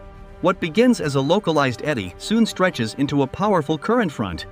Here, in the Drake Passage, the sea organizes and the ocean reveals two distinct realities. Above, chaos reigns in the storm-tossed waves. But these immense current ribbons pass through the Drake Passage like invisible highways, moving water, heat, salt, and nutrients across the Southern Ocean. Flowing through the Drake Passage, these invisible highways carry the very foundation of marine life across the violent sea. As we descend deeper, the surface storm fades, revealing the true power of the Antarctic circumpolar current. A vast, silent force moving through the... Here in the Drake Passage, the ocean is a vertical world. From the deep currents to the surface winds, everything moves together. Every second, a volume of water riven by the Drake Passage dwarfs all the rivers on Earth combined, a silent, powerful force shaping the globe. An immense volume of water is squeezed through this narrow gate, a planetary current accelerating through the Drake Passage with unimaginable force. This is the planetary current gate, a massive convergence of water. Plunging beneath the waves, the current accelerates through the passage, compressed by the geography of the deep. Driven by forces unseen, the current accelerates, bending as it encounters the abyssal slope far below, disturbing the tranquil layers of the deep ocean. Here, the powerful flow of the sea curves and folds, influenced by the shadowed architecture of the ocean floor, revealing the next chapter of this deep journey. The Antarctic circumpolar current feels endless. It is constantly carrying the planet's water around the frozen south. The seafront acts as an invisible wall, a dynamic boundary where different worlds converge, yet remain forever distinct in the vast ocean currents. Within the turbulent waters of the Drake Passage, powerful currents gather tiny particles, concentrating the life-supporting materials that feed this vast marine ecosystem. Though the storm flickers violently above, casting shadows and light, the deep current below continues its calm, unstoppable persistence. These powerful currents, stretching beyond the frame, make this passage feel like the throat of a vast global circulation system. Even here, in the cold depths of the Drake Passage, the violent sea creates highways of current, transporting the foundation of all marine life. Following the current into a darker zone, the ocean pressure grows heavier. The Antarctic circumpolar current is a vast, silent force beneath the surface storm. Emerging from the crushing darkness of the pressure zone, the Drake Passage reveals its vertical nature. Here, the deep currents merge with the distant pull of surface winds. Every second, an unimaginable volume of water surges through the Drake Passage, connecting the great oceans. Here, between South America and Antarctica, the Drake Passage acts as a narrow gate for the immense planetary current. Here, the planetary current accelerates, a massive river of water compressed by the geography of the seafloor.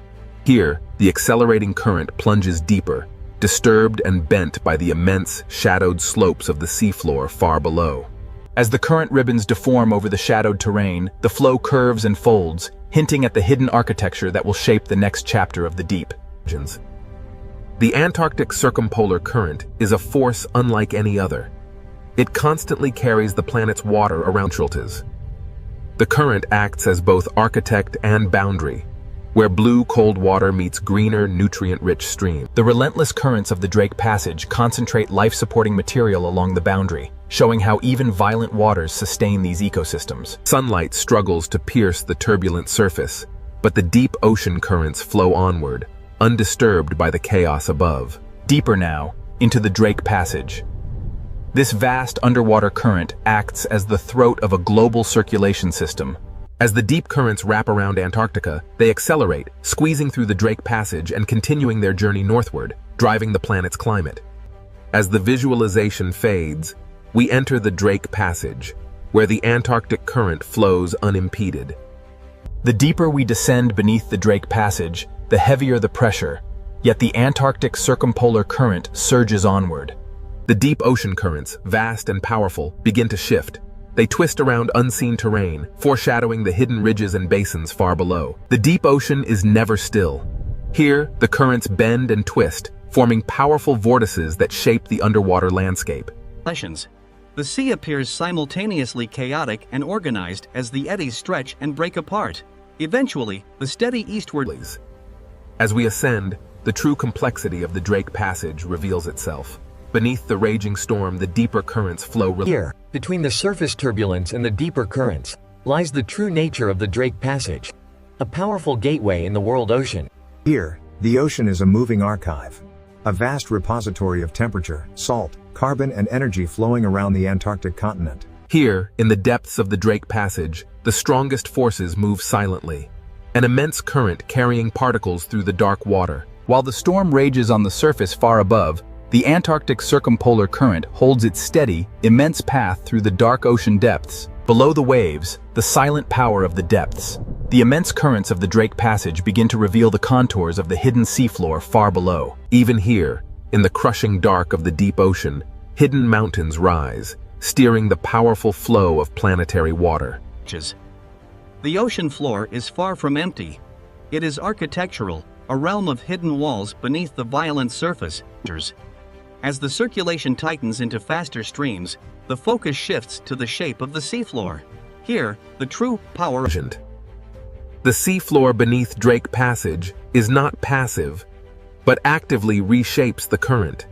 The ocean flow compresses as it climbs the submerged rise, accelerating dramatically before spilling into the darker waters of the abyss beyond. Here in the Drake Passage, the Antarctic circumpolar current surges eastward, its path visibly altered by the wind above and the submerged landscape. As we rise from the hidden currents below, the true violence of the Drake Passage reveals itself on the surface. The Antarctic circumpolar current, an immense river of seawater driven by powerful winds, now dives towards the abyss. We descend into the Drake Passage. Below the stormy surface, the Antarctic circumpolar current rages. Below the stormy surface lies the true power of the Antarctic circumpolar current, a massive force hiding ancient structures beneath the waves. The descent continues toward the hidden seafloor. In the Drake Passage, the ocean floor silently steers the flow around this dark underwater wall. Here, in the crushing depths of the Drake Passage, the coldest water accelerates, transforming the seafloor into an alien landscape of submerged peaks. Descending into the basin, the powerful current slows, and the underwater valleys reshape the immense force of the sea into vast, rotating eddies. Here in the Drake Passage, beneath the violent waves, the rotating basin eddy begins to stretch. It transforms into a long blue-gray. As we descend deeper, the true architecture of the abyss is revealed. Invisible walls carved into the seabed funnel the powerful. The camera glides into the narrow channel, and the current accelerates, a planetary river forced through hidden gates deep within the Drake Passage. The camera watches as current ribbons bend sharply around this deep fracture zone. The seafloor proves that the chaos above has structure far below the surface. In the Drake Passage, the sea reveals itself as a deep mechanical system, where water, stone, pressure, and rotation work in powerful unison. As we ascend from the depths of the Drake Passage, the distinct boundaries between water masses become visible, driven by unseen forces. As the currents bend over the seafloor ridge, the resulting turbulence creates a gathering point. Along this front, tiny particles and nascent marine. Carried by the current through the Drake Passage, this cloud of life transforms hidden turbulence into a quiet foundation for everything that follows. As we ascend, the currents intensify, revealing how motion gathers life in these invisible corridors of the sea.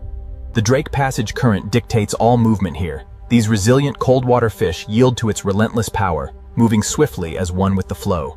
The Drake Passage. Though the surface rages violently above, here in the depths, the powerful current carries food. Above the churning chaos of the waves, the albatross rides the gale, connecting the turbulent sea to the stormy sky. Here, in the roaring 40s, the albatross rides the breath of the storm, its wings locked against the violence of the great Southern Ocean. For the albatross, the sea is both danger and pathway, a turbulent world where survival is shaped by the wind's relentless force. Soaring over the immense swells of the Drake Passage, the albatross reads the air currents, an invisible road above the churning ocean. Relying entirely on the wind, the albatross banks sharply. The ocean surface below traces its path in white foam, a testament to its Here, amidst the endless swells of the Drake Passage, survival depends on motion, not resistance. The albatross dips low, braving the spray of the cresting wave. For a moment, it is lost to the mist, only to emerge stronger than before. The Drake Passage shows no mercy, yet the albatross moves with an effortless grace perfectly adapted to this violent world. But the calm flight is merely a prelude. Ahead, the ocean's true power stirs, drawing life from the depths. The currents here connect the hunters above to the microscopic life beneath the waves, a vital food pathway. The sea current quietly carries the base of the food web beneath the surface, a stream of life sustaining the inhabitants of this cold, blue expanse. The strong currents bend over the distant seafloor ridge, pulling particles into long glowing trails, illustrating the profound. The sea behaves like wind over mountains, but here the mountains are hidden beneath the Drake Passage water. What begins as unseen turbulence far below culminates here, in the violent chaos of the surface storm. This is the Drake Passage, a place of immense power. The cold currents dominate, but deep beneath the swells, life persists. In the unforgiving waters of the Drake Passage, even the largest leviathan is quickly swallowed by the storm. As the whale disappears into the depths, the surface turbulence slowly yields to the relentless forces of wind and current. The Drake Passage is violent, yet undeniably alive, a testament to the raw power of the Southern Ocean. Where the currents collide, a hidden bounty is brought to the surface. These upwellings drive the ocean's most vibrant ecosystems. Beneath the storm front, the Drake Passage current begins its powerful flow. Stirring the sediment along the seafloor, it carries a plume. Deep within the blue abyss, powerful currents stir the seabed. This turbulence, seemingly chaotic, unlocks a cascade of In the Drake Passage, powerful currents churn the depths, carrying nutrients from the seafloor to the surface, fueling a vast biological opportunity. Beneath the waves, immense forces are unleashed. These deep currents carry vital energy upward, towards the turbulent surface.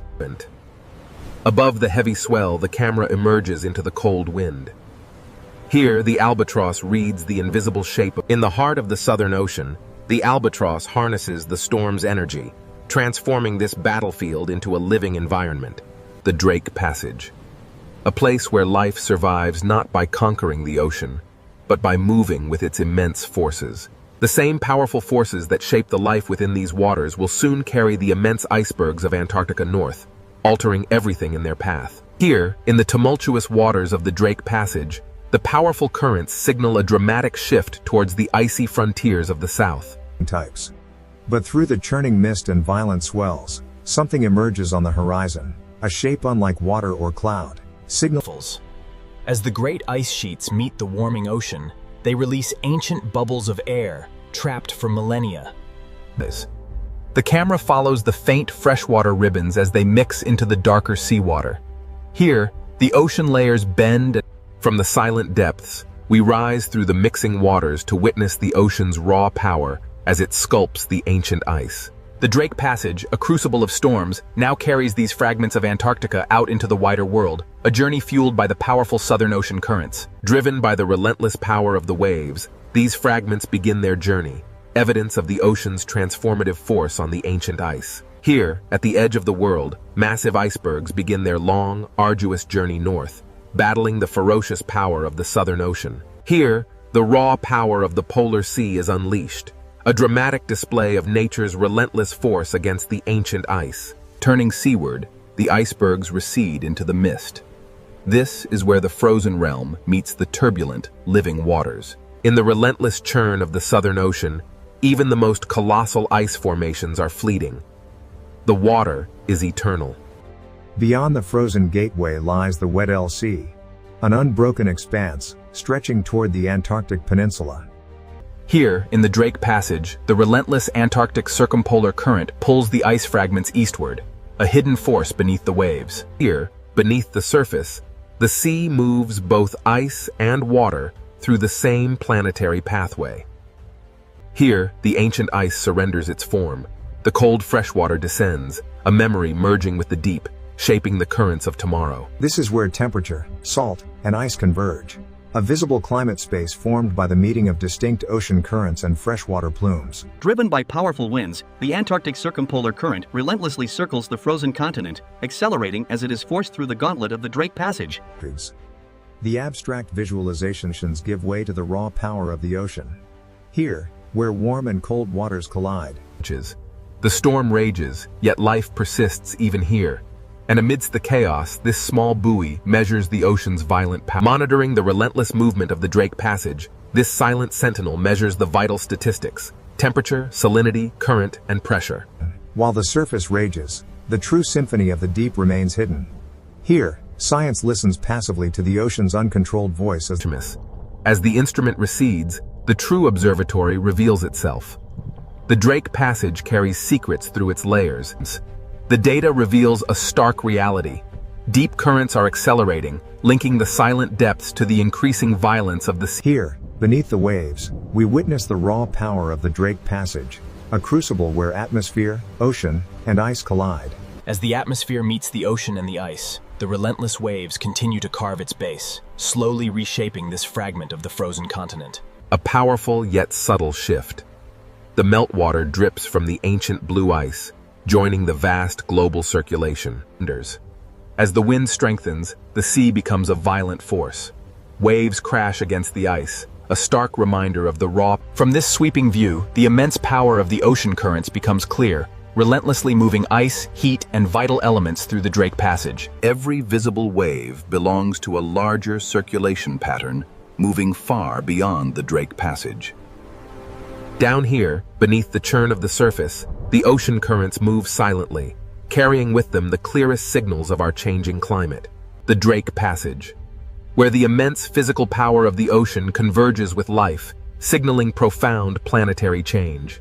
Rising from the depths, we witness the relentless power of the current. The ocean carries this fragment of ancient ice. Even the ice, once part of a towering glacier, now drifts aimlessly in the vast, cold expanse. The albatross navigates the Drake Passage, a crucible where wind, ice, and sea converge in this untamed ocean. This is the Drake Passage, a place where the immense power of the ocean dwarfs even the largest mountains of ice, reminding us of nature's overwhelming scale. As the storm finally relents, the ocean begins its slow, rhythmic breathing once more. Here, in the Drake Passage, the Earth's motion is laid bare. The storm may soften, but the camera descends toward the restless sea. Here, the ocean remains ancient and unfinished, a corridor for the relentless currents of wind. The journey south reveals the immense power of the Antarctic, a vast reservoir of ice and cold water influencing every ocean on Earth. Turning north from the Antarctic glow, we enter the Drake Passage, a place defined by the immense scale of the pure ocean and the raw power of the wind.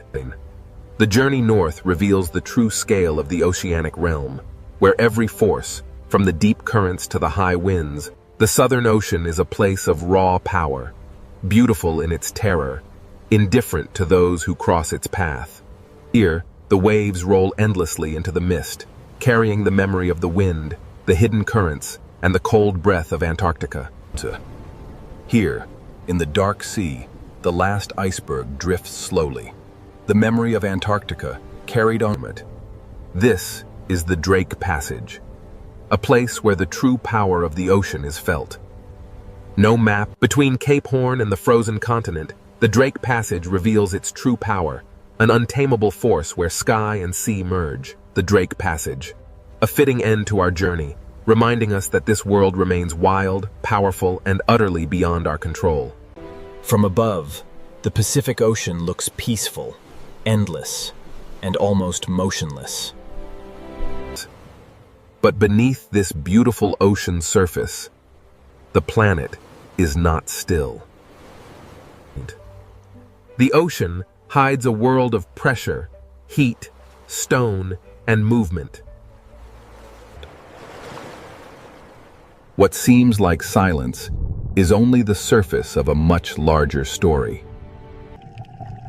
We now descend into the Pacific Ocean, where the hidden power begins. Above us, the ocean is bright. Below us, the earth begins to reveal itself. The deeper we go, the more the ocean changes from beauty into mystery. The Pacific Ocean is not only a body of water, it is a cover over a moving world. Below this ocean, entire plates of rock move slowly through time. They move too slowly for the eye to see, yet strongly enough to shape the planet. This ocean floor is not an empty place. It is a map written in stone. Every crack beneath the ocean tells us that Earth's crust is under pressure. Here, beneath the Pacific Ocean, pressure builds where no sunlight reaches. The surface above may be calm, but this hidden ocean floor is constantly changing. If the ocean water vanished, the Pacific would not look smooth at all. It would reveal mountains, trenches, fracture zones, and scars carved into the ocean floor. Some of these ocean trenches are deeper than mountains are tall. These are not empty holes in the ocean. They are places where Earth's crust bends downward. At the edges of the Pacific Ocean, one plate can be forced beneath another. This slow descent is the beginning of the Ring of Fire. The Ring of Fire is not a perfect circle of flames. It is a horseshoe of geological pressure around the Pacific Ocean. Around this ocean, tectonic plates meet, collide, slide, sink, and fracture. This hidden boundary crosses the edges of continents, island arcs, and deep ocean basins. Volcanoes rise here because the ocean floor is being recycled into the planet. Some volcanoes reach the sky as islands. Others remain hidden forever beneath the ocean. The ocean hides much of Earth's volcanic power from human eyes. Here, fire does not need the open air. It can build new rock beneath the sea. Under the Pacific Ocean, heat, water, and stone meet in darkness. The seafloor itself seems to breathe where Earth's interior reaches the ocean.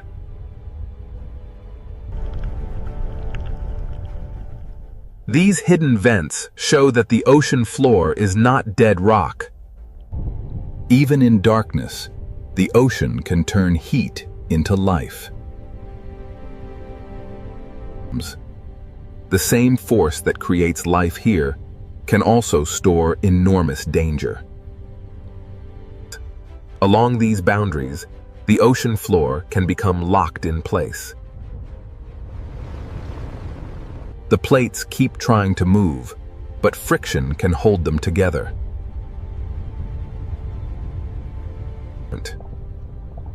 Stress can gather beneath the ocean for decades, or even centuries.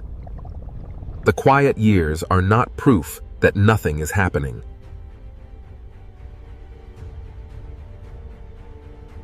When a locked boundary finally breaks, slow motion becomes sudden release. This is how the hidden ocean floor can become the source of a powerful earthquake. If the movement is strong and shallow beneath the ocean, the water above can be displaced. A tsunami does not begin as a wall of water. It begins when the seafloor moves. In deep ocean water, this energy may pass almost unseen. The Pacific Ocean can look peaceful while a force is already crossing it. This is the danger of the hidden ocean floor. What happens below can travel far beyond the source. The Ring of Fire connects trenches, volcanoes, earthquakes, and ocean waves into one vast system. And it is not a single doomsday switch. It is a long chain of active tectonic edges. The scale is difficult to imagine because the ocean hides almost everything. From below, the Pacific Ocean feels like a lid over a restless planet. The world above sees waves. The world below holds the engine.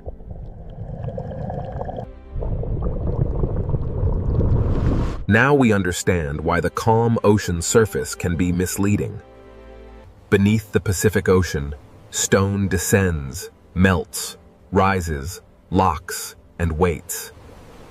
To understand this hidden power, we must follow the ocean floor downward into the process that drives it all. The Ring of Fire begins not with flame, but with descent. In the next part, we enter the subduction zone, where the ocean floor is pulled back into Earth. Here, beneath the Pacific Ocean, the Ring of Fire begins not with flame, but with descent. At the edge of the Pacific Ocean, one massive plate is being pulled beneath another. This process is called subduction, the slow return of the ocean floor into Earth. Oceanic crust is colder and denser than the rock above it, so gravity helps pull it down.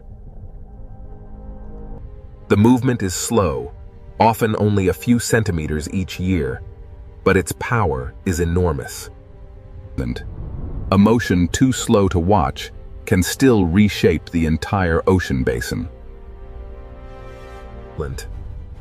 As the ocean floor sinks, it drags sediment, water, and ancient rock downward with it.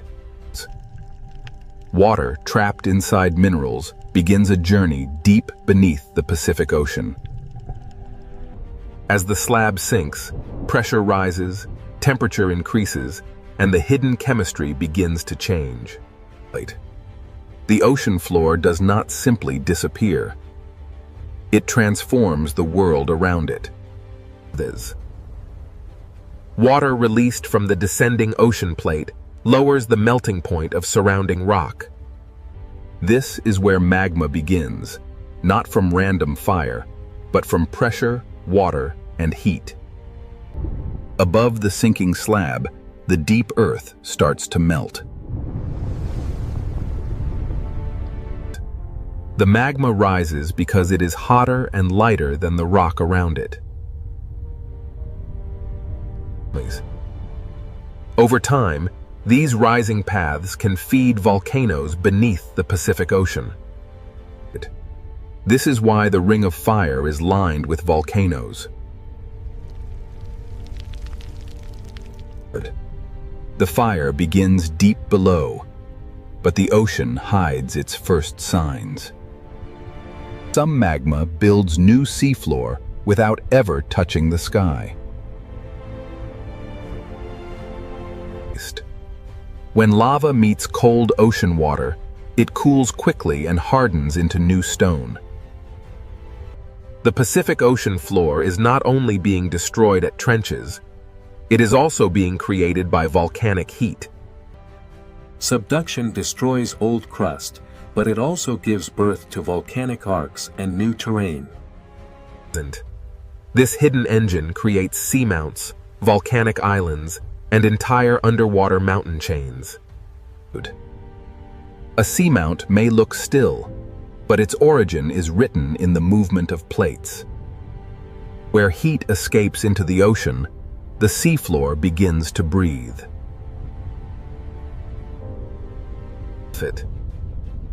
Hydrothermal vents are signs that Earth's interior is reaching into the ocean.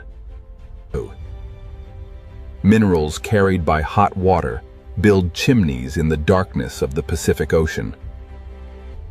In this hidden ocean world, heat becomes chemistry, and chemistry can become life. Even without sunlight, the ocean can support life near the heat of the Earth. Subduction is not only a destructive force, it is also a creator of hidden ecosystems. But the same process that creates heat and life also stores danger along locked boundaries. Where the descending ocean plate meets the plate above, friction can stop the movement. The plates continue pushing, but the boundary holds them in place. Energy gathers slowly beneath the Pacific Ocean, hidden from the surface world. For decades or centuries, the ocean above may look completely calm. The quiet years are part of the earthquake cycle, not proof that nothing is happening. Every locked section is a place where slow motion can become sudden release. When the boundary finally breaks, stored energy can move the ocean floor in seconds. This is the link between subduction and the largest earthquakes on Earth. The same boundary that creates magma can also lock enough energy to shake entire regions.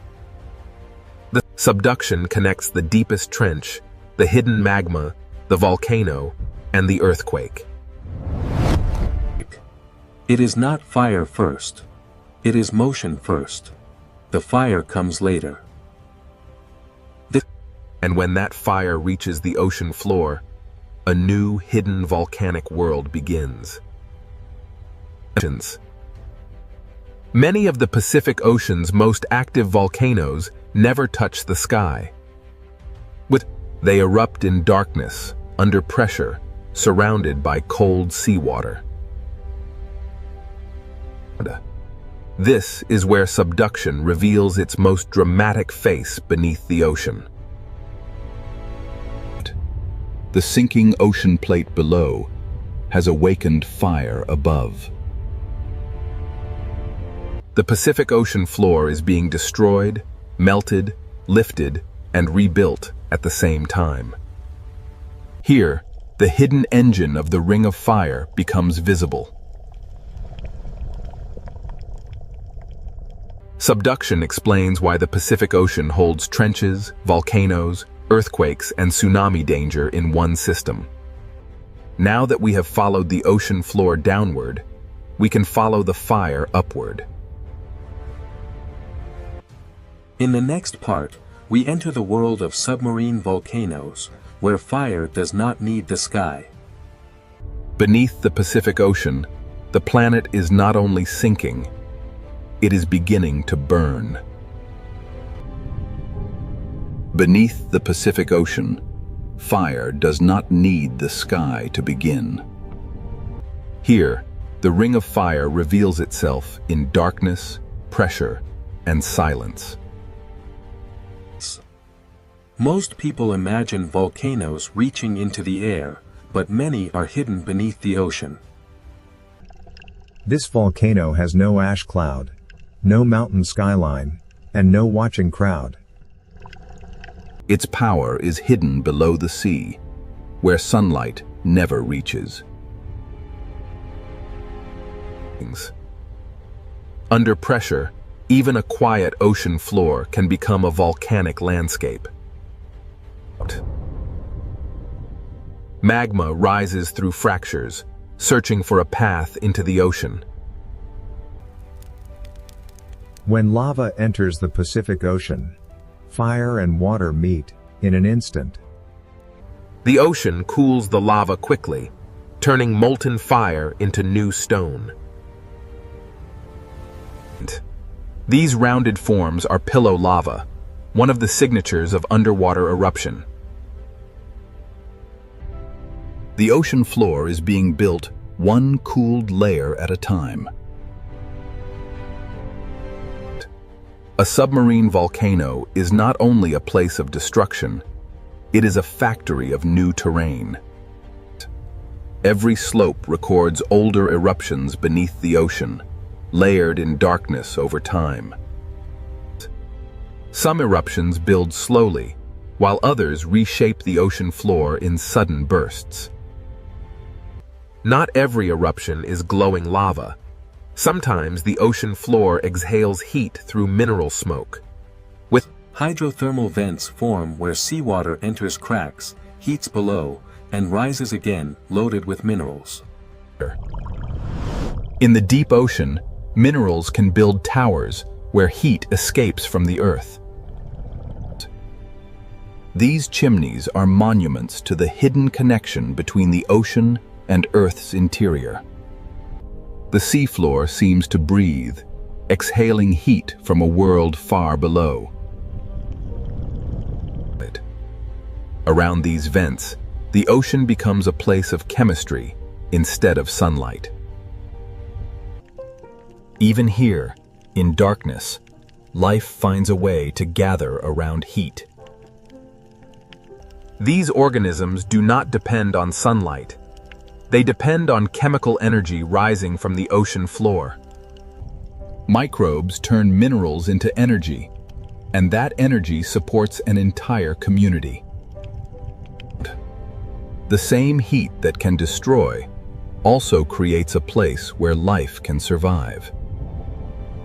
This is the great contrast of the ring of fire beneath the ocean. It buries old crust, builds new ground, and changes the shape of the seafloor.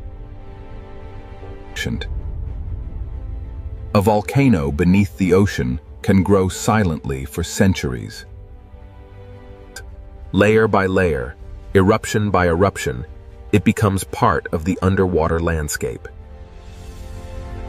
Underwater volcanoes are difficult to see, but their signs are written in heat, bubbles, and stone. An eruption beneath the ocean may leave only chemical changes, floating pumice, and evidence on the seabed. But the ocean hides the drama, but it cannot erase the record.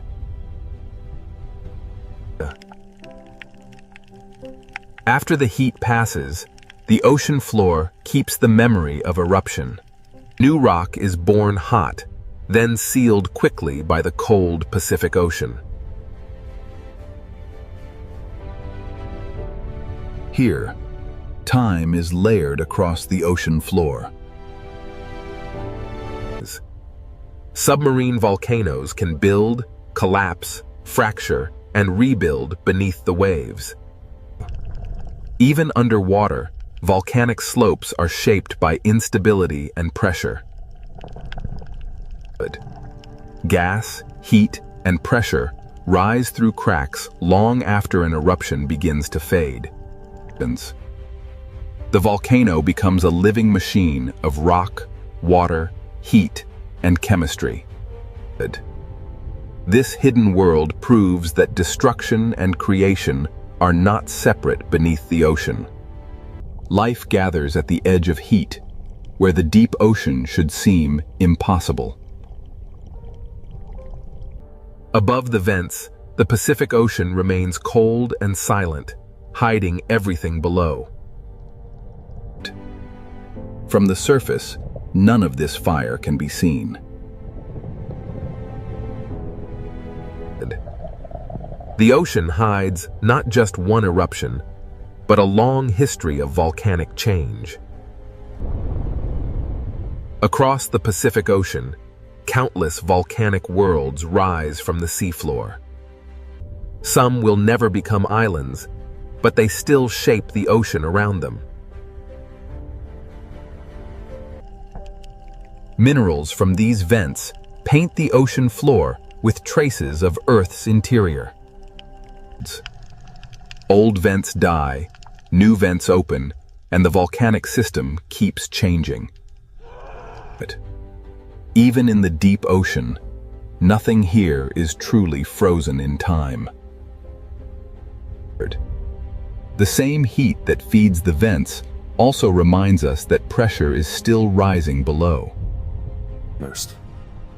A submarine volcano is connected to forces much larger than the vent itself. Behind the lava and vents lies the same tectonic engine that bends the ocean floor downward. The volcano is the visible breath of a hidden system beneath the Pacific Ocean. But the same boundary that creates volcanic fire can also lock dangerous energy in place. The Ring of Fire does not separate volcanoes from earthquakes. It connects them. Where the plates become stuck, the next story begins. The hidden fire builds new worlds, but the locked boundary stores the power to shake them. In the next part, we enter the locked boundary, where a megathrust earthquake can begin. Here beneath the Pacific Ocean, the hidden fire gives way to a different kind of power. This is where the ocean floor can become locked by friction. The plates continue trying to move, but the boundary resists. The movement does not stop. It becomes stored energy. Over decades or centuries, the upper plate can bend like a spring. The ocean above may look calm, while stress gathers below. A megathrust fault can extend for hundreds of kilometers beneath the ocean. Its scale is difficult to imagine because the ocean hides almost everything. The same system that builds volcanoes can also store earthquake energy. Nothing dramatic may happen at the surface for a long time.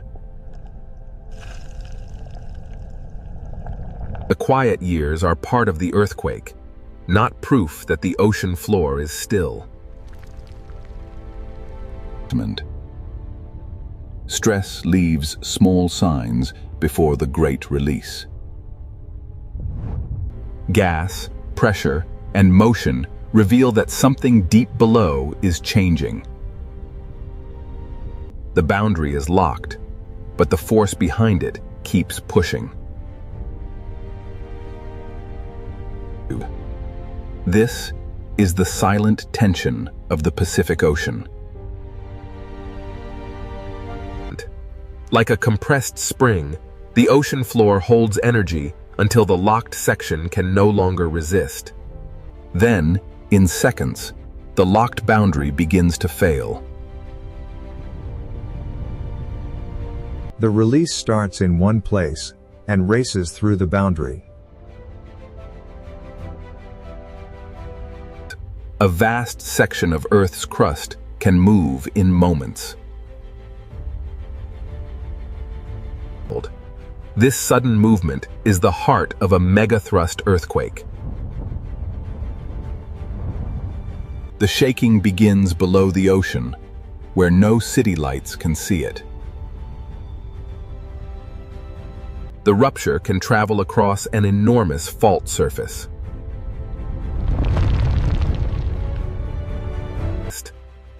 This is why the largest earthquakes on Earth are often born at subduction zones. When the ocean floor moves vertically, the water above cannot remain still. The earthquake changes the shape of the seabed in an instant. The first sign of danger is not always a giant wave, but a displacement of the entire ocean column. Far above, the ocean surface may still appear peaceful. But the source has already released energy into the sea. Not every part of the boundary moves the same way. After the main break, the ocean floor may continue adjusting.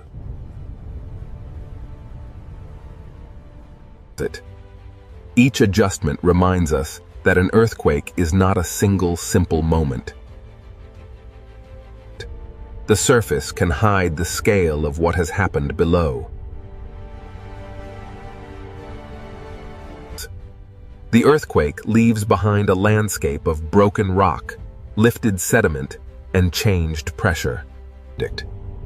A fault scar on the ocean floor is the visible wound of hidden energy release. If enough seafloor moves upward or downward, the ocean itself begins to respond. This is the moment when an earthquake can become something more than shaking. The entire column of ocean water can be disturbed from seafloor to surface. A movement in darkness can send energy toward distant coastlines. In deep water, this energy may travel almost unseen. The rupture may last only moments, but the consequences can travel across the ocean. Subduction, friction, rupture, and displacement are linked in one hidden chain.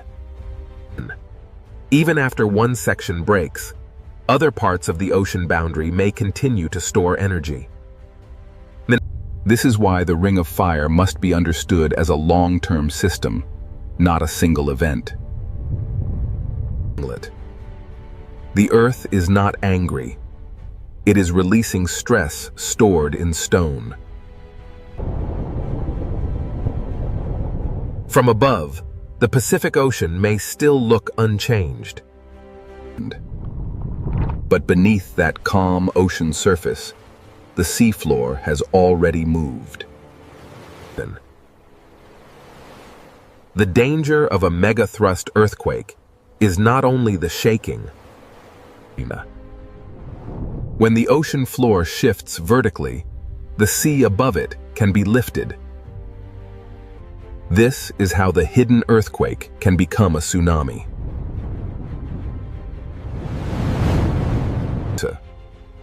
A tsunami begins not as a towering wave, but as the ocean being displaced.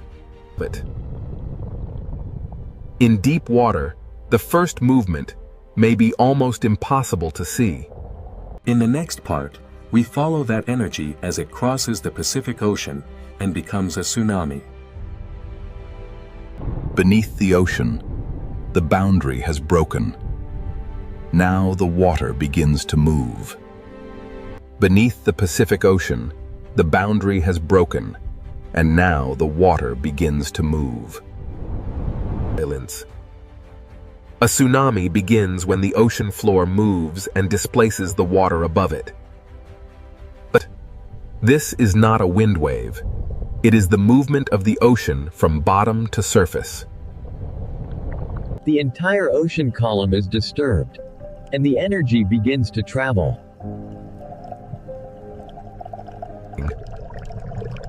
In the deep Pacific Ocean, the first sign of a tsunami may be almost invisible. The source may be hidden beneath the sea, but the energy does not stay there. A tsunami can cross enormous distances while the ocean surface still looks calm.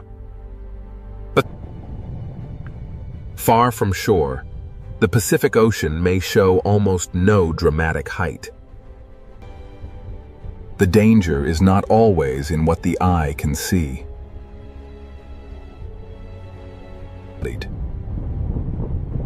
The wave is long, fast, and filled with energy. Across the Pacific Ocean, the energy moves over landscapes hidden far below the surface. Even underwater mountains feel only a passing motion as the energy continues outward. In deep water, the tsunami is not yet the image people fear. It is not a wall from nowhere. It is energy moving through water. Rock moved first, water followed, and now the ocean carries the message. From above, the Pacific Ocean can still look peaceful while the force is already traveling. This is why tsunamis are so dangerous. The ocean can hide them until they approach shallow water. As the wave nears of shallower ocean, the story begins to change. The ocean becomes shallower, and the long wave begins to slow. The seafloor starts to slow the wave from below.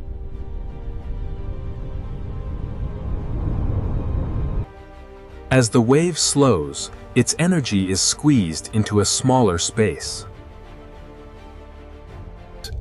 The hidden motion begins to grow into visible force. Near shore, the ocean floor feels the change first. The energy that was almost invisible in deep water now begins to rise. The ocean surface changes because the whole water mass is being forced upward. What was low and fast in deep water becomes higher and more dangerous near shore. A tsunami near shallow water is not just a wave. It is a moving mass of ocean. Sometimes the first warning is a strange retreat of the sea. When the ocean pulls away suddenly, it can be a sign that a stronger surge is coming. The ocean does not always announce danger with height. Sometimes it begins with motion. Then the sea returns with the energy gathered across the basin. The force is not only above the surface, it moves through the full depth of the water. This is why even a modest-looking tsunami can carry enormous power. Near shore, the Pacific Ocean can transform from calm surface into a relentless moving force. The source may be far away, but the result can arrive with little time to react. Below the surface, the tsunami is a current as much as a wave.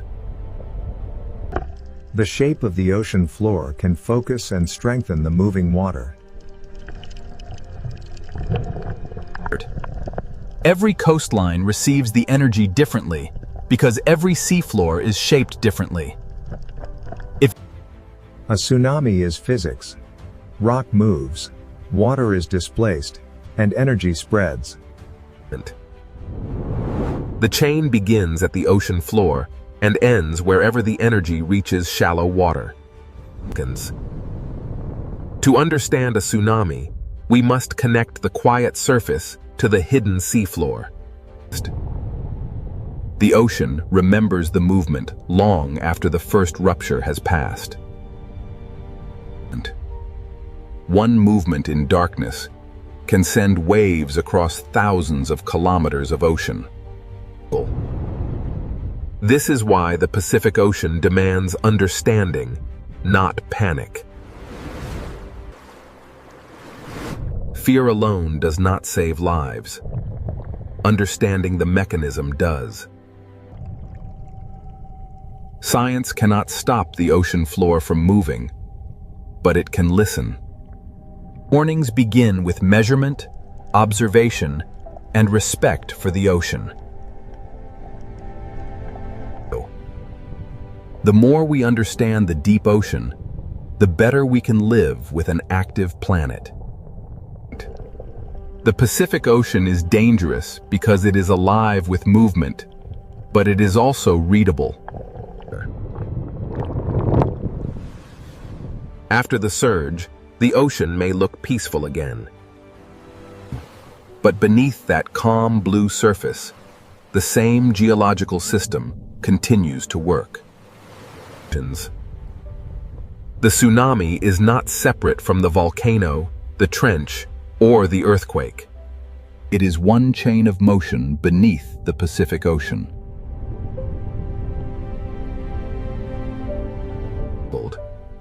Even after disturbance, the deep ocean continues to create life around heat.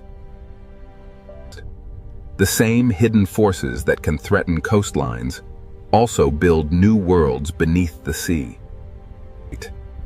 The Ring of Fire is both warning and creation, danger and renewal. Here, life survives not by conquering the ocean, but by moving with its relentless forces.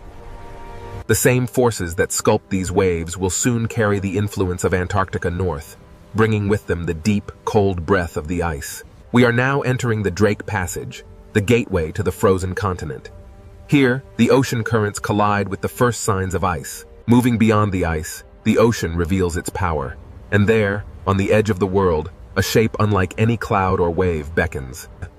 As we push through the swirling mist of the Southern Ocean, the first signs of the Antarctic ice begin to emerge. Plunging beneath the surface reveals the true architects of this world. Immense ribbons of current flow across the seabed, moving mountains of ice unseen. Rising from the depths, the ocean reveals its true power. The living wind of the Drake Passage gives way to the silent majesty of Antarctic ice. Here, the Drake Passage reveals itself as a living system. We move now towards the story of the ice. Emerging from the mist of the violent Southern Ocean, the first giants appear. Blue and white sentinels, beginning their long voyage north. Emerging through the mist, the great glacier stands silent, a wall of frozen history, while the dark waves crash below. Against these walls of blue ice, the waves of the Southern Ocean spend their fury, a timeless battle between water and frost. Antarctica holds its secrets in the ice, a vast, frozen memory, contrasted by the restless sea. Adrift in the formidable swells of the Drake Passage, this solitary iceberg begins its final voyage, a silent messenger from the deep south. Rising from the turbulent ocean, the iceberg's visible peak suggests the immense mass hidden beneath the waterline. Below the turbulent surface, the true scale of the iceberg is revealed, a colossal structure of ancient ice extending deep into the dark ocean abyss. Here, beneath the waves, the ancient ice begins its slow, inevitable return to the sea. Meltwater streams carry... Here, frozen land meets the moving sea. This quiet exchange of meltwater fundamentally alters the ocean's chemistry and currents. Rising from the depths, we witness the sheer magnitude of the iceberg. Here, wind and wave collide with millennia of compressed ice. The Drake Passage possesses a raw power unmatched anywhere on Earth, constantly reshaping the Antarctic coastline.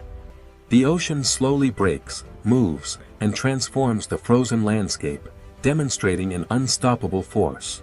Wonders. Here, at the edge of the Antarctic, the Drake Passage lives up to its fearsome reputation. A place of raw power. Between these towering monoliths, the ocean's fury is trapped, a violent contrast to the stillness of the ice. Leaving the icy embrace of the bergs, the open ocean beckons. Here, the world of ice merges with the dark, The Drake Passage is a place of immense power.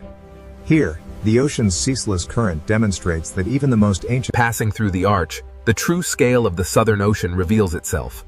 Dark waters and floating ice stretch toward the distant peninsula. The dramatic currents of the Drake Passage carry these ice fragments, a visual testament to the hidden power of the Antarctic circumpolar current below. Beneath the surface, the cold currents begin their journey, a vast planetary pathway moving ice and water in a cycle spanning the entire globe.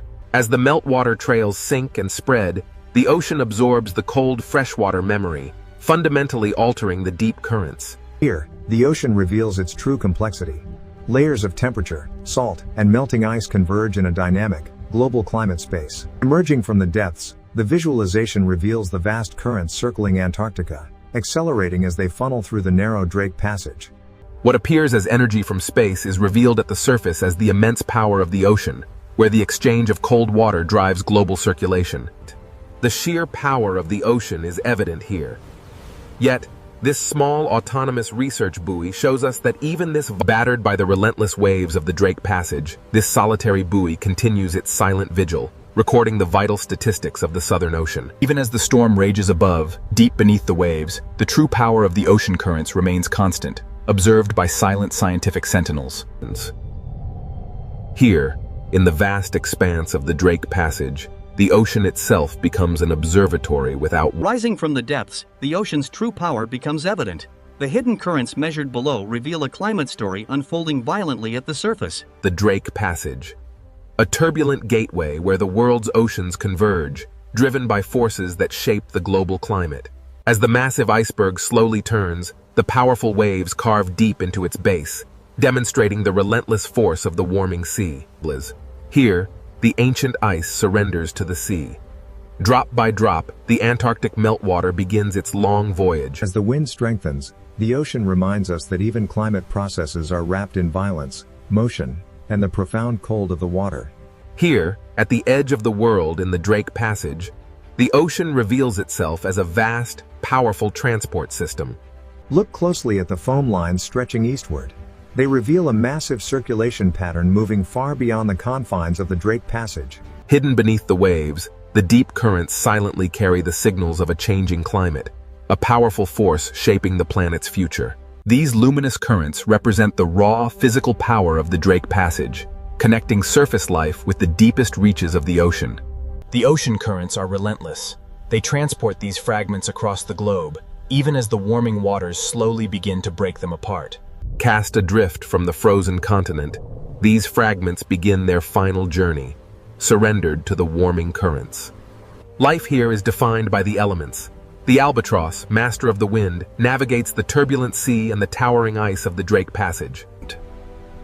These waters are a reminder that some forces are far greater than any single creature. As the storm finally recedes, the ocean reveals its true, powerful rhythm, a reminder of nature's enduring strength. In the Drake Passage, where Earth's motion becomes visible, the softening storm reveals the relentless drift of ancient ice. We descend into the ancient currents, a restless ocean, shaped by the relentless wind and the slow march of ice, a world unfinished. As the camera turns south, we see the true source of global ocean influence.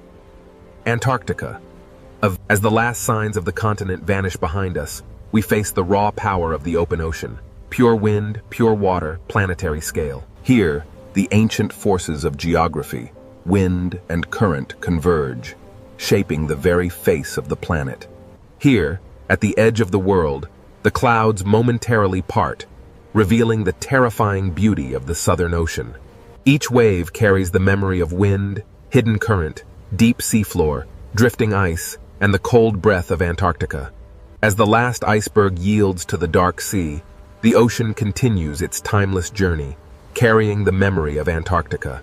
Here, in the vastness of the Drake Passage, no map, no ship, no instrument, and no human voice can truly tame this waterway.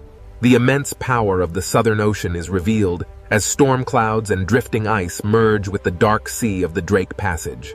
As this six-part journey concludes, the Drake Passage reminds us that the ocean is still alive, still violent, and still beyond human control.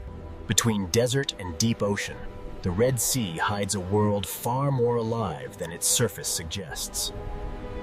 From above, this ocean looks narrow, but below the surface, it opens into a vertical kingdom. The desert disappears, the heat fades, and the ocean begins to reveal its hidden world. At first, the reef looks like paradise, a living ocean city filled with color, fish, and light. But this beauty is not peaceful in a simple way. Every fish here lives close to danger. In this ocean, coral is not only shelter, it is a maze where every path can become a trap. The Red Sea Ocean is a corridor of predators, where every layer has its own hunter. Beyond the reef edge, the ocean changes. The blue becomes deeper, quieter, and more dangerous. Hammerheads patrol the blue, reef sharks guard the walls, barracudas wait in the current, and silent hunters hide below. So who truly rules this narrow ocean corridor? The answer begins here, inside. To understand who rules this ocean, we must begin with the reef, the living city where every hunt starts. For small fish, the reef is protection. But for predators, it is also a map. Every shape has meaning here. A narrow branch can save a fish, and a narrow passage can guide it toward danger. In this ocean, fear moves faster than teeth. One shadow can change the entire reef. The reef does not simply hold life, it organizes life, forcing fish, hunters, and currents into patterns. Even the open sand is part of the ocean's design. It looks empty, but hidden hunters may be waiting below. Power in the ocean does not always come from above. Sometimes it waits silently beneath the floor. The Red Sea Ocean is narrow from above, but underwater it rises in layers, and each layer has its own danger. Where the reef ends, the blue begins. And in that open ocean, a different kind of ruler moves. This is why the question is not only which creature is strongest. The real question is, which predator controls which layer of the ocean? Beyond the reef wall, the Red Sea Ocean opens into a deeper world, where distance itself becomes power. The hammerhead does not need to rush. Its shape alone tells every fish that the open ocean is not empty. Its strange head is not a mystery of design. It is a living sensor built to read the ocean. This predator connects layers, from coral walls to deeper water, from visible reef to hidden blue. The Red Sea Ocean is not only narrow, it is vertical, and the hammerhead uses that vertical world. Down here, the reef is no longer a city of color. It becomes a memory of light above the hunter. Its presence travels ahead of its body. The fish feel the pressure before the shadow fully arrives. The hammerhead may rule the blue edge, but the reef itself still protects those fast enough to read the warning.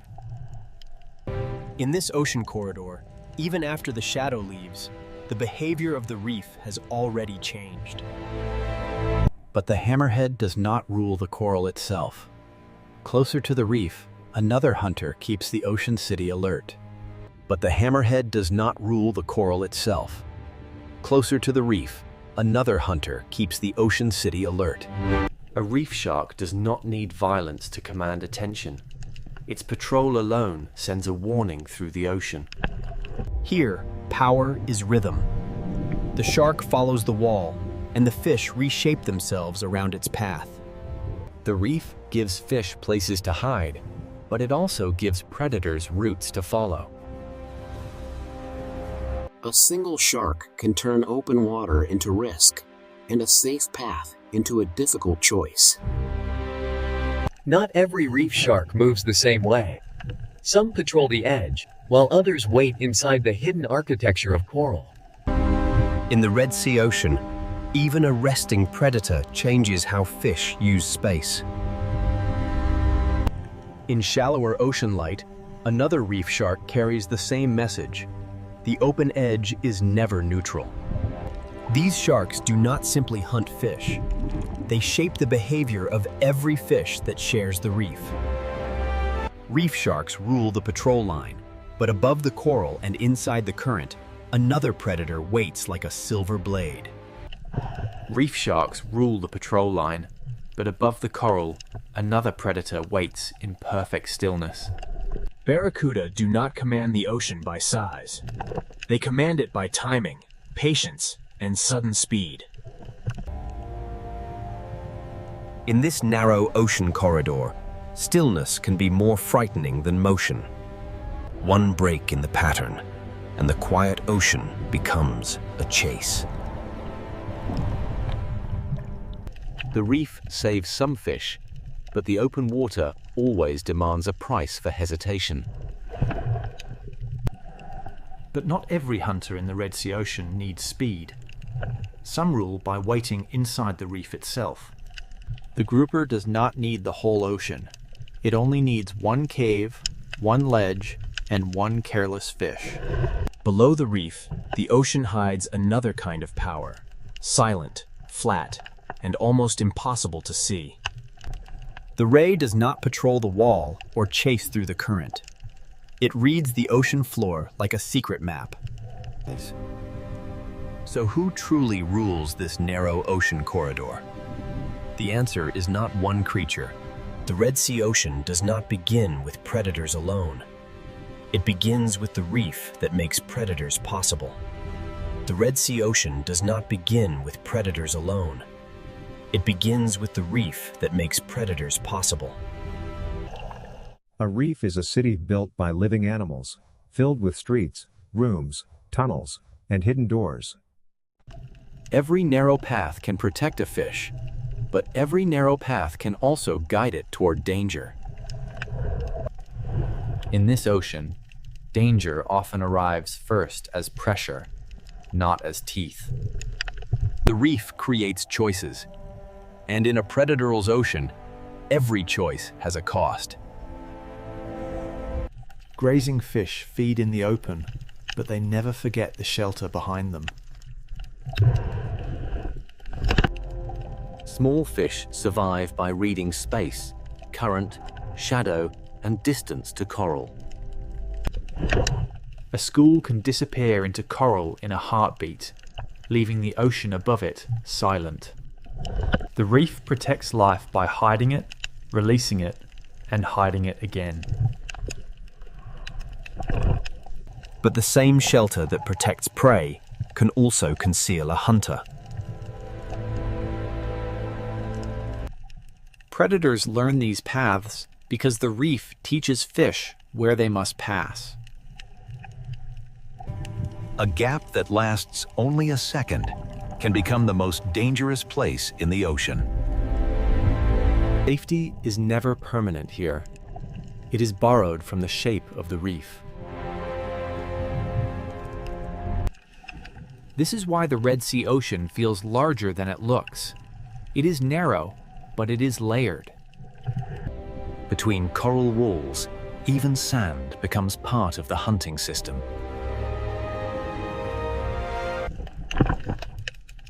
What looks empty from above may be crowded with hidden life below. The reef connects the bottom, the wall, the current, and the blue water beyond. A shallow coral garden can become a deep wall in only a few meters. At this edge, the ocean is divided into those who hide and those who hunt. Current turns the reef into motion, and motion reveals where fish must go. To feed in the current, fish must risk exposure. To survive, they must measure every meter.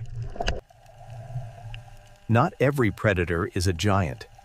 Some are smaller pressures that keep the reef alert. In the reef city, position can matter more than speed. A healthy reef supports many kinds of fish because it creates many kinds of opportunity.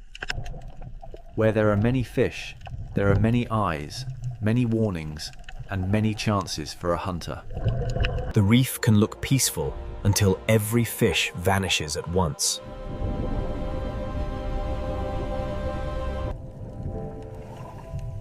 Survival here is a rhythm of leaving, hiding, and returning. The architecture of coral decides how the ocean moves. At the slope, the reef becomes a border between the crowded city and the unknown blue. The closer fish stay to structure, the more choices they have when danger arrives. The blue beyond the wall is not empty space. It is another hunting ground. This is the first lesson of the Red Sea Ocean. Predators are not separate from the reef. They are products of it. The reef keeps fish alert, and alert fish keep the entire ocean city moving. Every meal is a calculation. How far from shelter? How long in the open? How close to the current? The reef is not one solid wall. It is a network of safe zones divided by danger. Ambush does not need open space. It needs a place where prey must pass. Even one coral tower can contain many worlds: surface, shelter, shadow, and risk.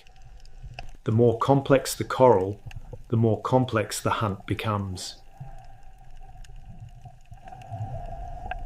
A healthy reef creates density, and density brings both abundance and danger. Where current touches coral, food arrives, fish gather, and predators learn to wait. Where current touches coral, food arrives, fish gather, and predators learn to wait. Above the coral is opportunity. Inside the coral is safety. Between them is the risk that shapes every fish.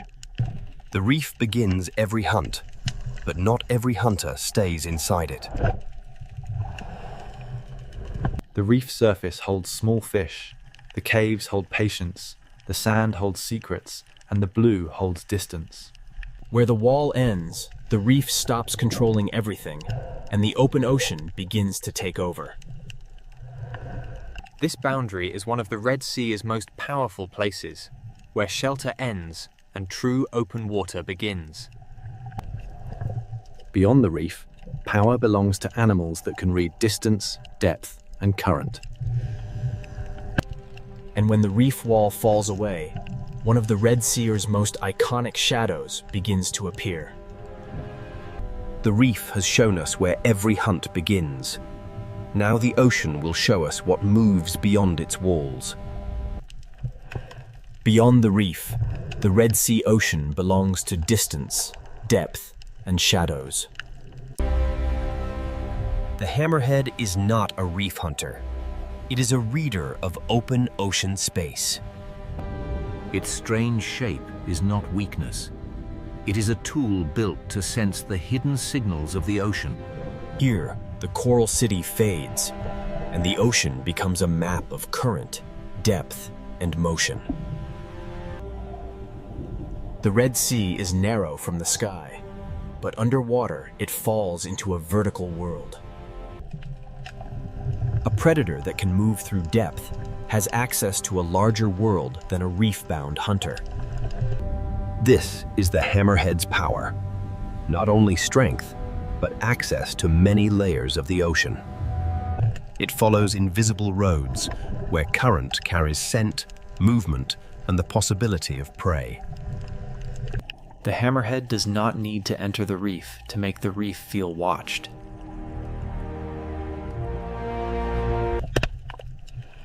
Small fish answer the shark with distance, shelter, and sudden silence. This is not the rule of constant attack. This is the rule of presence. Its body is built to search, to sense, and to move across ocean space with patience. Farther from coral, the ocean becomes less visible, but not less alive. Out here, the hunter belongs to the space between what can be seen and what can only be sensed. When it returns toward the reef, the ocean reacts before the shadow reaches the wall. The hammerhead rules the open edge, but coral still gives smaller fish a chance. From inside the reef, the blue ocean is not empty beauty. It is exposure.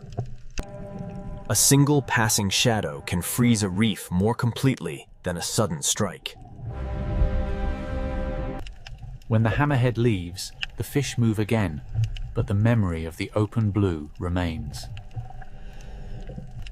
When the hammerhead leaves, the fish move again, but the memory of the open blue remains. But the hammerhead does not rule the coral itself.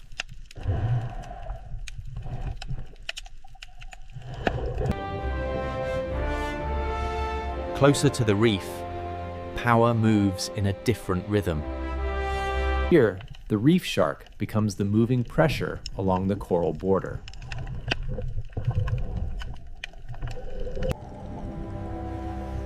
It does not need to be the largest predator to change the order of the reef.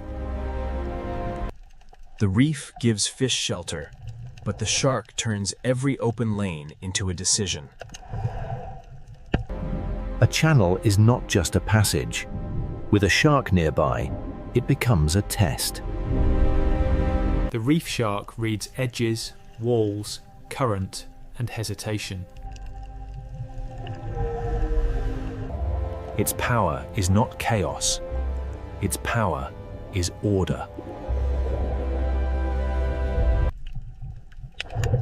Once the patrol passes, the reef relaxes, but never completely. Some reef sharks patrol in motion.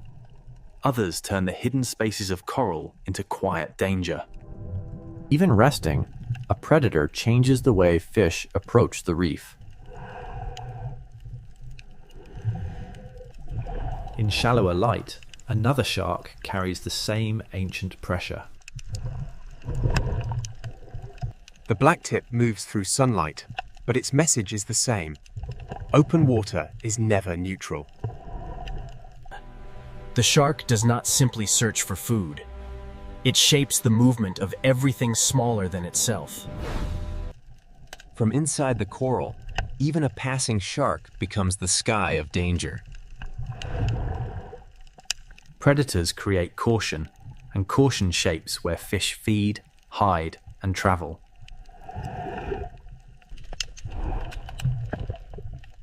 This is why reef sharks matter, even when they do not strike. Walls, channels, slopes, and currents give sharks edges to follow. The reef learns the rhythm of patrol, and every fish inside it learns to answer. Current brings information, and a shark knows how to read it.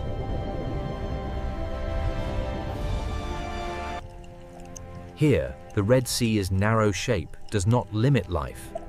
It compresses it. Reef sharks rule not by owning every space, but by making every space matter. But the patrol line is not the only zone of power. Above the coral, in the open lanes of the ocean current, another hunter waits for one perfect moment. The hammerhead rules the blue edge. The reef shark patrols the wall. But speed is about to change the rhythm of the ocean. Part of the Red Sea is ruled by depth, part by patrol, and now the current belongs to the silver blades. In the current above the reef, the Red Sea ocean changes rhythm again.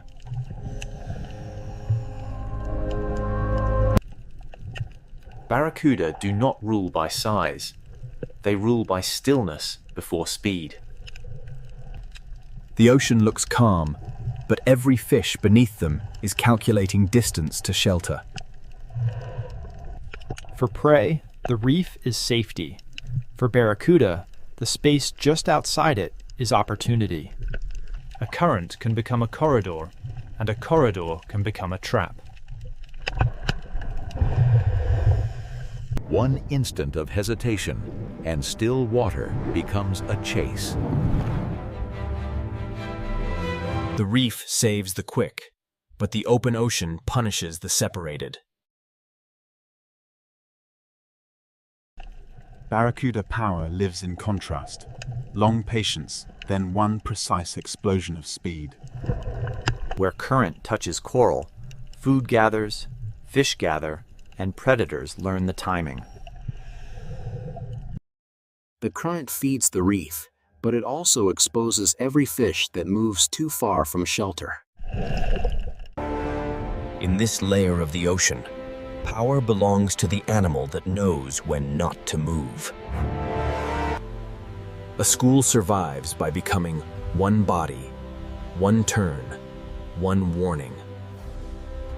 Barracuda do not chase chaos. They look for the one place where order breaks. A few meters of separation can turn a bright ocean lane into danger. Speed is not only movement, it is the ability to arrive before escape becomes possible. After every burst, the ocean returns to stillness, but every fish remembers the cost of drifting apart. The reef shark controls the wall, but barracuda control the open lane above it.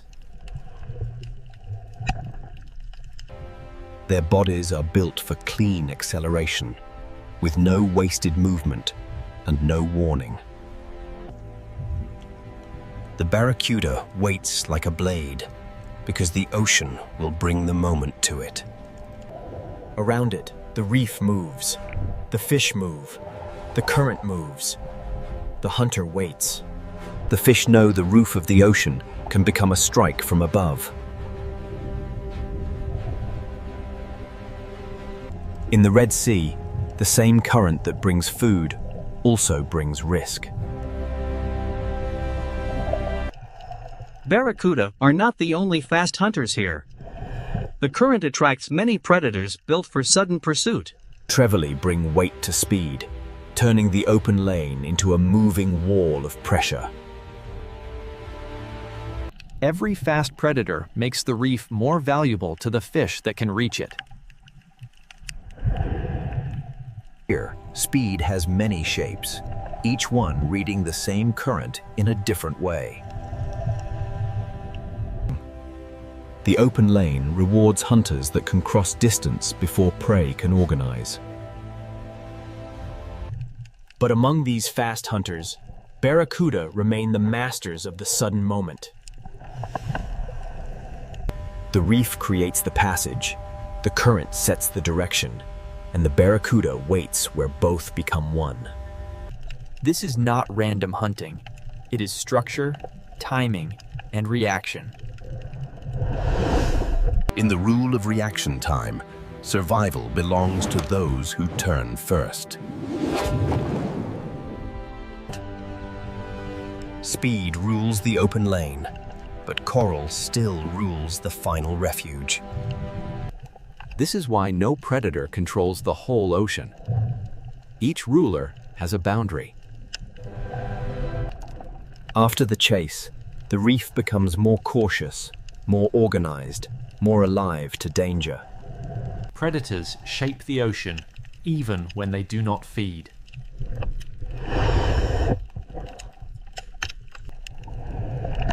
The map is not drawn in sand or stone. It is drawn in movement. For the viewer, they are beautiful. For the reef fish, they are the shape of the open water's danger. The Red Sea Ocean gives them a perfect stage. Clear water, strong current, and fish forced close to structure. But the reef has predators that do not need open water or sudden acceleration. Below the silver hunters, the reef holds a slower kind of power. Here, dominance is not measured in speed, but in position.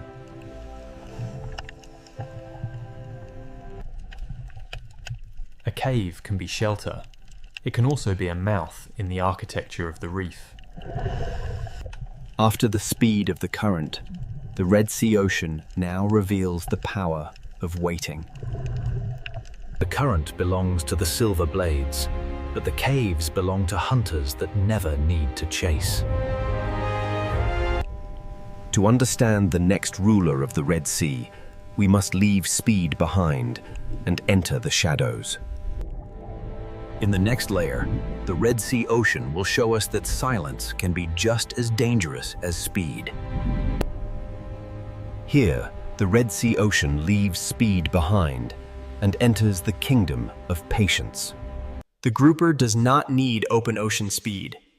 It controls one place completely. Its greatest weapon is not only its body, it is position. The reef builds the stage, and the grouper chooses the best place on it.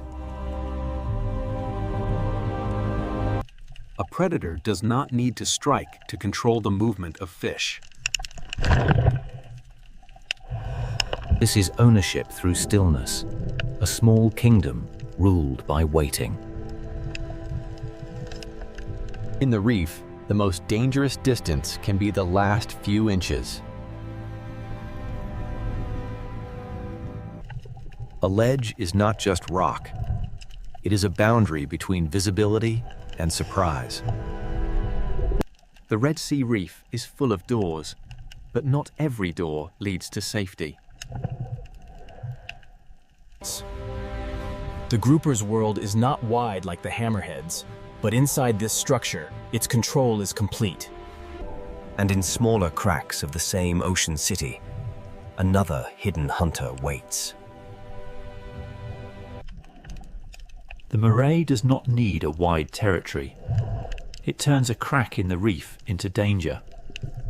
In this layer of the ocean, visibility belongs to prey, but concealment belongs to the hunter. The reef does not only create shelter for fish, it creates invisibility for predators. Every fish that passes this crack must decide how close is too close. Inside the reef, the ocean becomes a maze of safe routes and forbidden openings. Some predators dominate by making fish avoid spaces they cannot see into. The reef gives life many exits, but every exit opens into another risk. Grouper and moray share the same lesson. In the reef, structure can be stronger than speed. But not all hidden power waits inside the coral.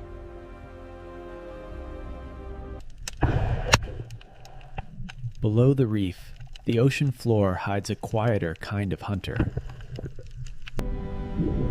The sand seems empty because the predator has become part of it. The ray does not chase through open water. It reads the ocean floor. Its body is built for the lowest layer, where pressure, scent, and movement leave quiet traces. To larger predators, the sand may look empty. To the ray, it is full of signals. A small movement under the sand can become a message only the bottom hunter understands. The cave, the crack, and the sand are different worlds, but all belong to the same ocean system.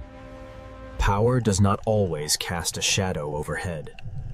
Sometimes it waits beneath a thin layer of sand.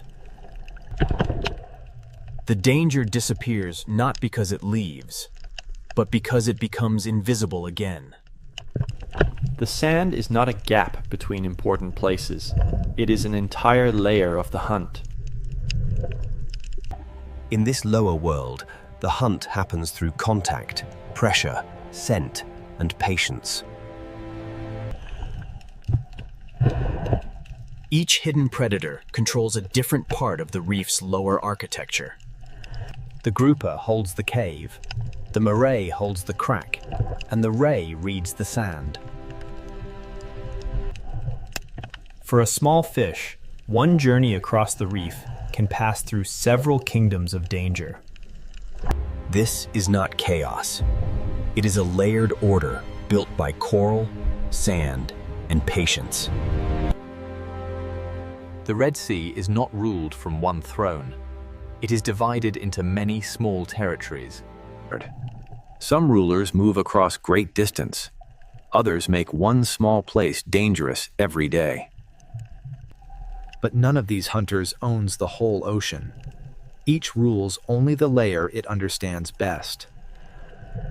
Now the answer becomes clearer.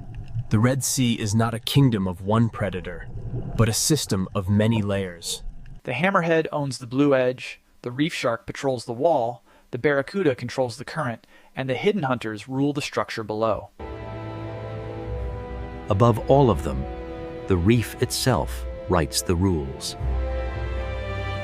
It creates shelter, ambush points, current breaks, sand borders, and the density of life that makes predators possible. To ask who rules the Red Sea is really to ask who controls which layer. The final answer is not hidden in one bite, one cave, or one shadow. It is hidden in the balance between them. In the final layer, the Red Sea Ocean will reveal that dominance is not a crown. It is balance. After all these layers, the answer begins to emerge. The Red Sea is not ruled by one creature. It is ruled in layers. It owns the open edge, but it does not own the reef itself. The reef shark rules the patrol line, making the coral edge a place of constant calculation. Its power is not only what it eats, but how every fish moves when it appears. Above the coral, the barracuda rules the moment when stillness becomes speed. In the open lane, reaction time can become the difference between survival and disappearance.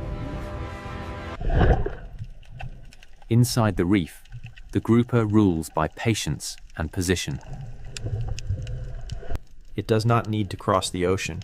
It makes one cave dangerous every day. The moray rules the cracks, where invisibility becomes control.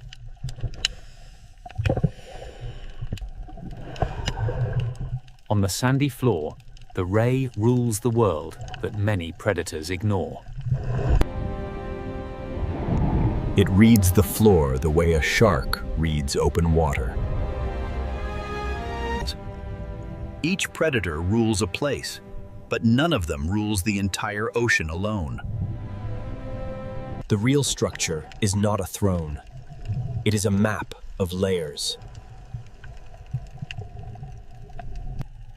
For small fish, survival means knowing which layer belongs to which hunter. Predators create caution. Caution shapes movement. Movement shapes the reef. A reef is more than coral. It is coral plus fish, grazers, predators, current, sand, depth, and time. When predators disappear, the ocean does not simply become peaceful. It becomes different. A reef may still look alive, but one invisible layer of control can be missing. A predator's presence is part of the reef's rhythm. The grouper changes how fish use the cave.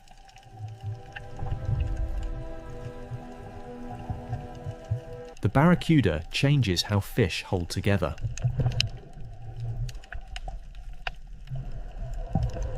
The ray changes how life moves across the bottom.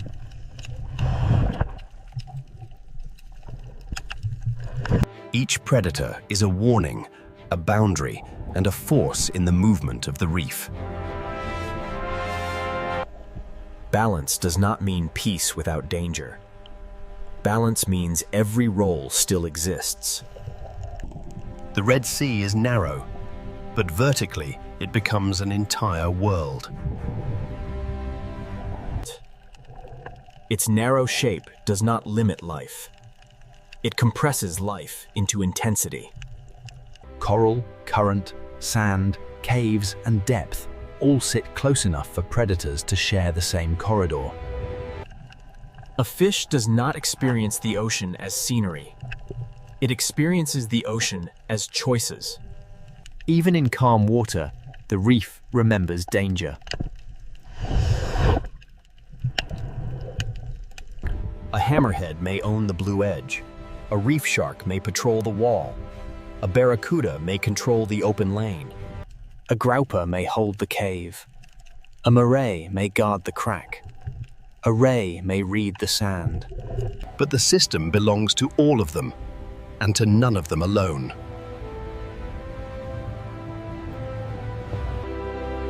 Above all predators, the reef itself, rules the rules. It builds the shelters, the hunting lanes, the current breaks, and the density of life. Without the reef, the predators lose the structure that gives their power meaning.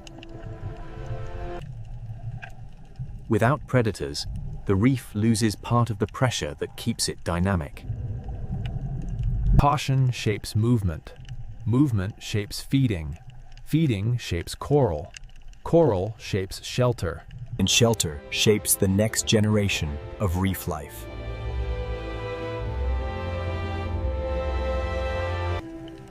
This is the Red Sea's real power. Not one monster, but a living network.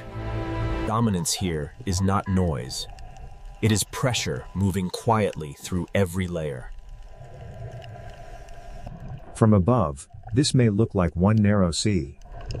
Beneath the surface, it is many worlds stacked together. Every fish, every coral branch, every shadow, and every current carries part of the answer. The question was never only who is strongest. The question was, who belongs to which layer? The answer is, not one king.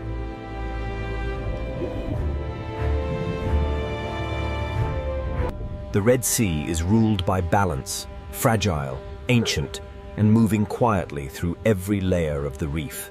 A hammerhead may own the blue edge, but the blue edge is only one part of the story. A reef shark, a barracuda, a grouper, a moray, and a ray each hold a different piece of power. But no piece is the whole ocean. The real ruler is the relationship between them.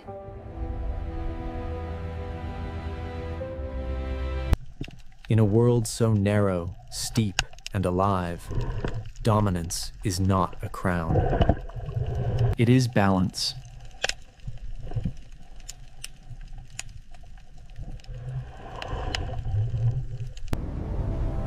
In northern Norway, land does not end gently. It breaks apart into fjords. Here, the ocean is not scenery. It is the force that decides where life can remain.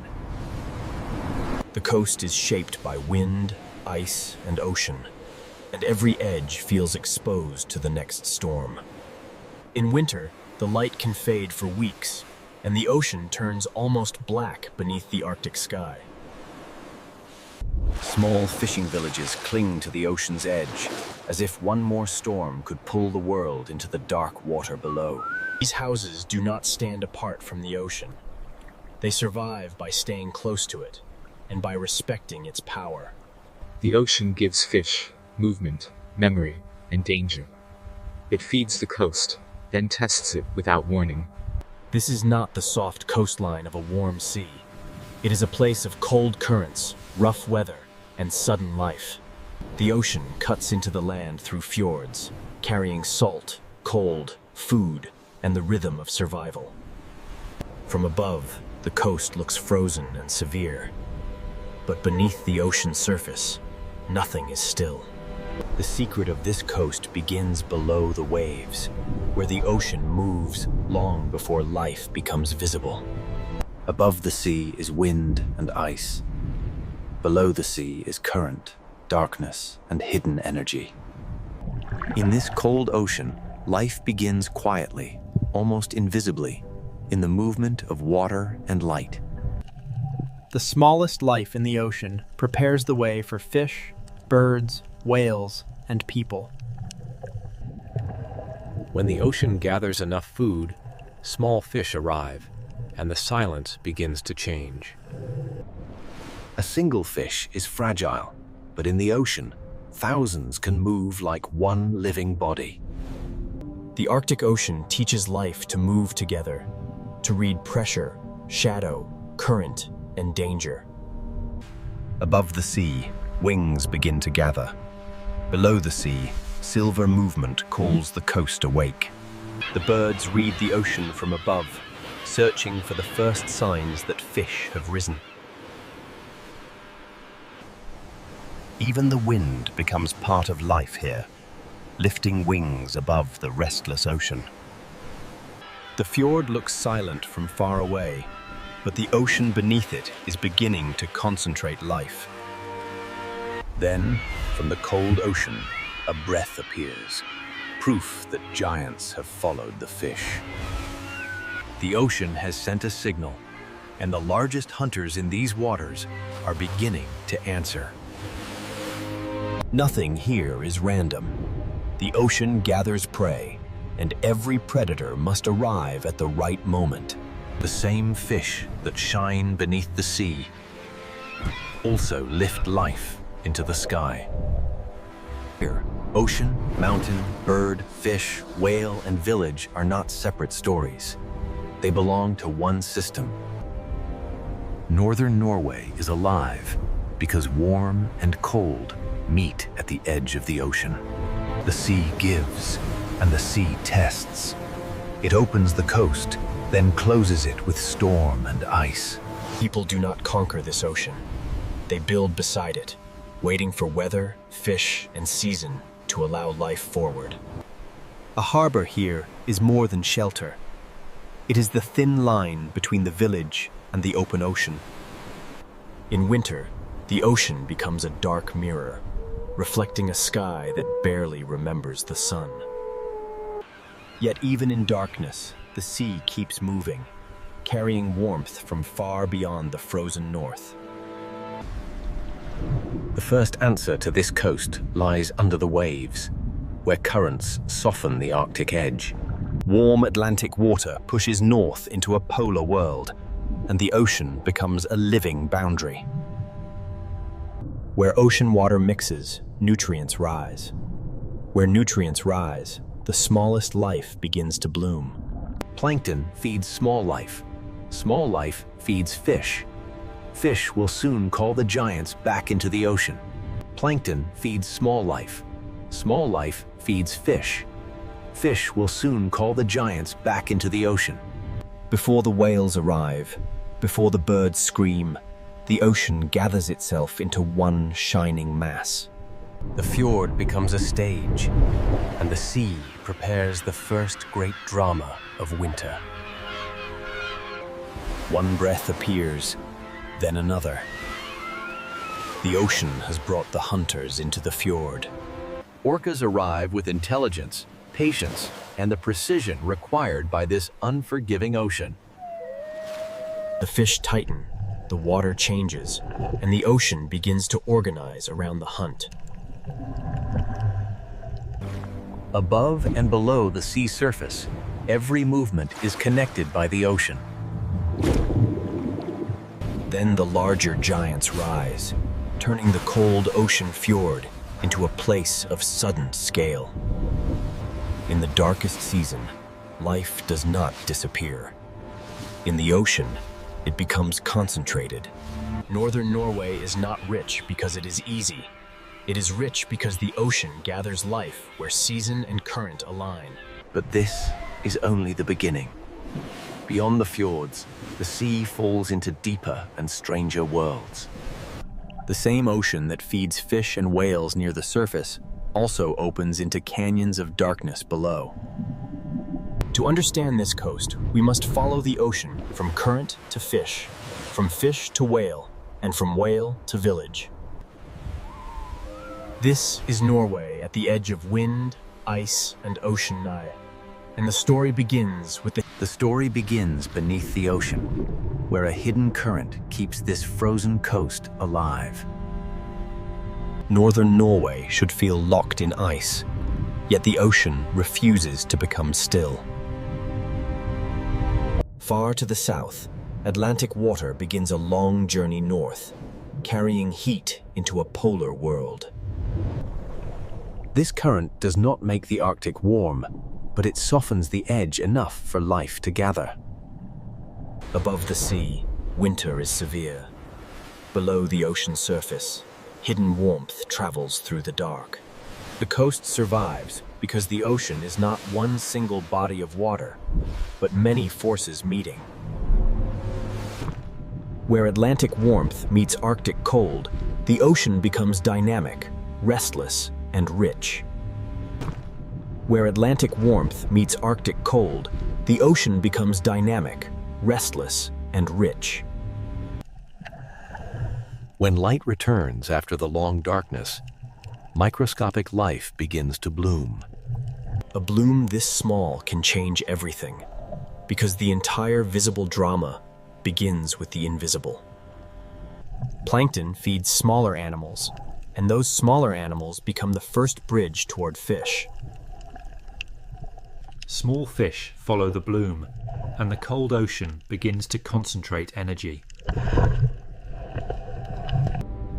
In this ocean, survival often begins with gathering. The season is short, the light is limited, and every creature must arrive when the ocean allows it. The fjord becomes more than a landscape. It becomes a corridor where the ocean gathers life. One fish is almost invisible in the sea.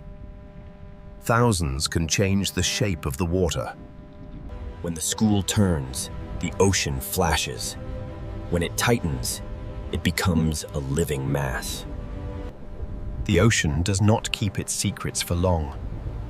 What gathers below is soon read from above.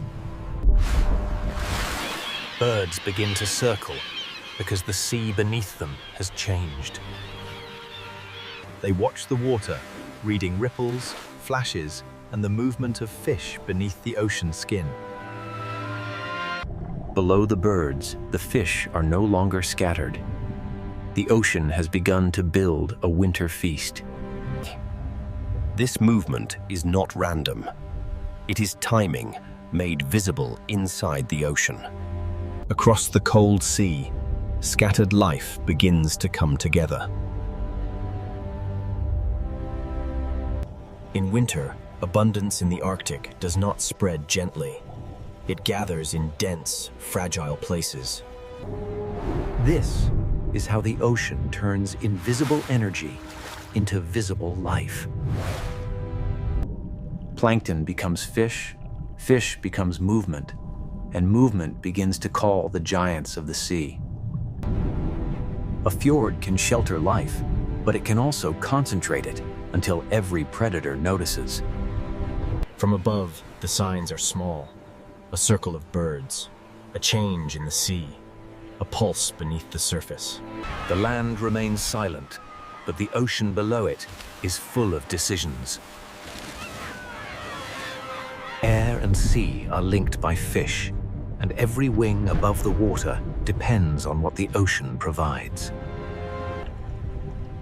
The power of this school is not aggression.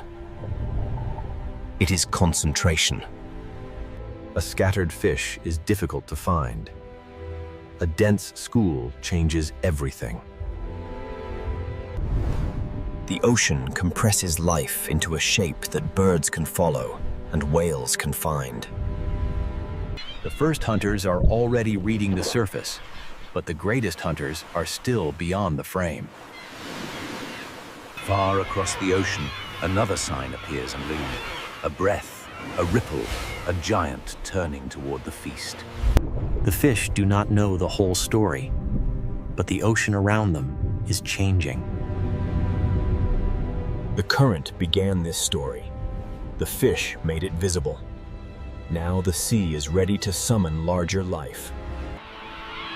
Sometimes the entire fjord feels organized around one movement beneath the waves. The mountains look still, but the ocean below them is preparing the first great winter spectacle.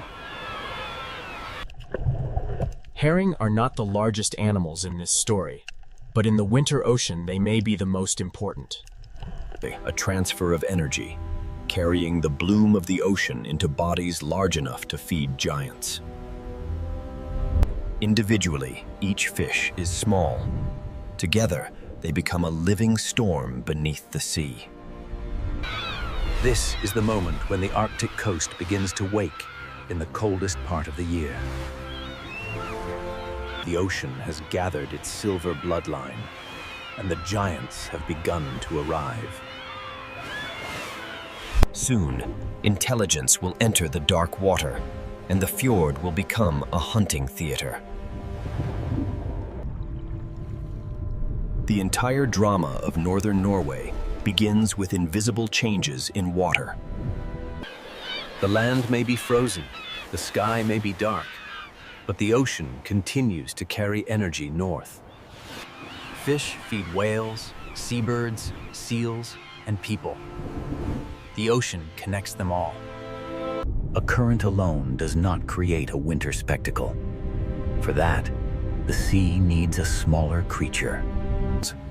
It needs herring, the silver bloodline of the Arctic winter. And when the herring are forced upward beneath the cold ocean surface, one of the most intelligent hunting scenes in the sea is about to begin. Now, beneath the cold ocean surface, one of the most intelligent hunting scenes in the sea begins. In the winter fjords of Norway, the herring become the center of the season. Orcas do not enter this ocean as random hunters. They arrive with memory, coordination, and purpose. They begin to work around the school, reading its shape and guiding its movement. The herring respond as one body, folding inward as pressure builds from every side. The power of the orca is not speed alone. It is strategy. Above the water, birds follow the signs. Below the sea, the hunt is being arranged. The fjord becomes a single connected world, with fish, whales, birds, and mountains in one frame. Movement, bubbles, and pressure turn the open ocean into a carefully shaped trap. To the viewer, it may look chaotic, but inside the sea, every movement belongs to a pattern. A tail strike breaks the order for a moment, and the silver wall shivers through the ocean. The school tightens again, because in this ocean, scattered life is fragile. At the surface, black fins cut through the cold ocean, like signals from another intelligence. The birds know what the ocean is hiding, and the orcas know how to bring it within reach.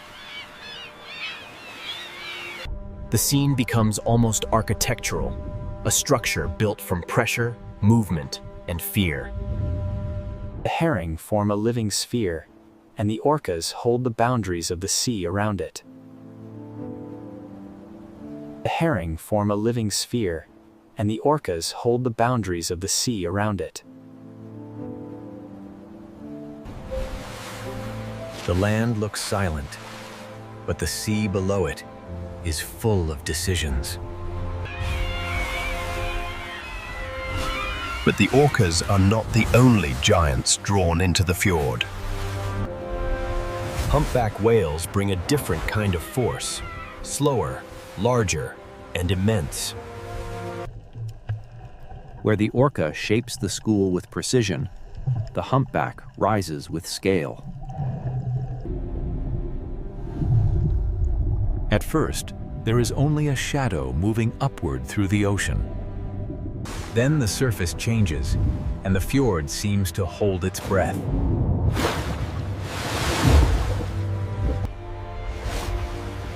For 1 second, the ocean opens, and a giant becomes visible. Water drains away, the whale sinks again, and the surface closes over the feast. The school breaks, then gathers again, because the ocean keeps forcing life back into motion. Orcas and humpbacks do not hunt in the same way, but both reveal the same truth. Northern Norway's winter sea is not dead. It is concentrated. The cold does not stop life. It compresses life into moments of intensity. Under this different light, every animal must use the season before the season closes.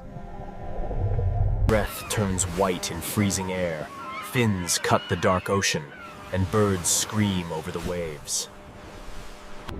Below it all, the herring flash like a hidden silver storm. The fjord becomes a feeding theater, and the small village beyond it becomes part of the same ocean story. The sea that gathers whales also sustains the people who live beside it. After each surge of motion, the ocean settles, but the current keeps the story moving. The hunt is never permanent. Abundance in the Arctic is brief, and every creature must follow it. When the moment is over, the giants move on, because the ocean never holds still. The fjord has offered food, but beyond it, the sea continues into deeper water. Not every giant hunts near the surface, and not every ocean story remains in the light. Farther west, beyond the winter fjords, the ocean floor begins to fall away. The same coast that holds herring and orcas also stands beside an abyss. Here, the ocean is no longer only wide, it becomes deep. Below the feeding fjords, another world waits, one built from darkness, pressure, and sound. The winter spectacle has shown how life gathers near the surface, but the next giant follows a different path. Beyond the fjords, the seafloor drops, and another whale enters the unseen ocean. The next chapter belongs not to the Silver School, but to the deep diver that follows darkness itself. From the hunting fjords of winter, we now descend toward the deep ocean canyons, where sperm whales search with sound. From the hunting fjords of winter, we now descend toward the deep ocean canyons, where another giant follows darkness itself. Farther west, the coast reveals one of its greatest secrets. Deep ocean water comes close to land. Here, the sea does not remain shallow for long. The ocean drops beside the shore. Beneath the waves, slopes and submarine canyons open a doorway into a deeper world. For humans above, the horizon may look simple. For a deep diver, it is an entrance. The sperm whale rises from this hidden depth to breathe at the surface.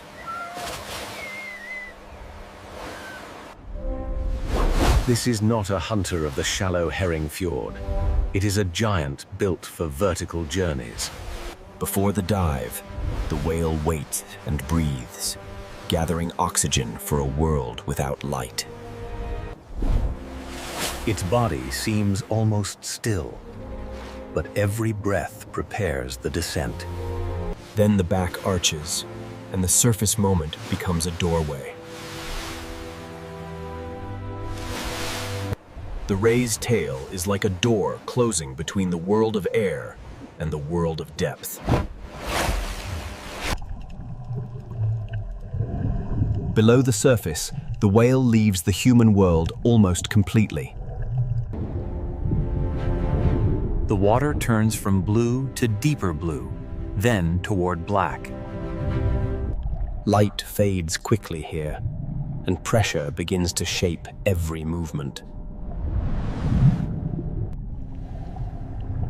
In this deep ocean, sight becomes less important than sound.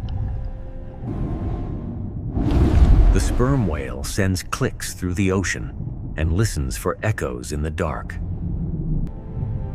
Those echoes become a way to read the unseen. The coastline is dramatic above water, but below the sea, the drama continues downward. The seafloor falls, depth opens, and a mammal of air enters a world of pressure. Above is the coast of villages and storms. Below is the acoustic world of the sperm whale. Somewhere in this darkness, Squid and other deep-water prey move beyond human sight. The hunt is rarely seen, but the idea of it gives this ocean its weight.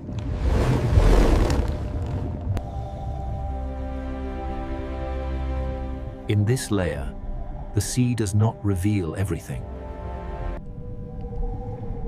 The sperm whale carries one of the ocean's most powerful natural sonar systems.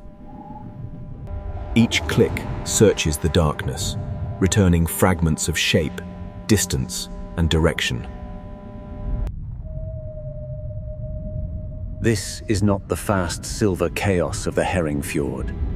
It is slower. In northern Norway, the village and the abyss can be neighbors. On the surface are boats, weather, birds, and light. Beneath are canyons, pressure, and sound. The human world floats above, while the whale moves through a depth human senses cannot survive. After the descent, the whale must return to air. The journey is vertical, from breath to darkness, and back again.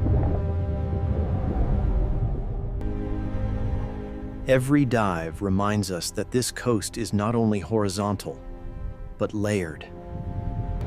The whale rises toward a world of wind, cliffs, islands, and winter ocean.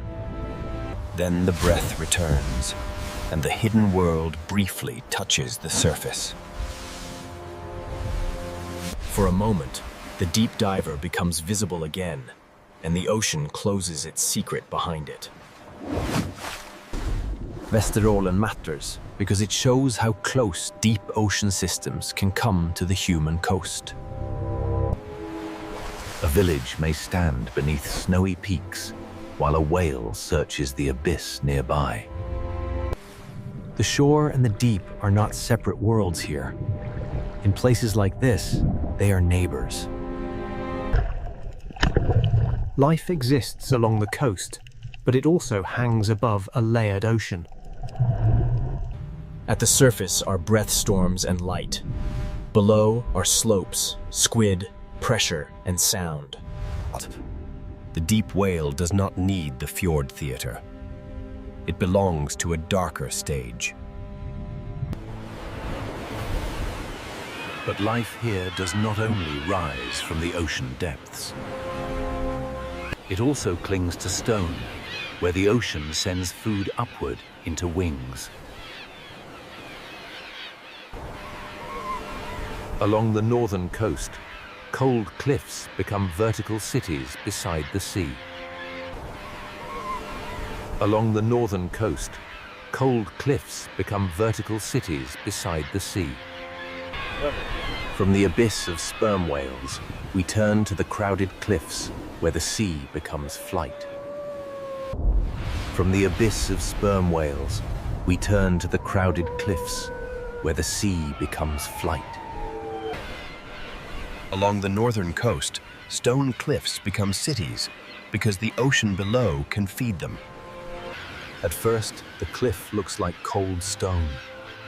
Then the ocean reveals it as a vertical city. Every ledge is a place of balance, where life clings between rock, wind, and ocean. The sea feeds them below, but the cliff gives them a place to return. A puffin carrying fish is carrying the energy of the ocean onto land. Each small fish began in the sea, but now it becomes part of a life built high above the waves. The birds dive into the ocean, take from the sea, and bring that life back to stone. A seabird colony is not only a spectacle, it is evidence that the ocean nearby is productive. Some birds dive, some glide, some wait on ledges, but all of them depend on the sea.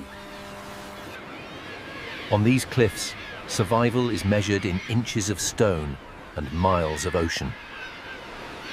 The cliff is built from rock, but its life is built from fish. When they leave the cliff, they enter the ocean's weather. When they leave the cliff, they enter the ocean's weather. When fish shift, birds must search farther, and the ocean becomes harder to read. A cliff can roar with life, but a quieter ledge can also tell a story from the sea. When birds vanish from a place like this, it is not only a loss of sound, it is a signal from the ocean. Seabirds make absence visible because they return from the sea to land. If food becomes harder to find, the cliff feels it long before the viewer understands why. The bird reads the surface, the fish reads the current, the cliff records the result. Yet the cliffs remain alive, because the ocean still sends food into the air. Every returning bird is a small proof that the sea can still provide. The journey from water to wing is repeated thousands of times across the coast. Below these cliffs, humans have also learned to read the ocean. In northern Norway, the sea is not only scenery, it is food, danger, memory, and identity. Small villages sit between mountains and ocean, shaped by the narrow chances the sea allows. A calm harbor can feel safe, but beyond it, the ocean can change without warning. The work of the village begins with weather, timing, and respect for the sea. Fish leave the ocean, but the cold air and wind become part of the process. Here, the climate itself helps preserve what the sea has given.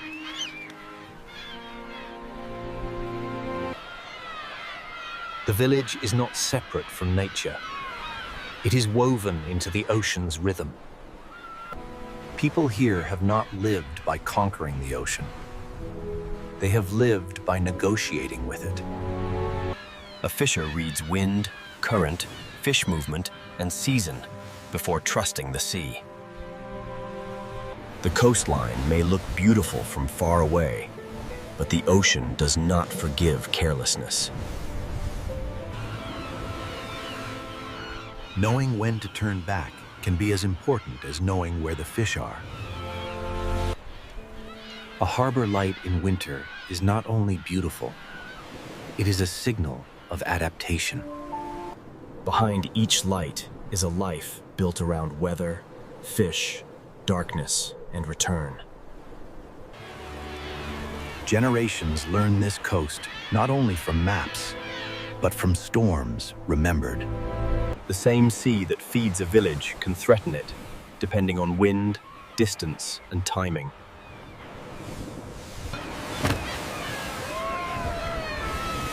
The ocean gives and tests in the same breath. Birds, fishes, whales, and villages all read the same water in different ways. Beneath the harbour, the food web continues, quiet and essential. The village survives because the ocean remains alive, beyond what the eye can see. To live here is to know when to leave, when to wait, and when to return. The return to harbor is part of the rhythm, as important as the journey out. This human layer keeps the coast from becoming only a wilderness postcard. The birds return to ledges, the boats return to harbor, and both returns depend on the sea. Northern Norway is a coastal system where ocean productivity climbs into wings and settles into villages. Everything here depends on reading the ocean accurately. The whale reads fish. The bird reads the surface. The fisher reads the wind. But this relationship is changing because the Northern Ocean is changing its rhythm. Fish may shift, seasons may move, and old knowledge must adapt to a sea that no longer behaves exactly as before. For the birds, for the whales, and for the people, survival depends on the ocean's pattern. And now, across the far north, ice is retreating, seasons are shifting, and the Arctic Sea... Across the far north, ice is retreating, seasons are shifting, and the Arctic Sea is beginning to change its rhythm. Less ice does not simply mean more open ocean. It changes the boundary between Arctic cold and Atlantic warmth. Warmer, saltier water can move farther north, reshaping where life can gather. The change is not always dramatic in a single frame, but the ocean remembers every small shift. This is not a simple disaster scene. It is a rhythm slipping out of its old timing. This is not a simple disaster scene. It is a rhythm slipping out of its old timing. For fish, temperature can influence movement, growth, spawning, and where the next meal will be found. If the fish move, everything that follows them must also move. For seabirds, the question becomes how far they must fly before the ocean offers food. A quieter cliff is not only a quieter cliff.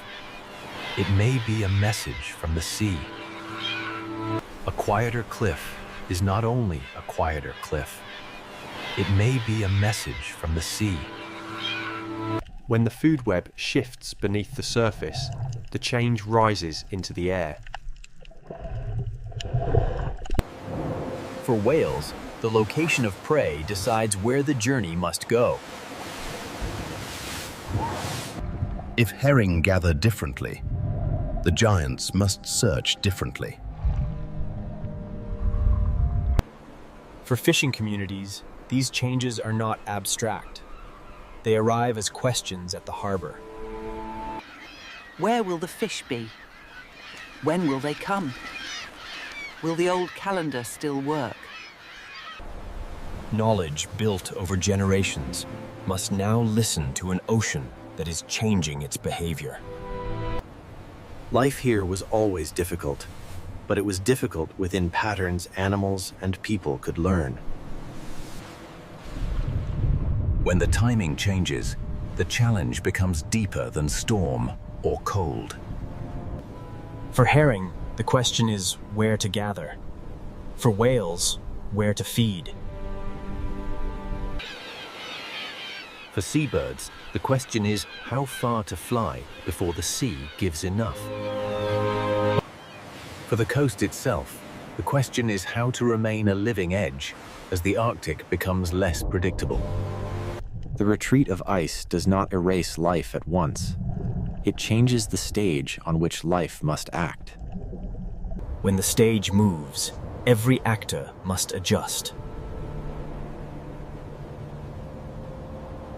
Warm currents, cold seas, herring, whales, seabirds, fishing villages, and retreating ice all belong to one story. Northern Norway is not the edge of life. It is one of its most delicate centers.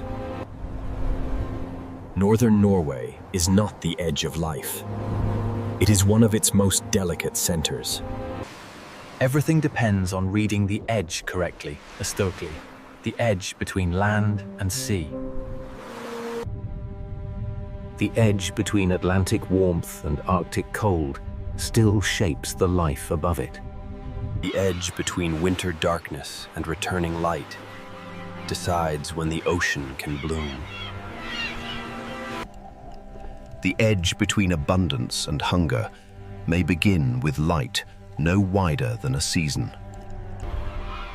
Whales do not come because people hope to see them. They come when the ocean gathers food.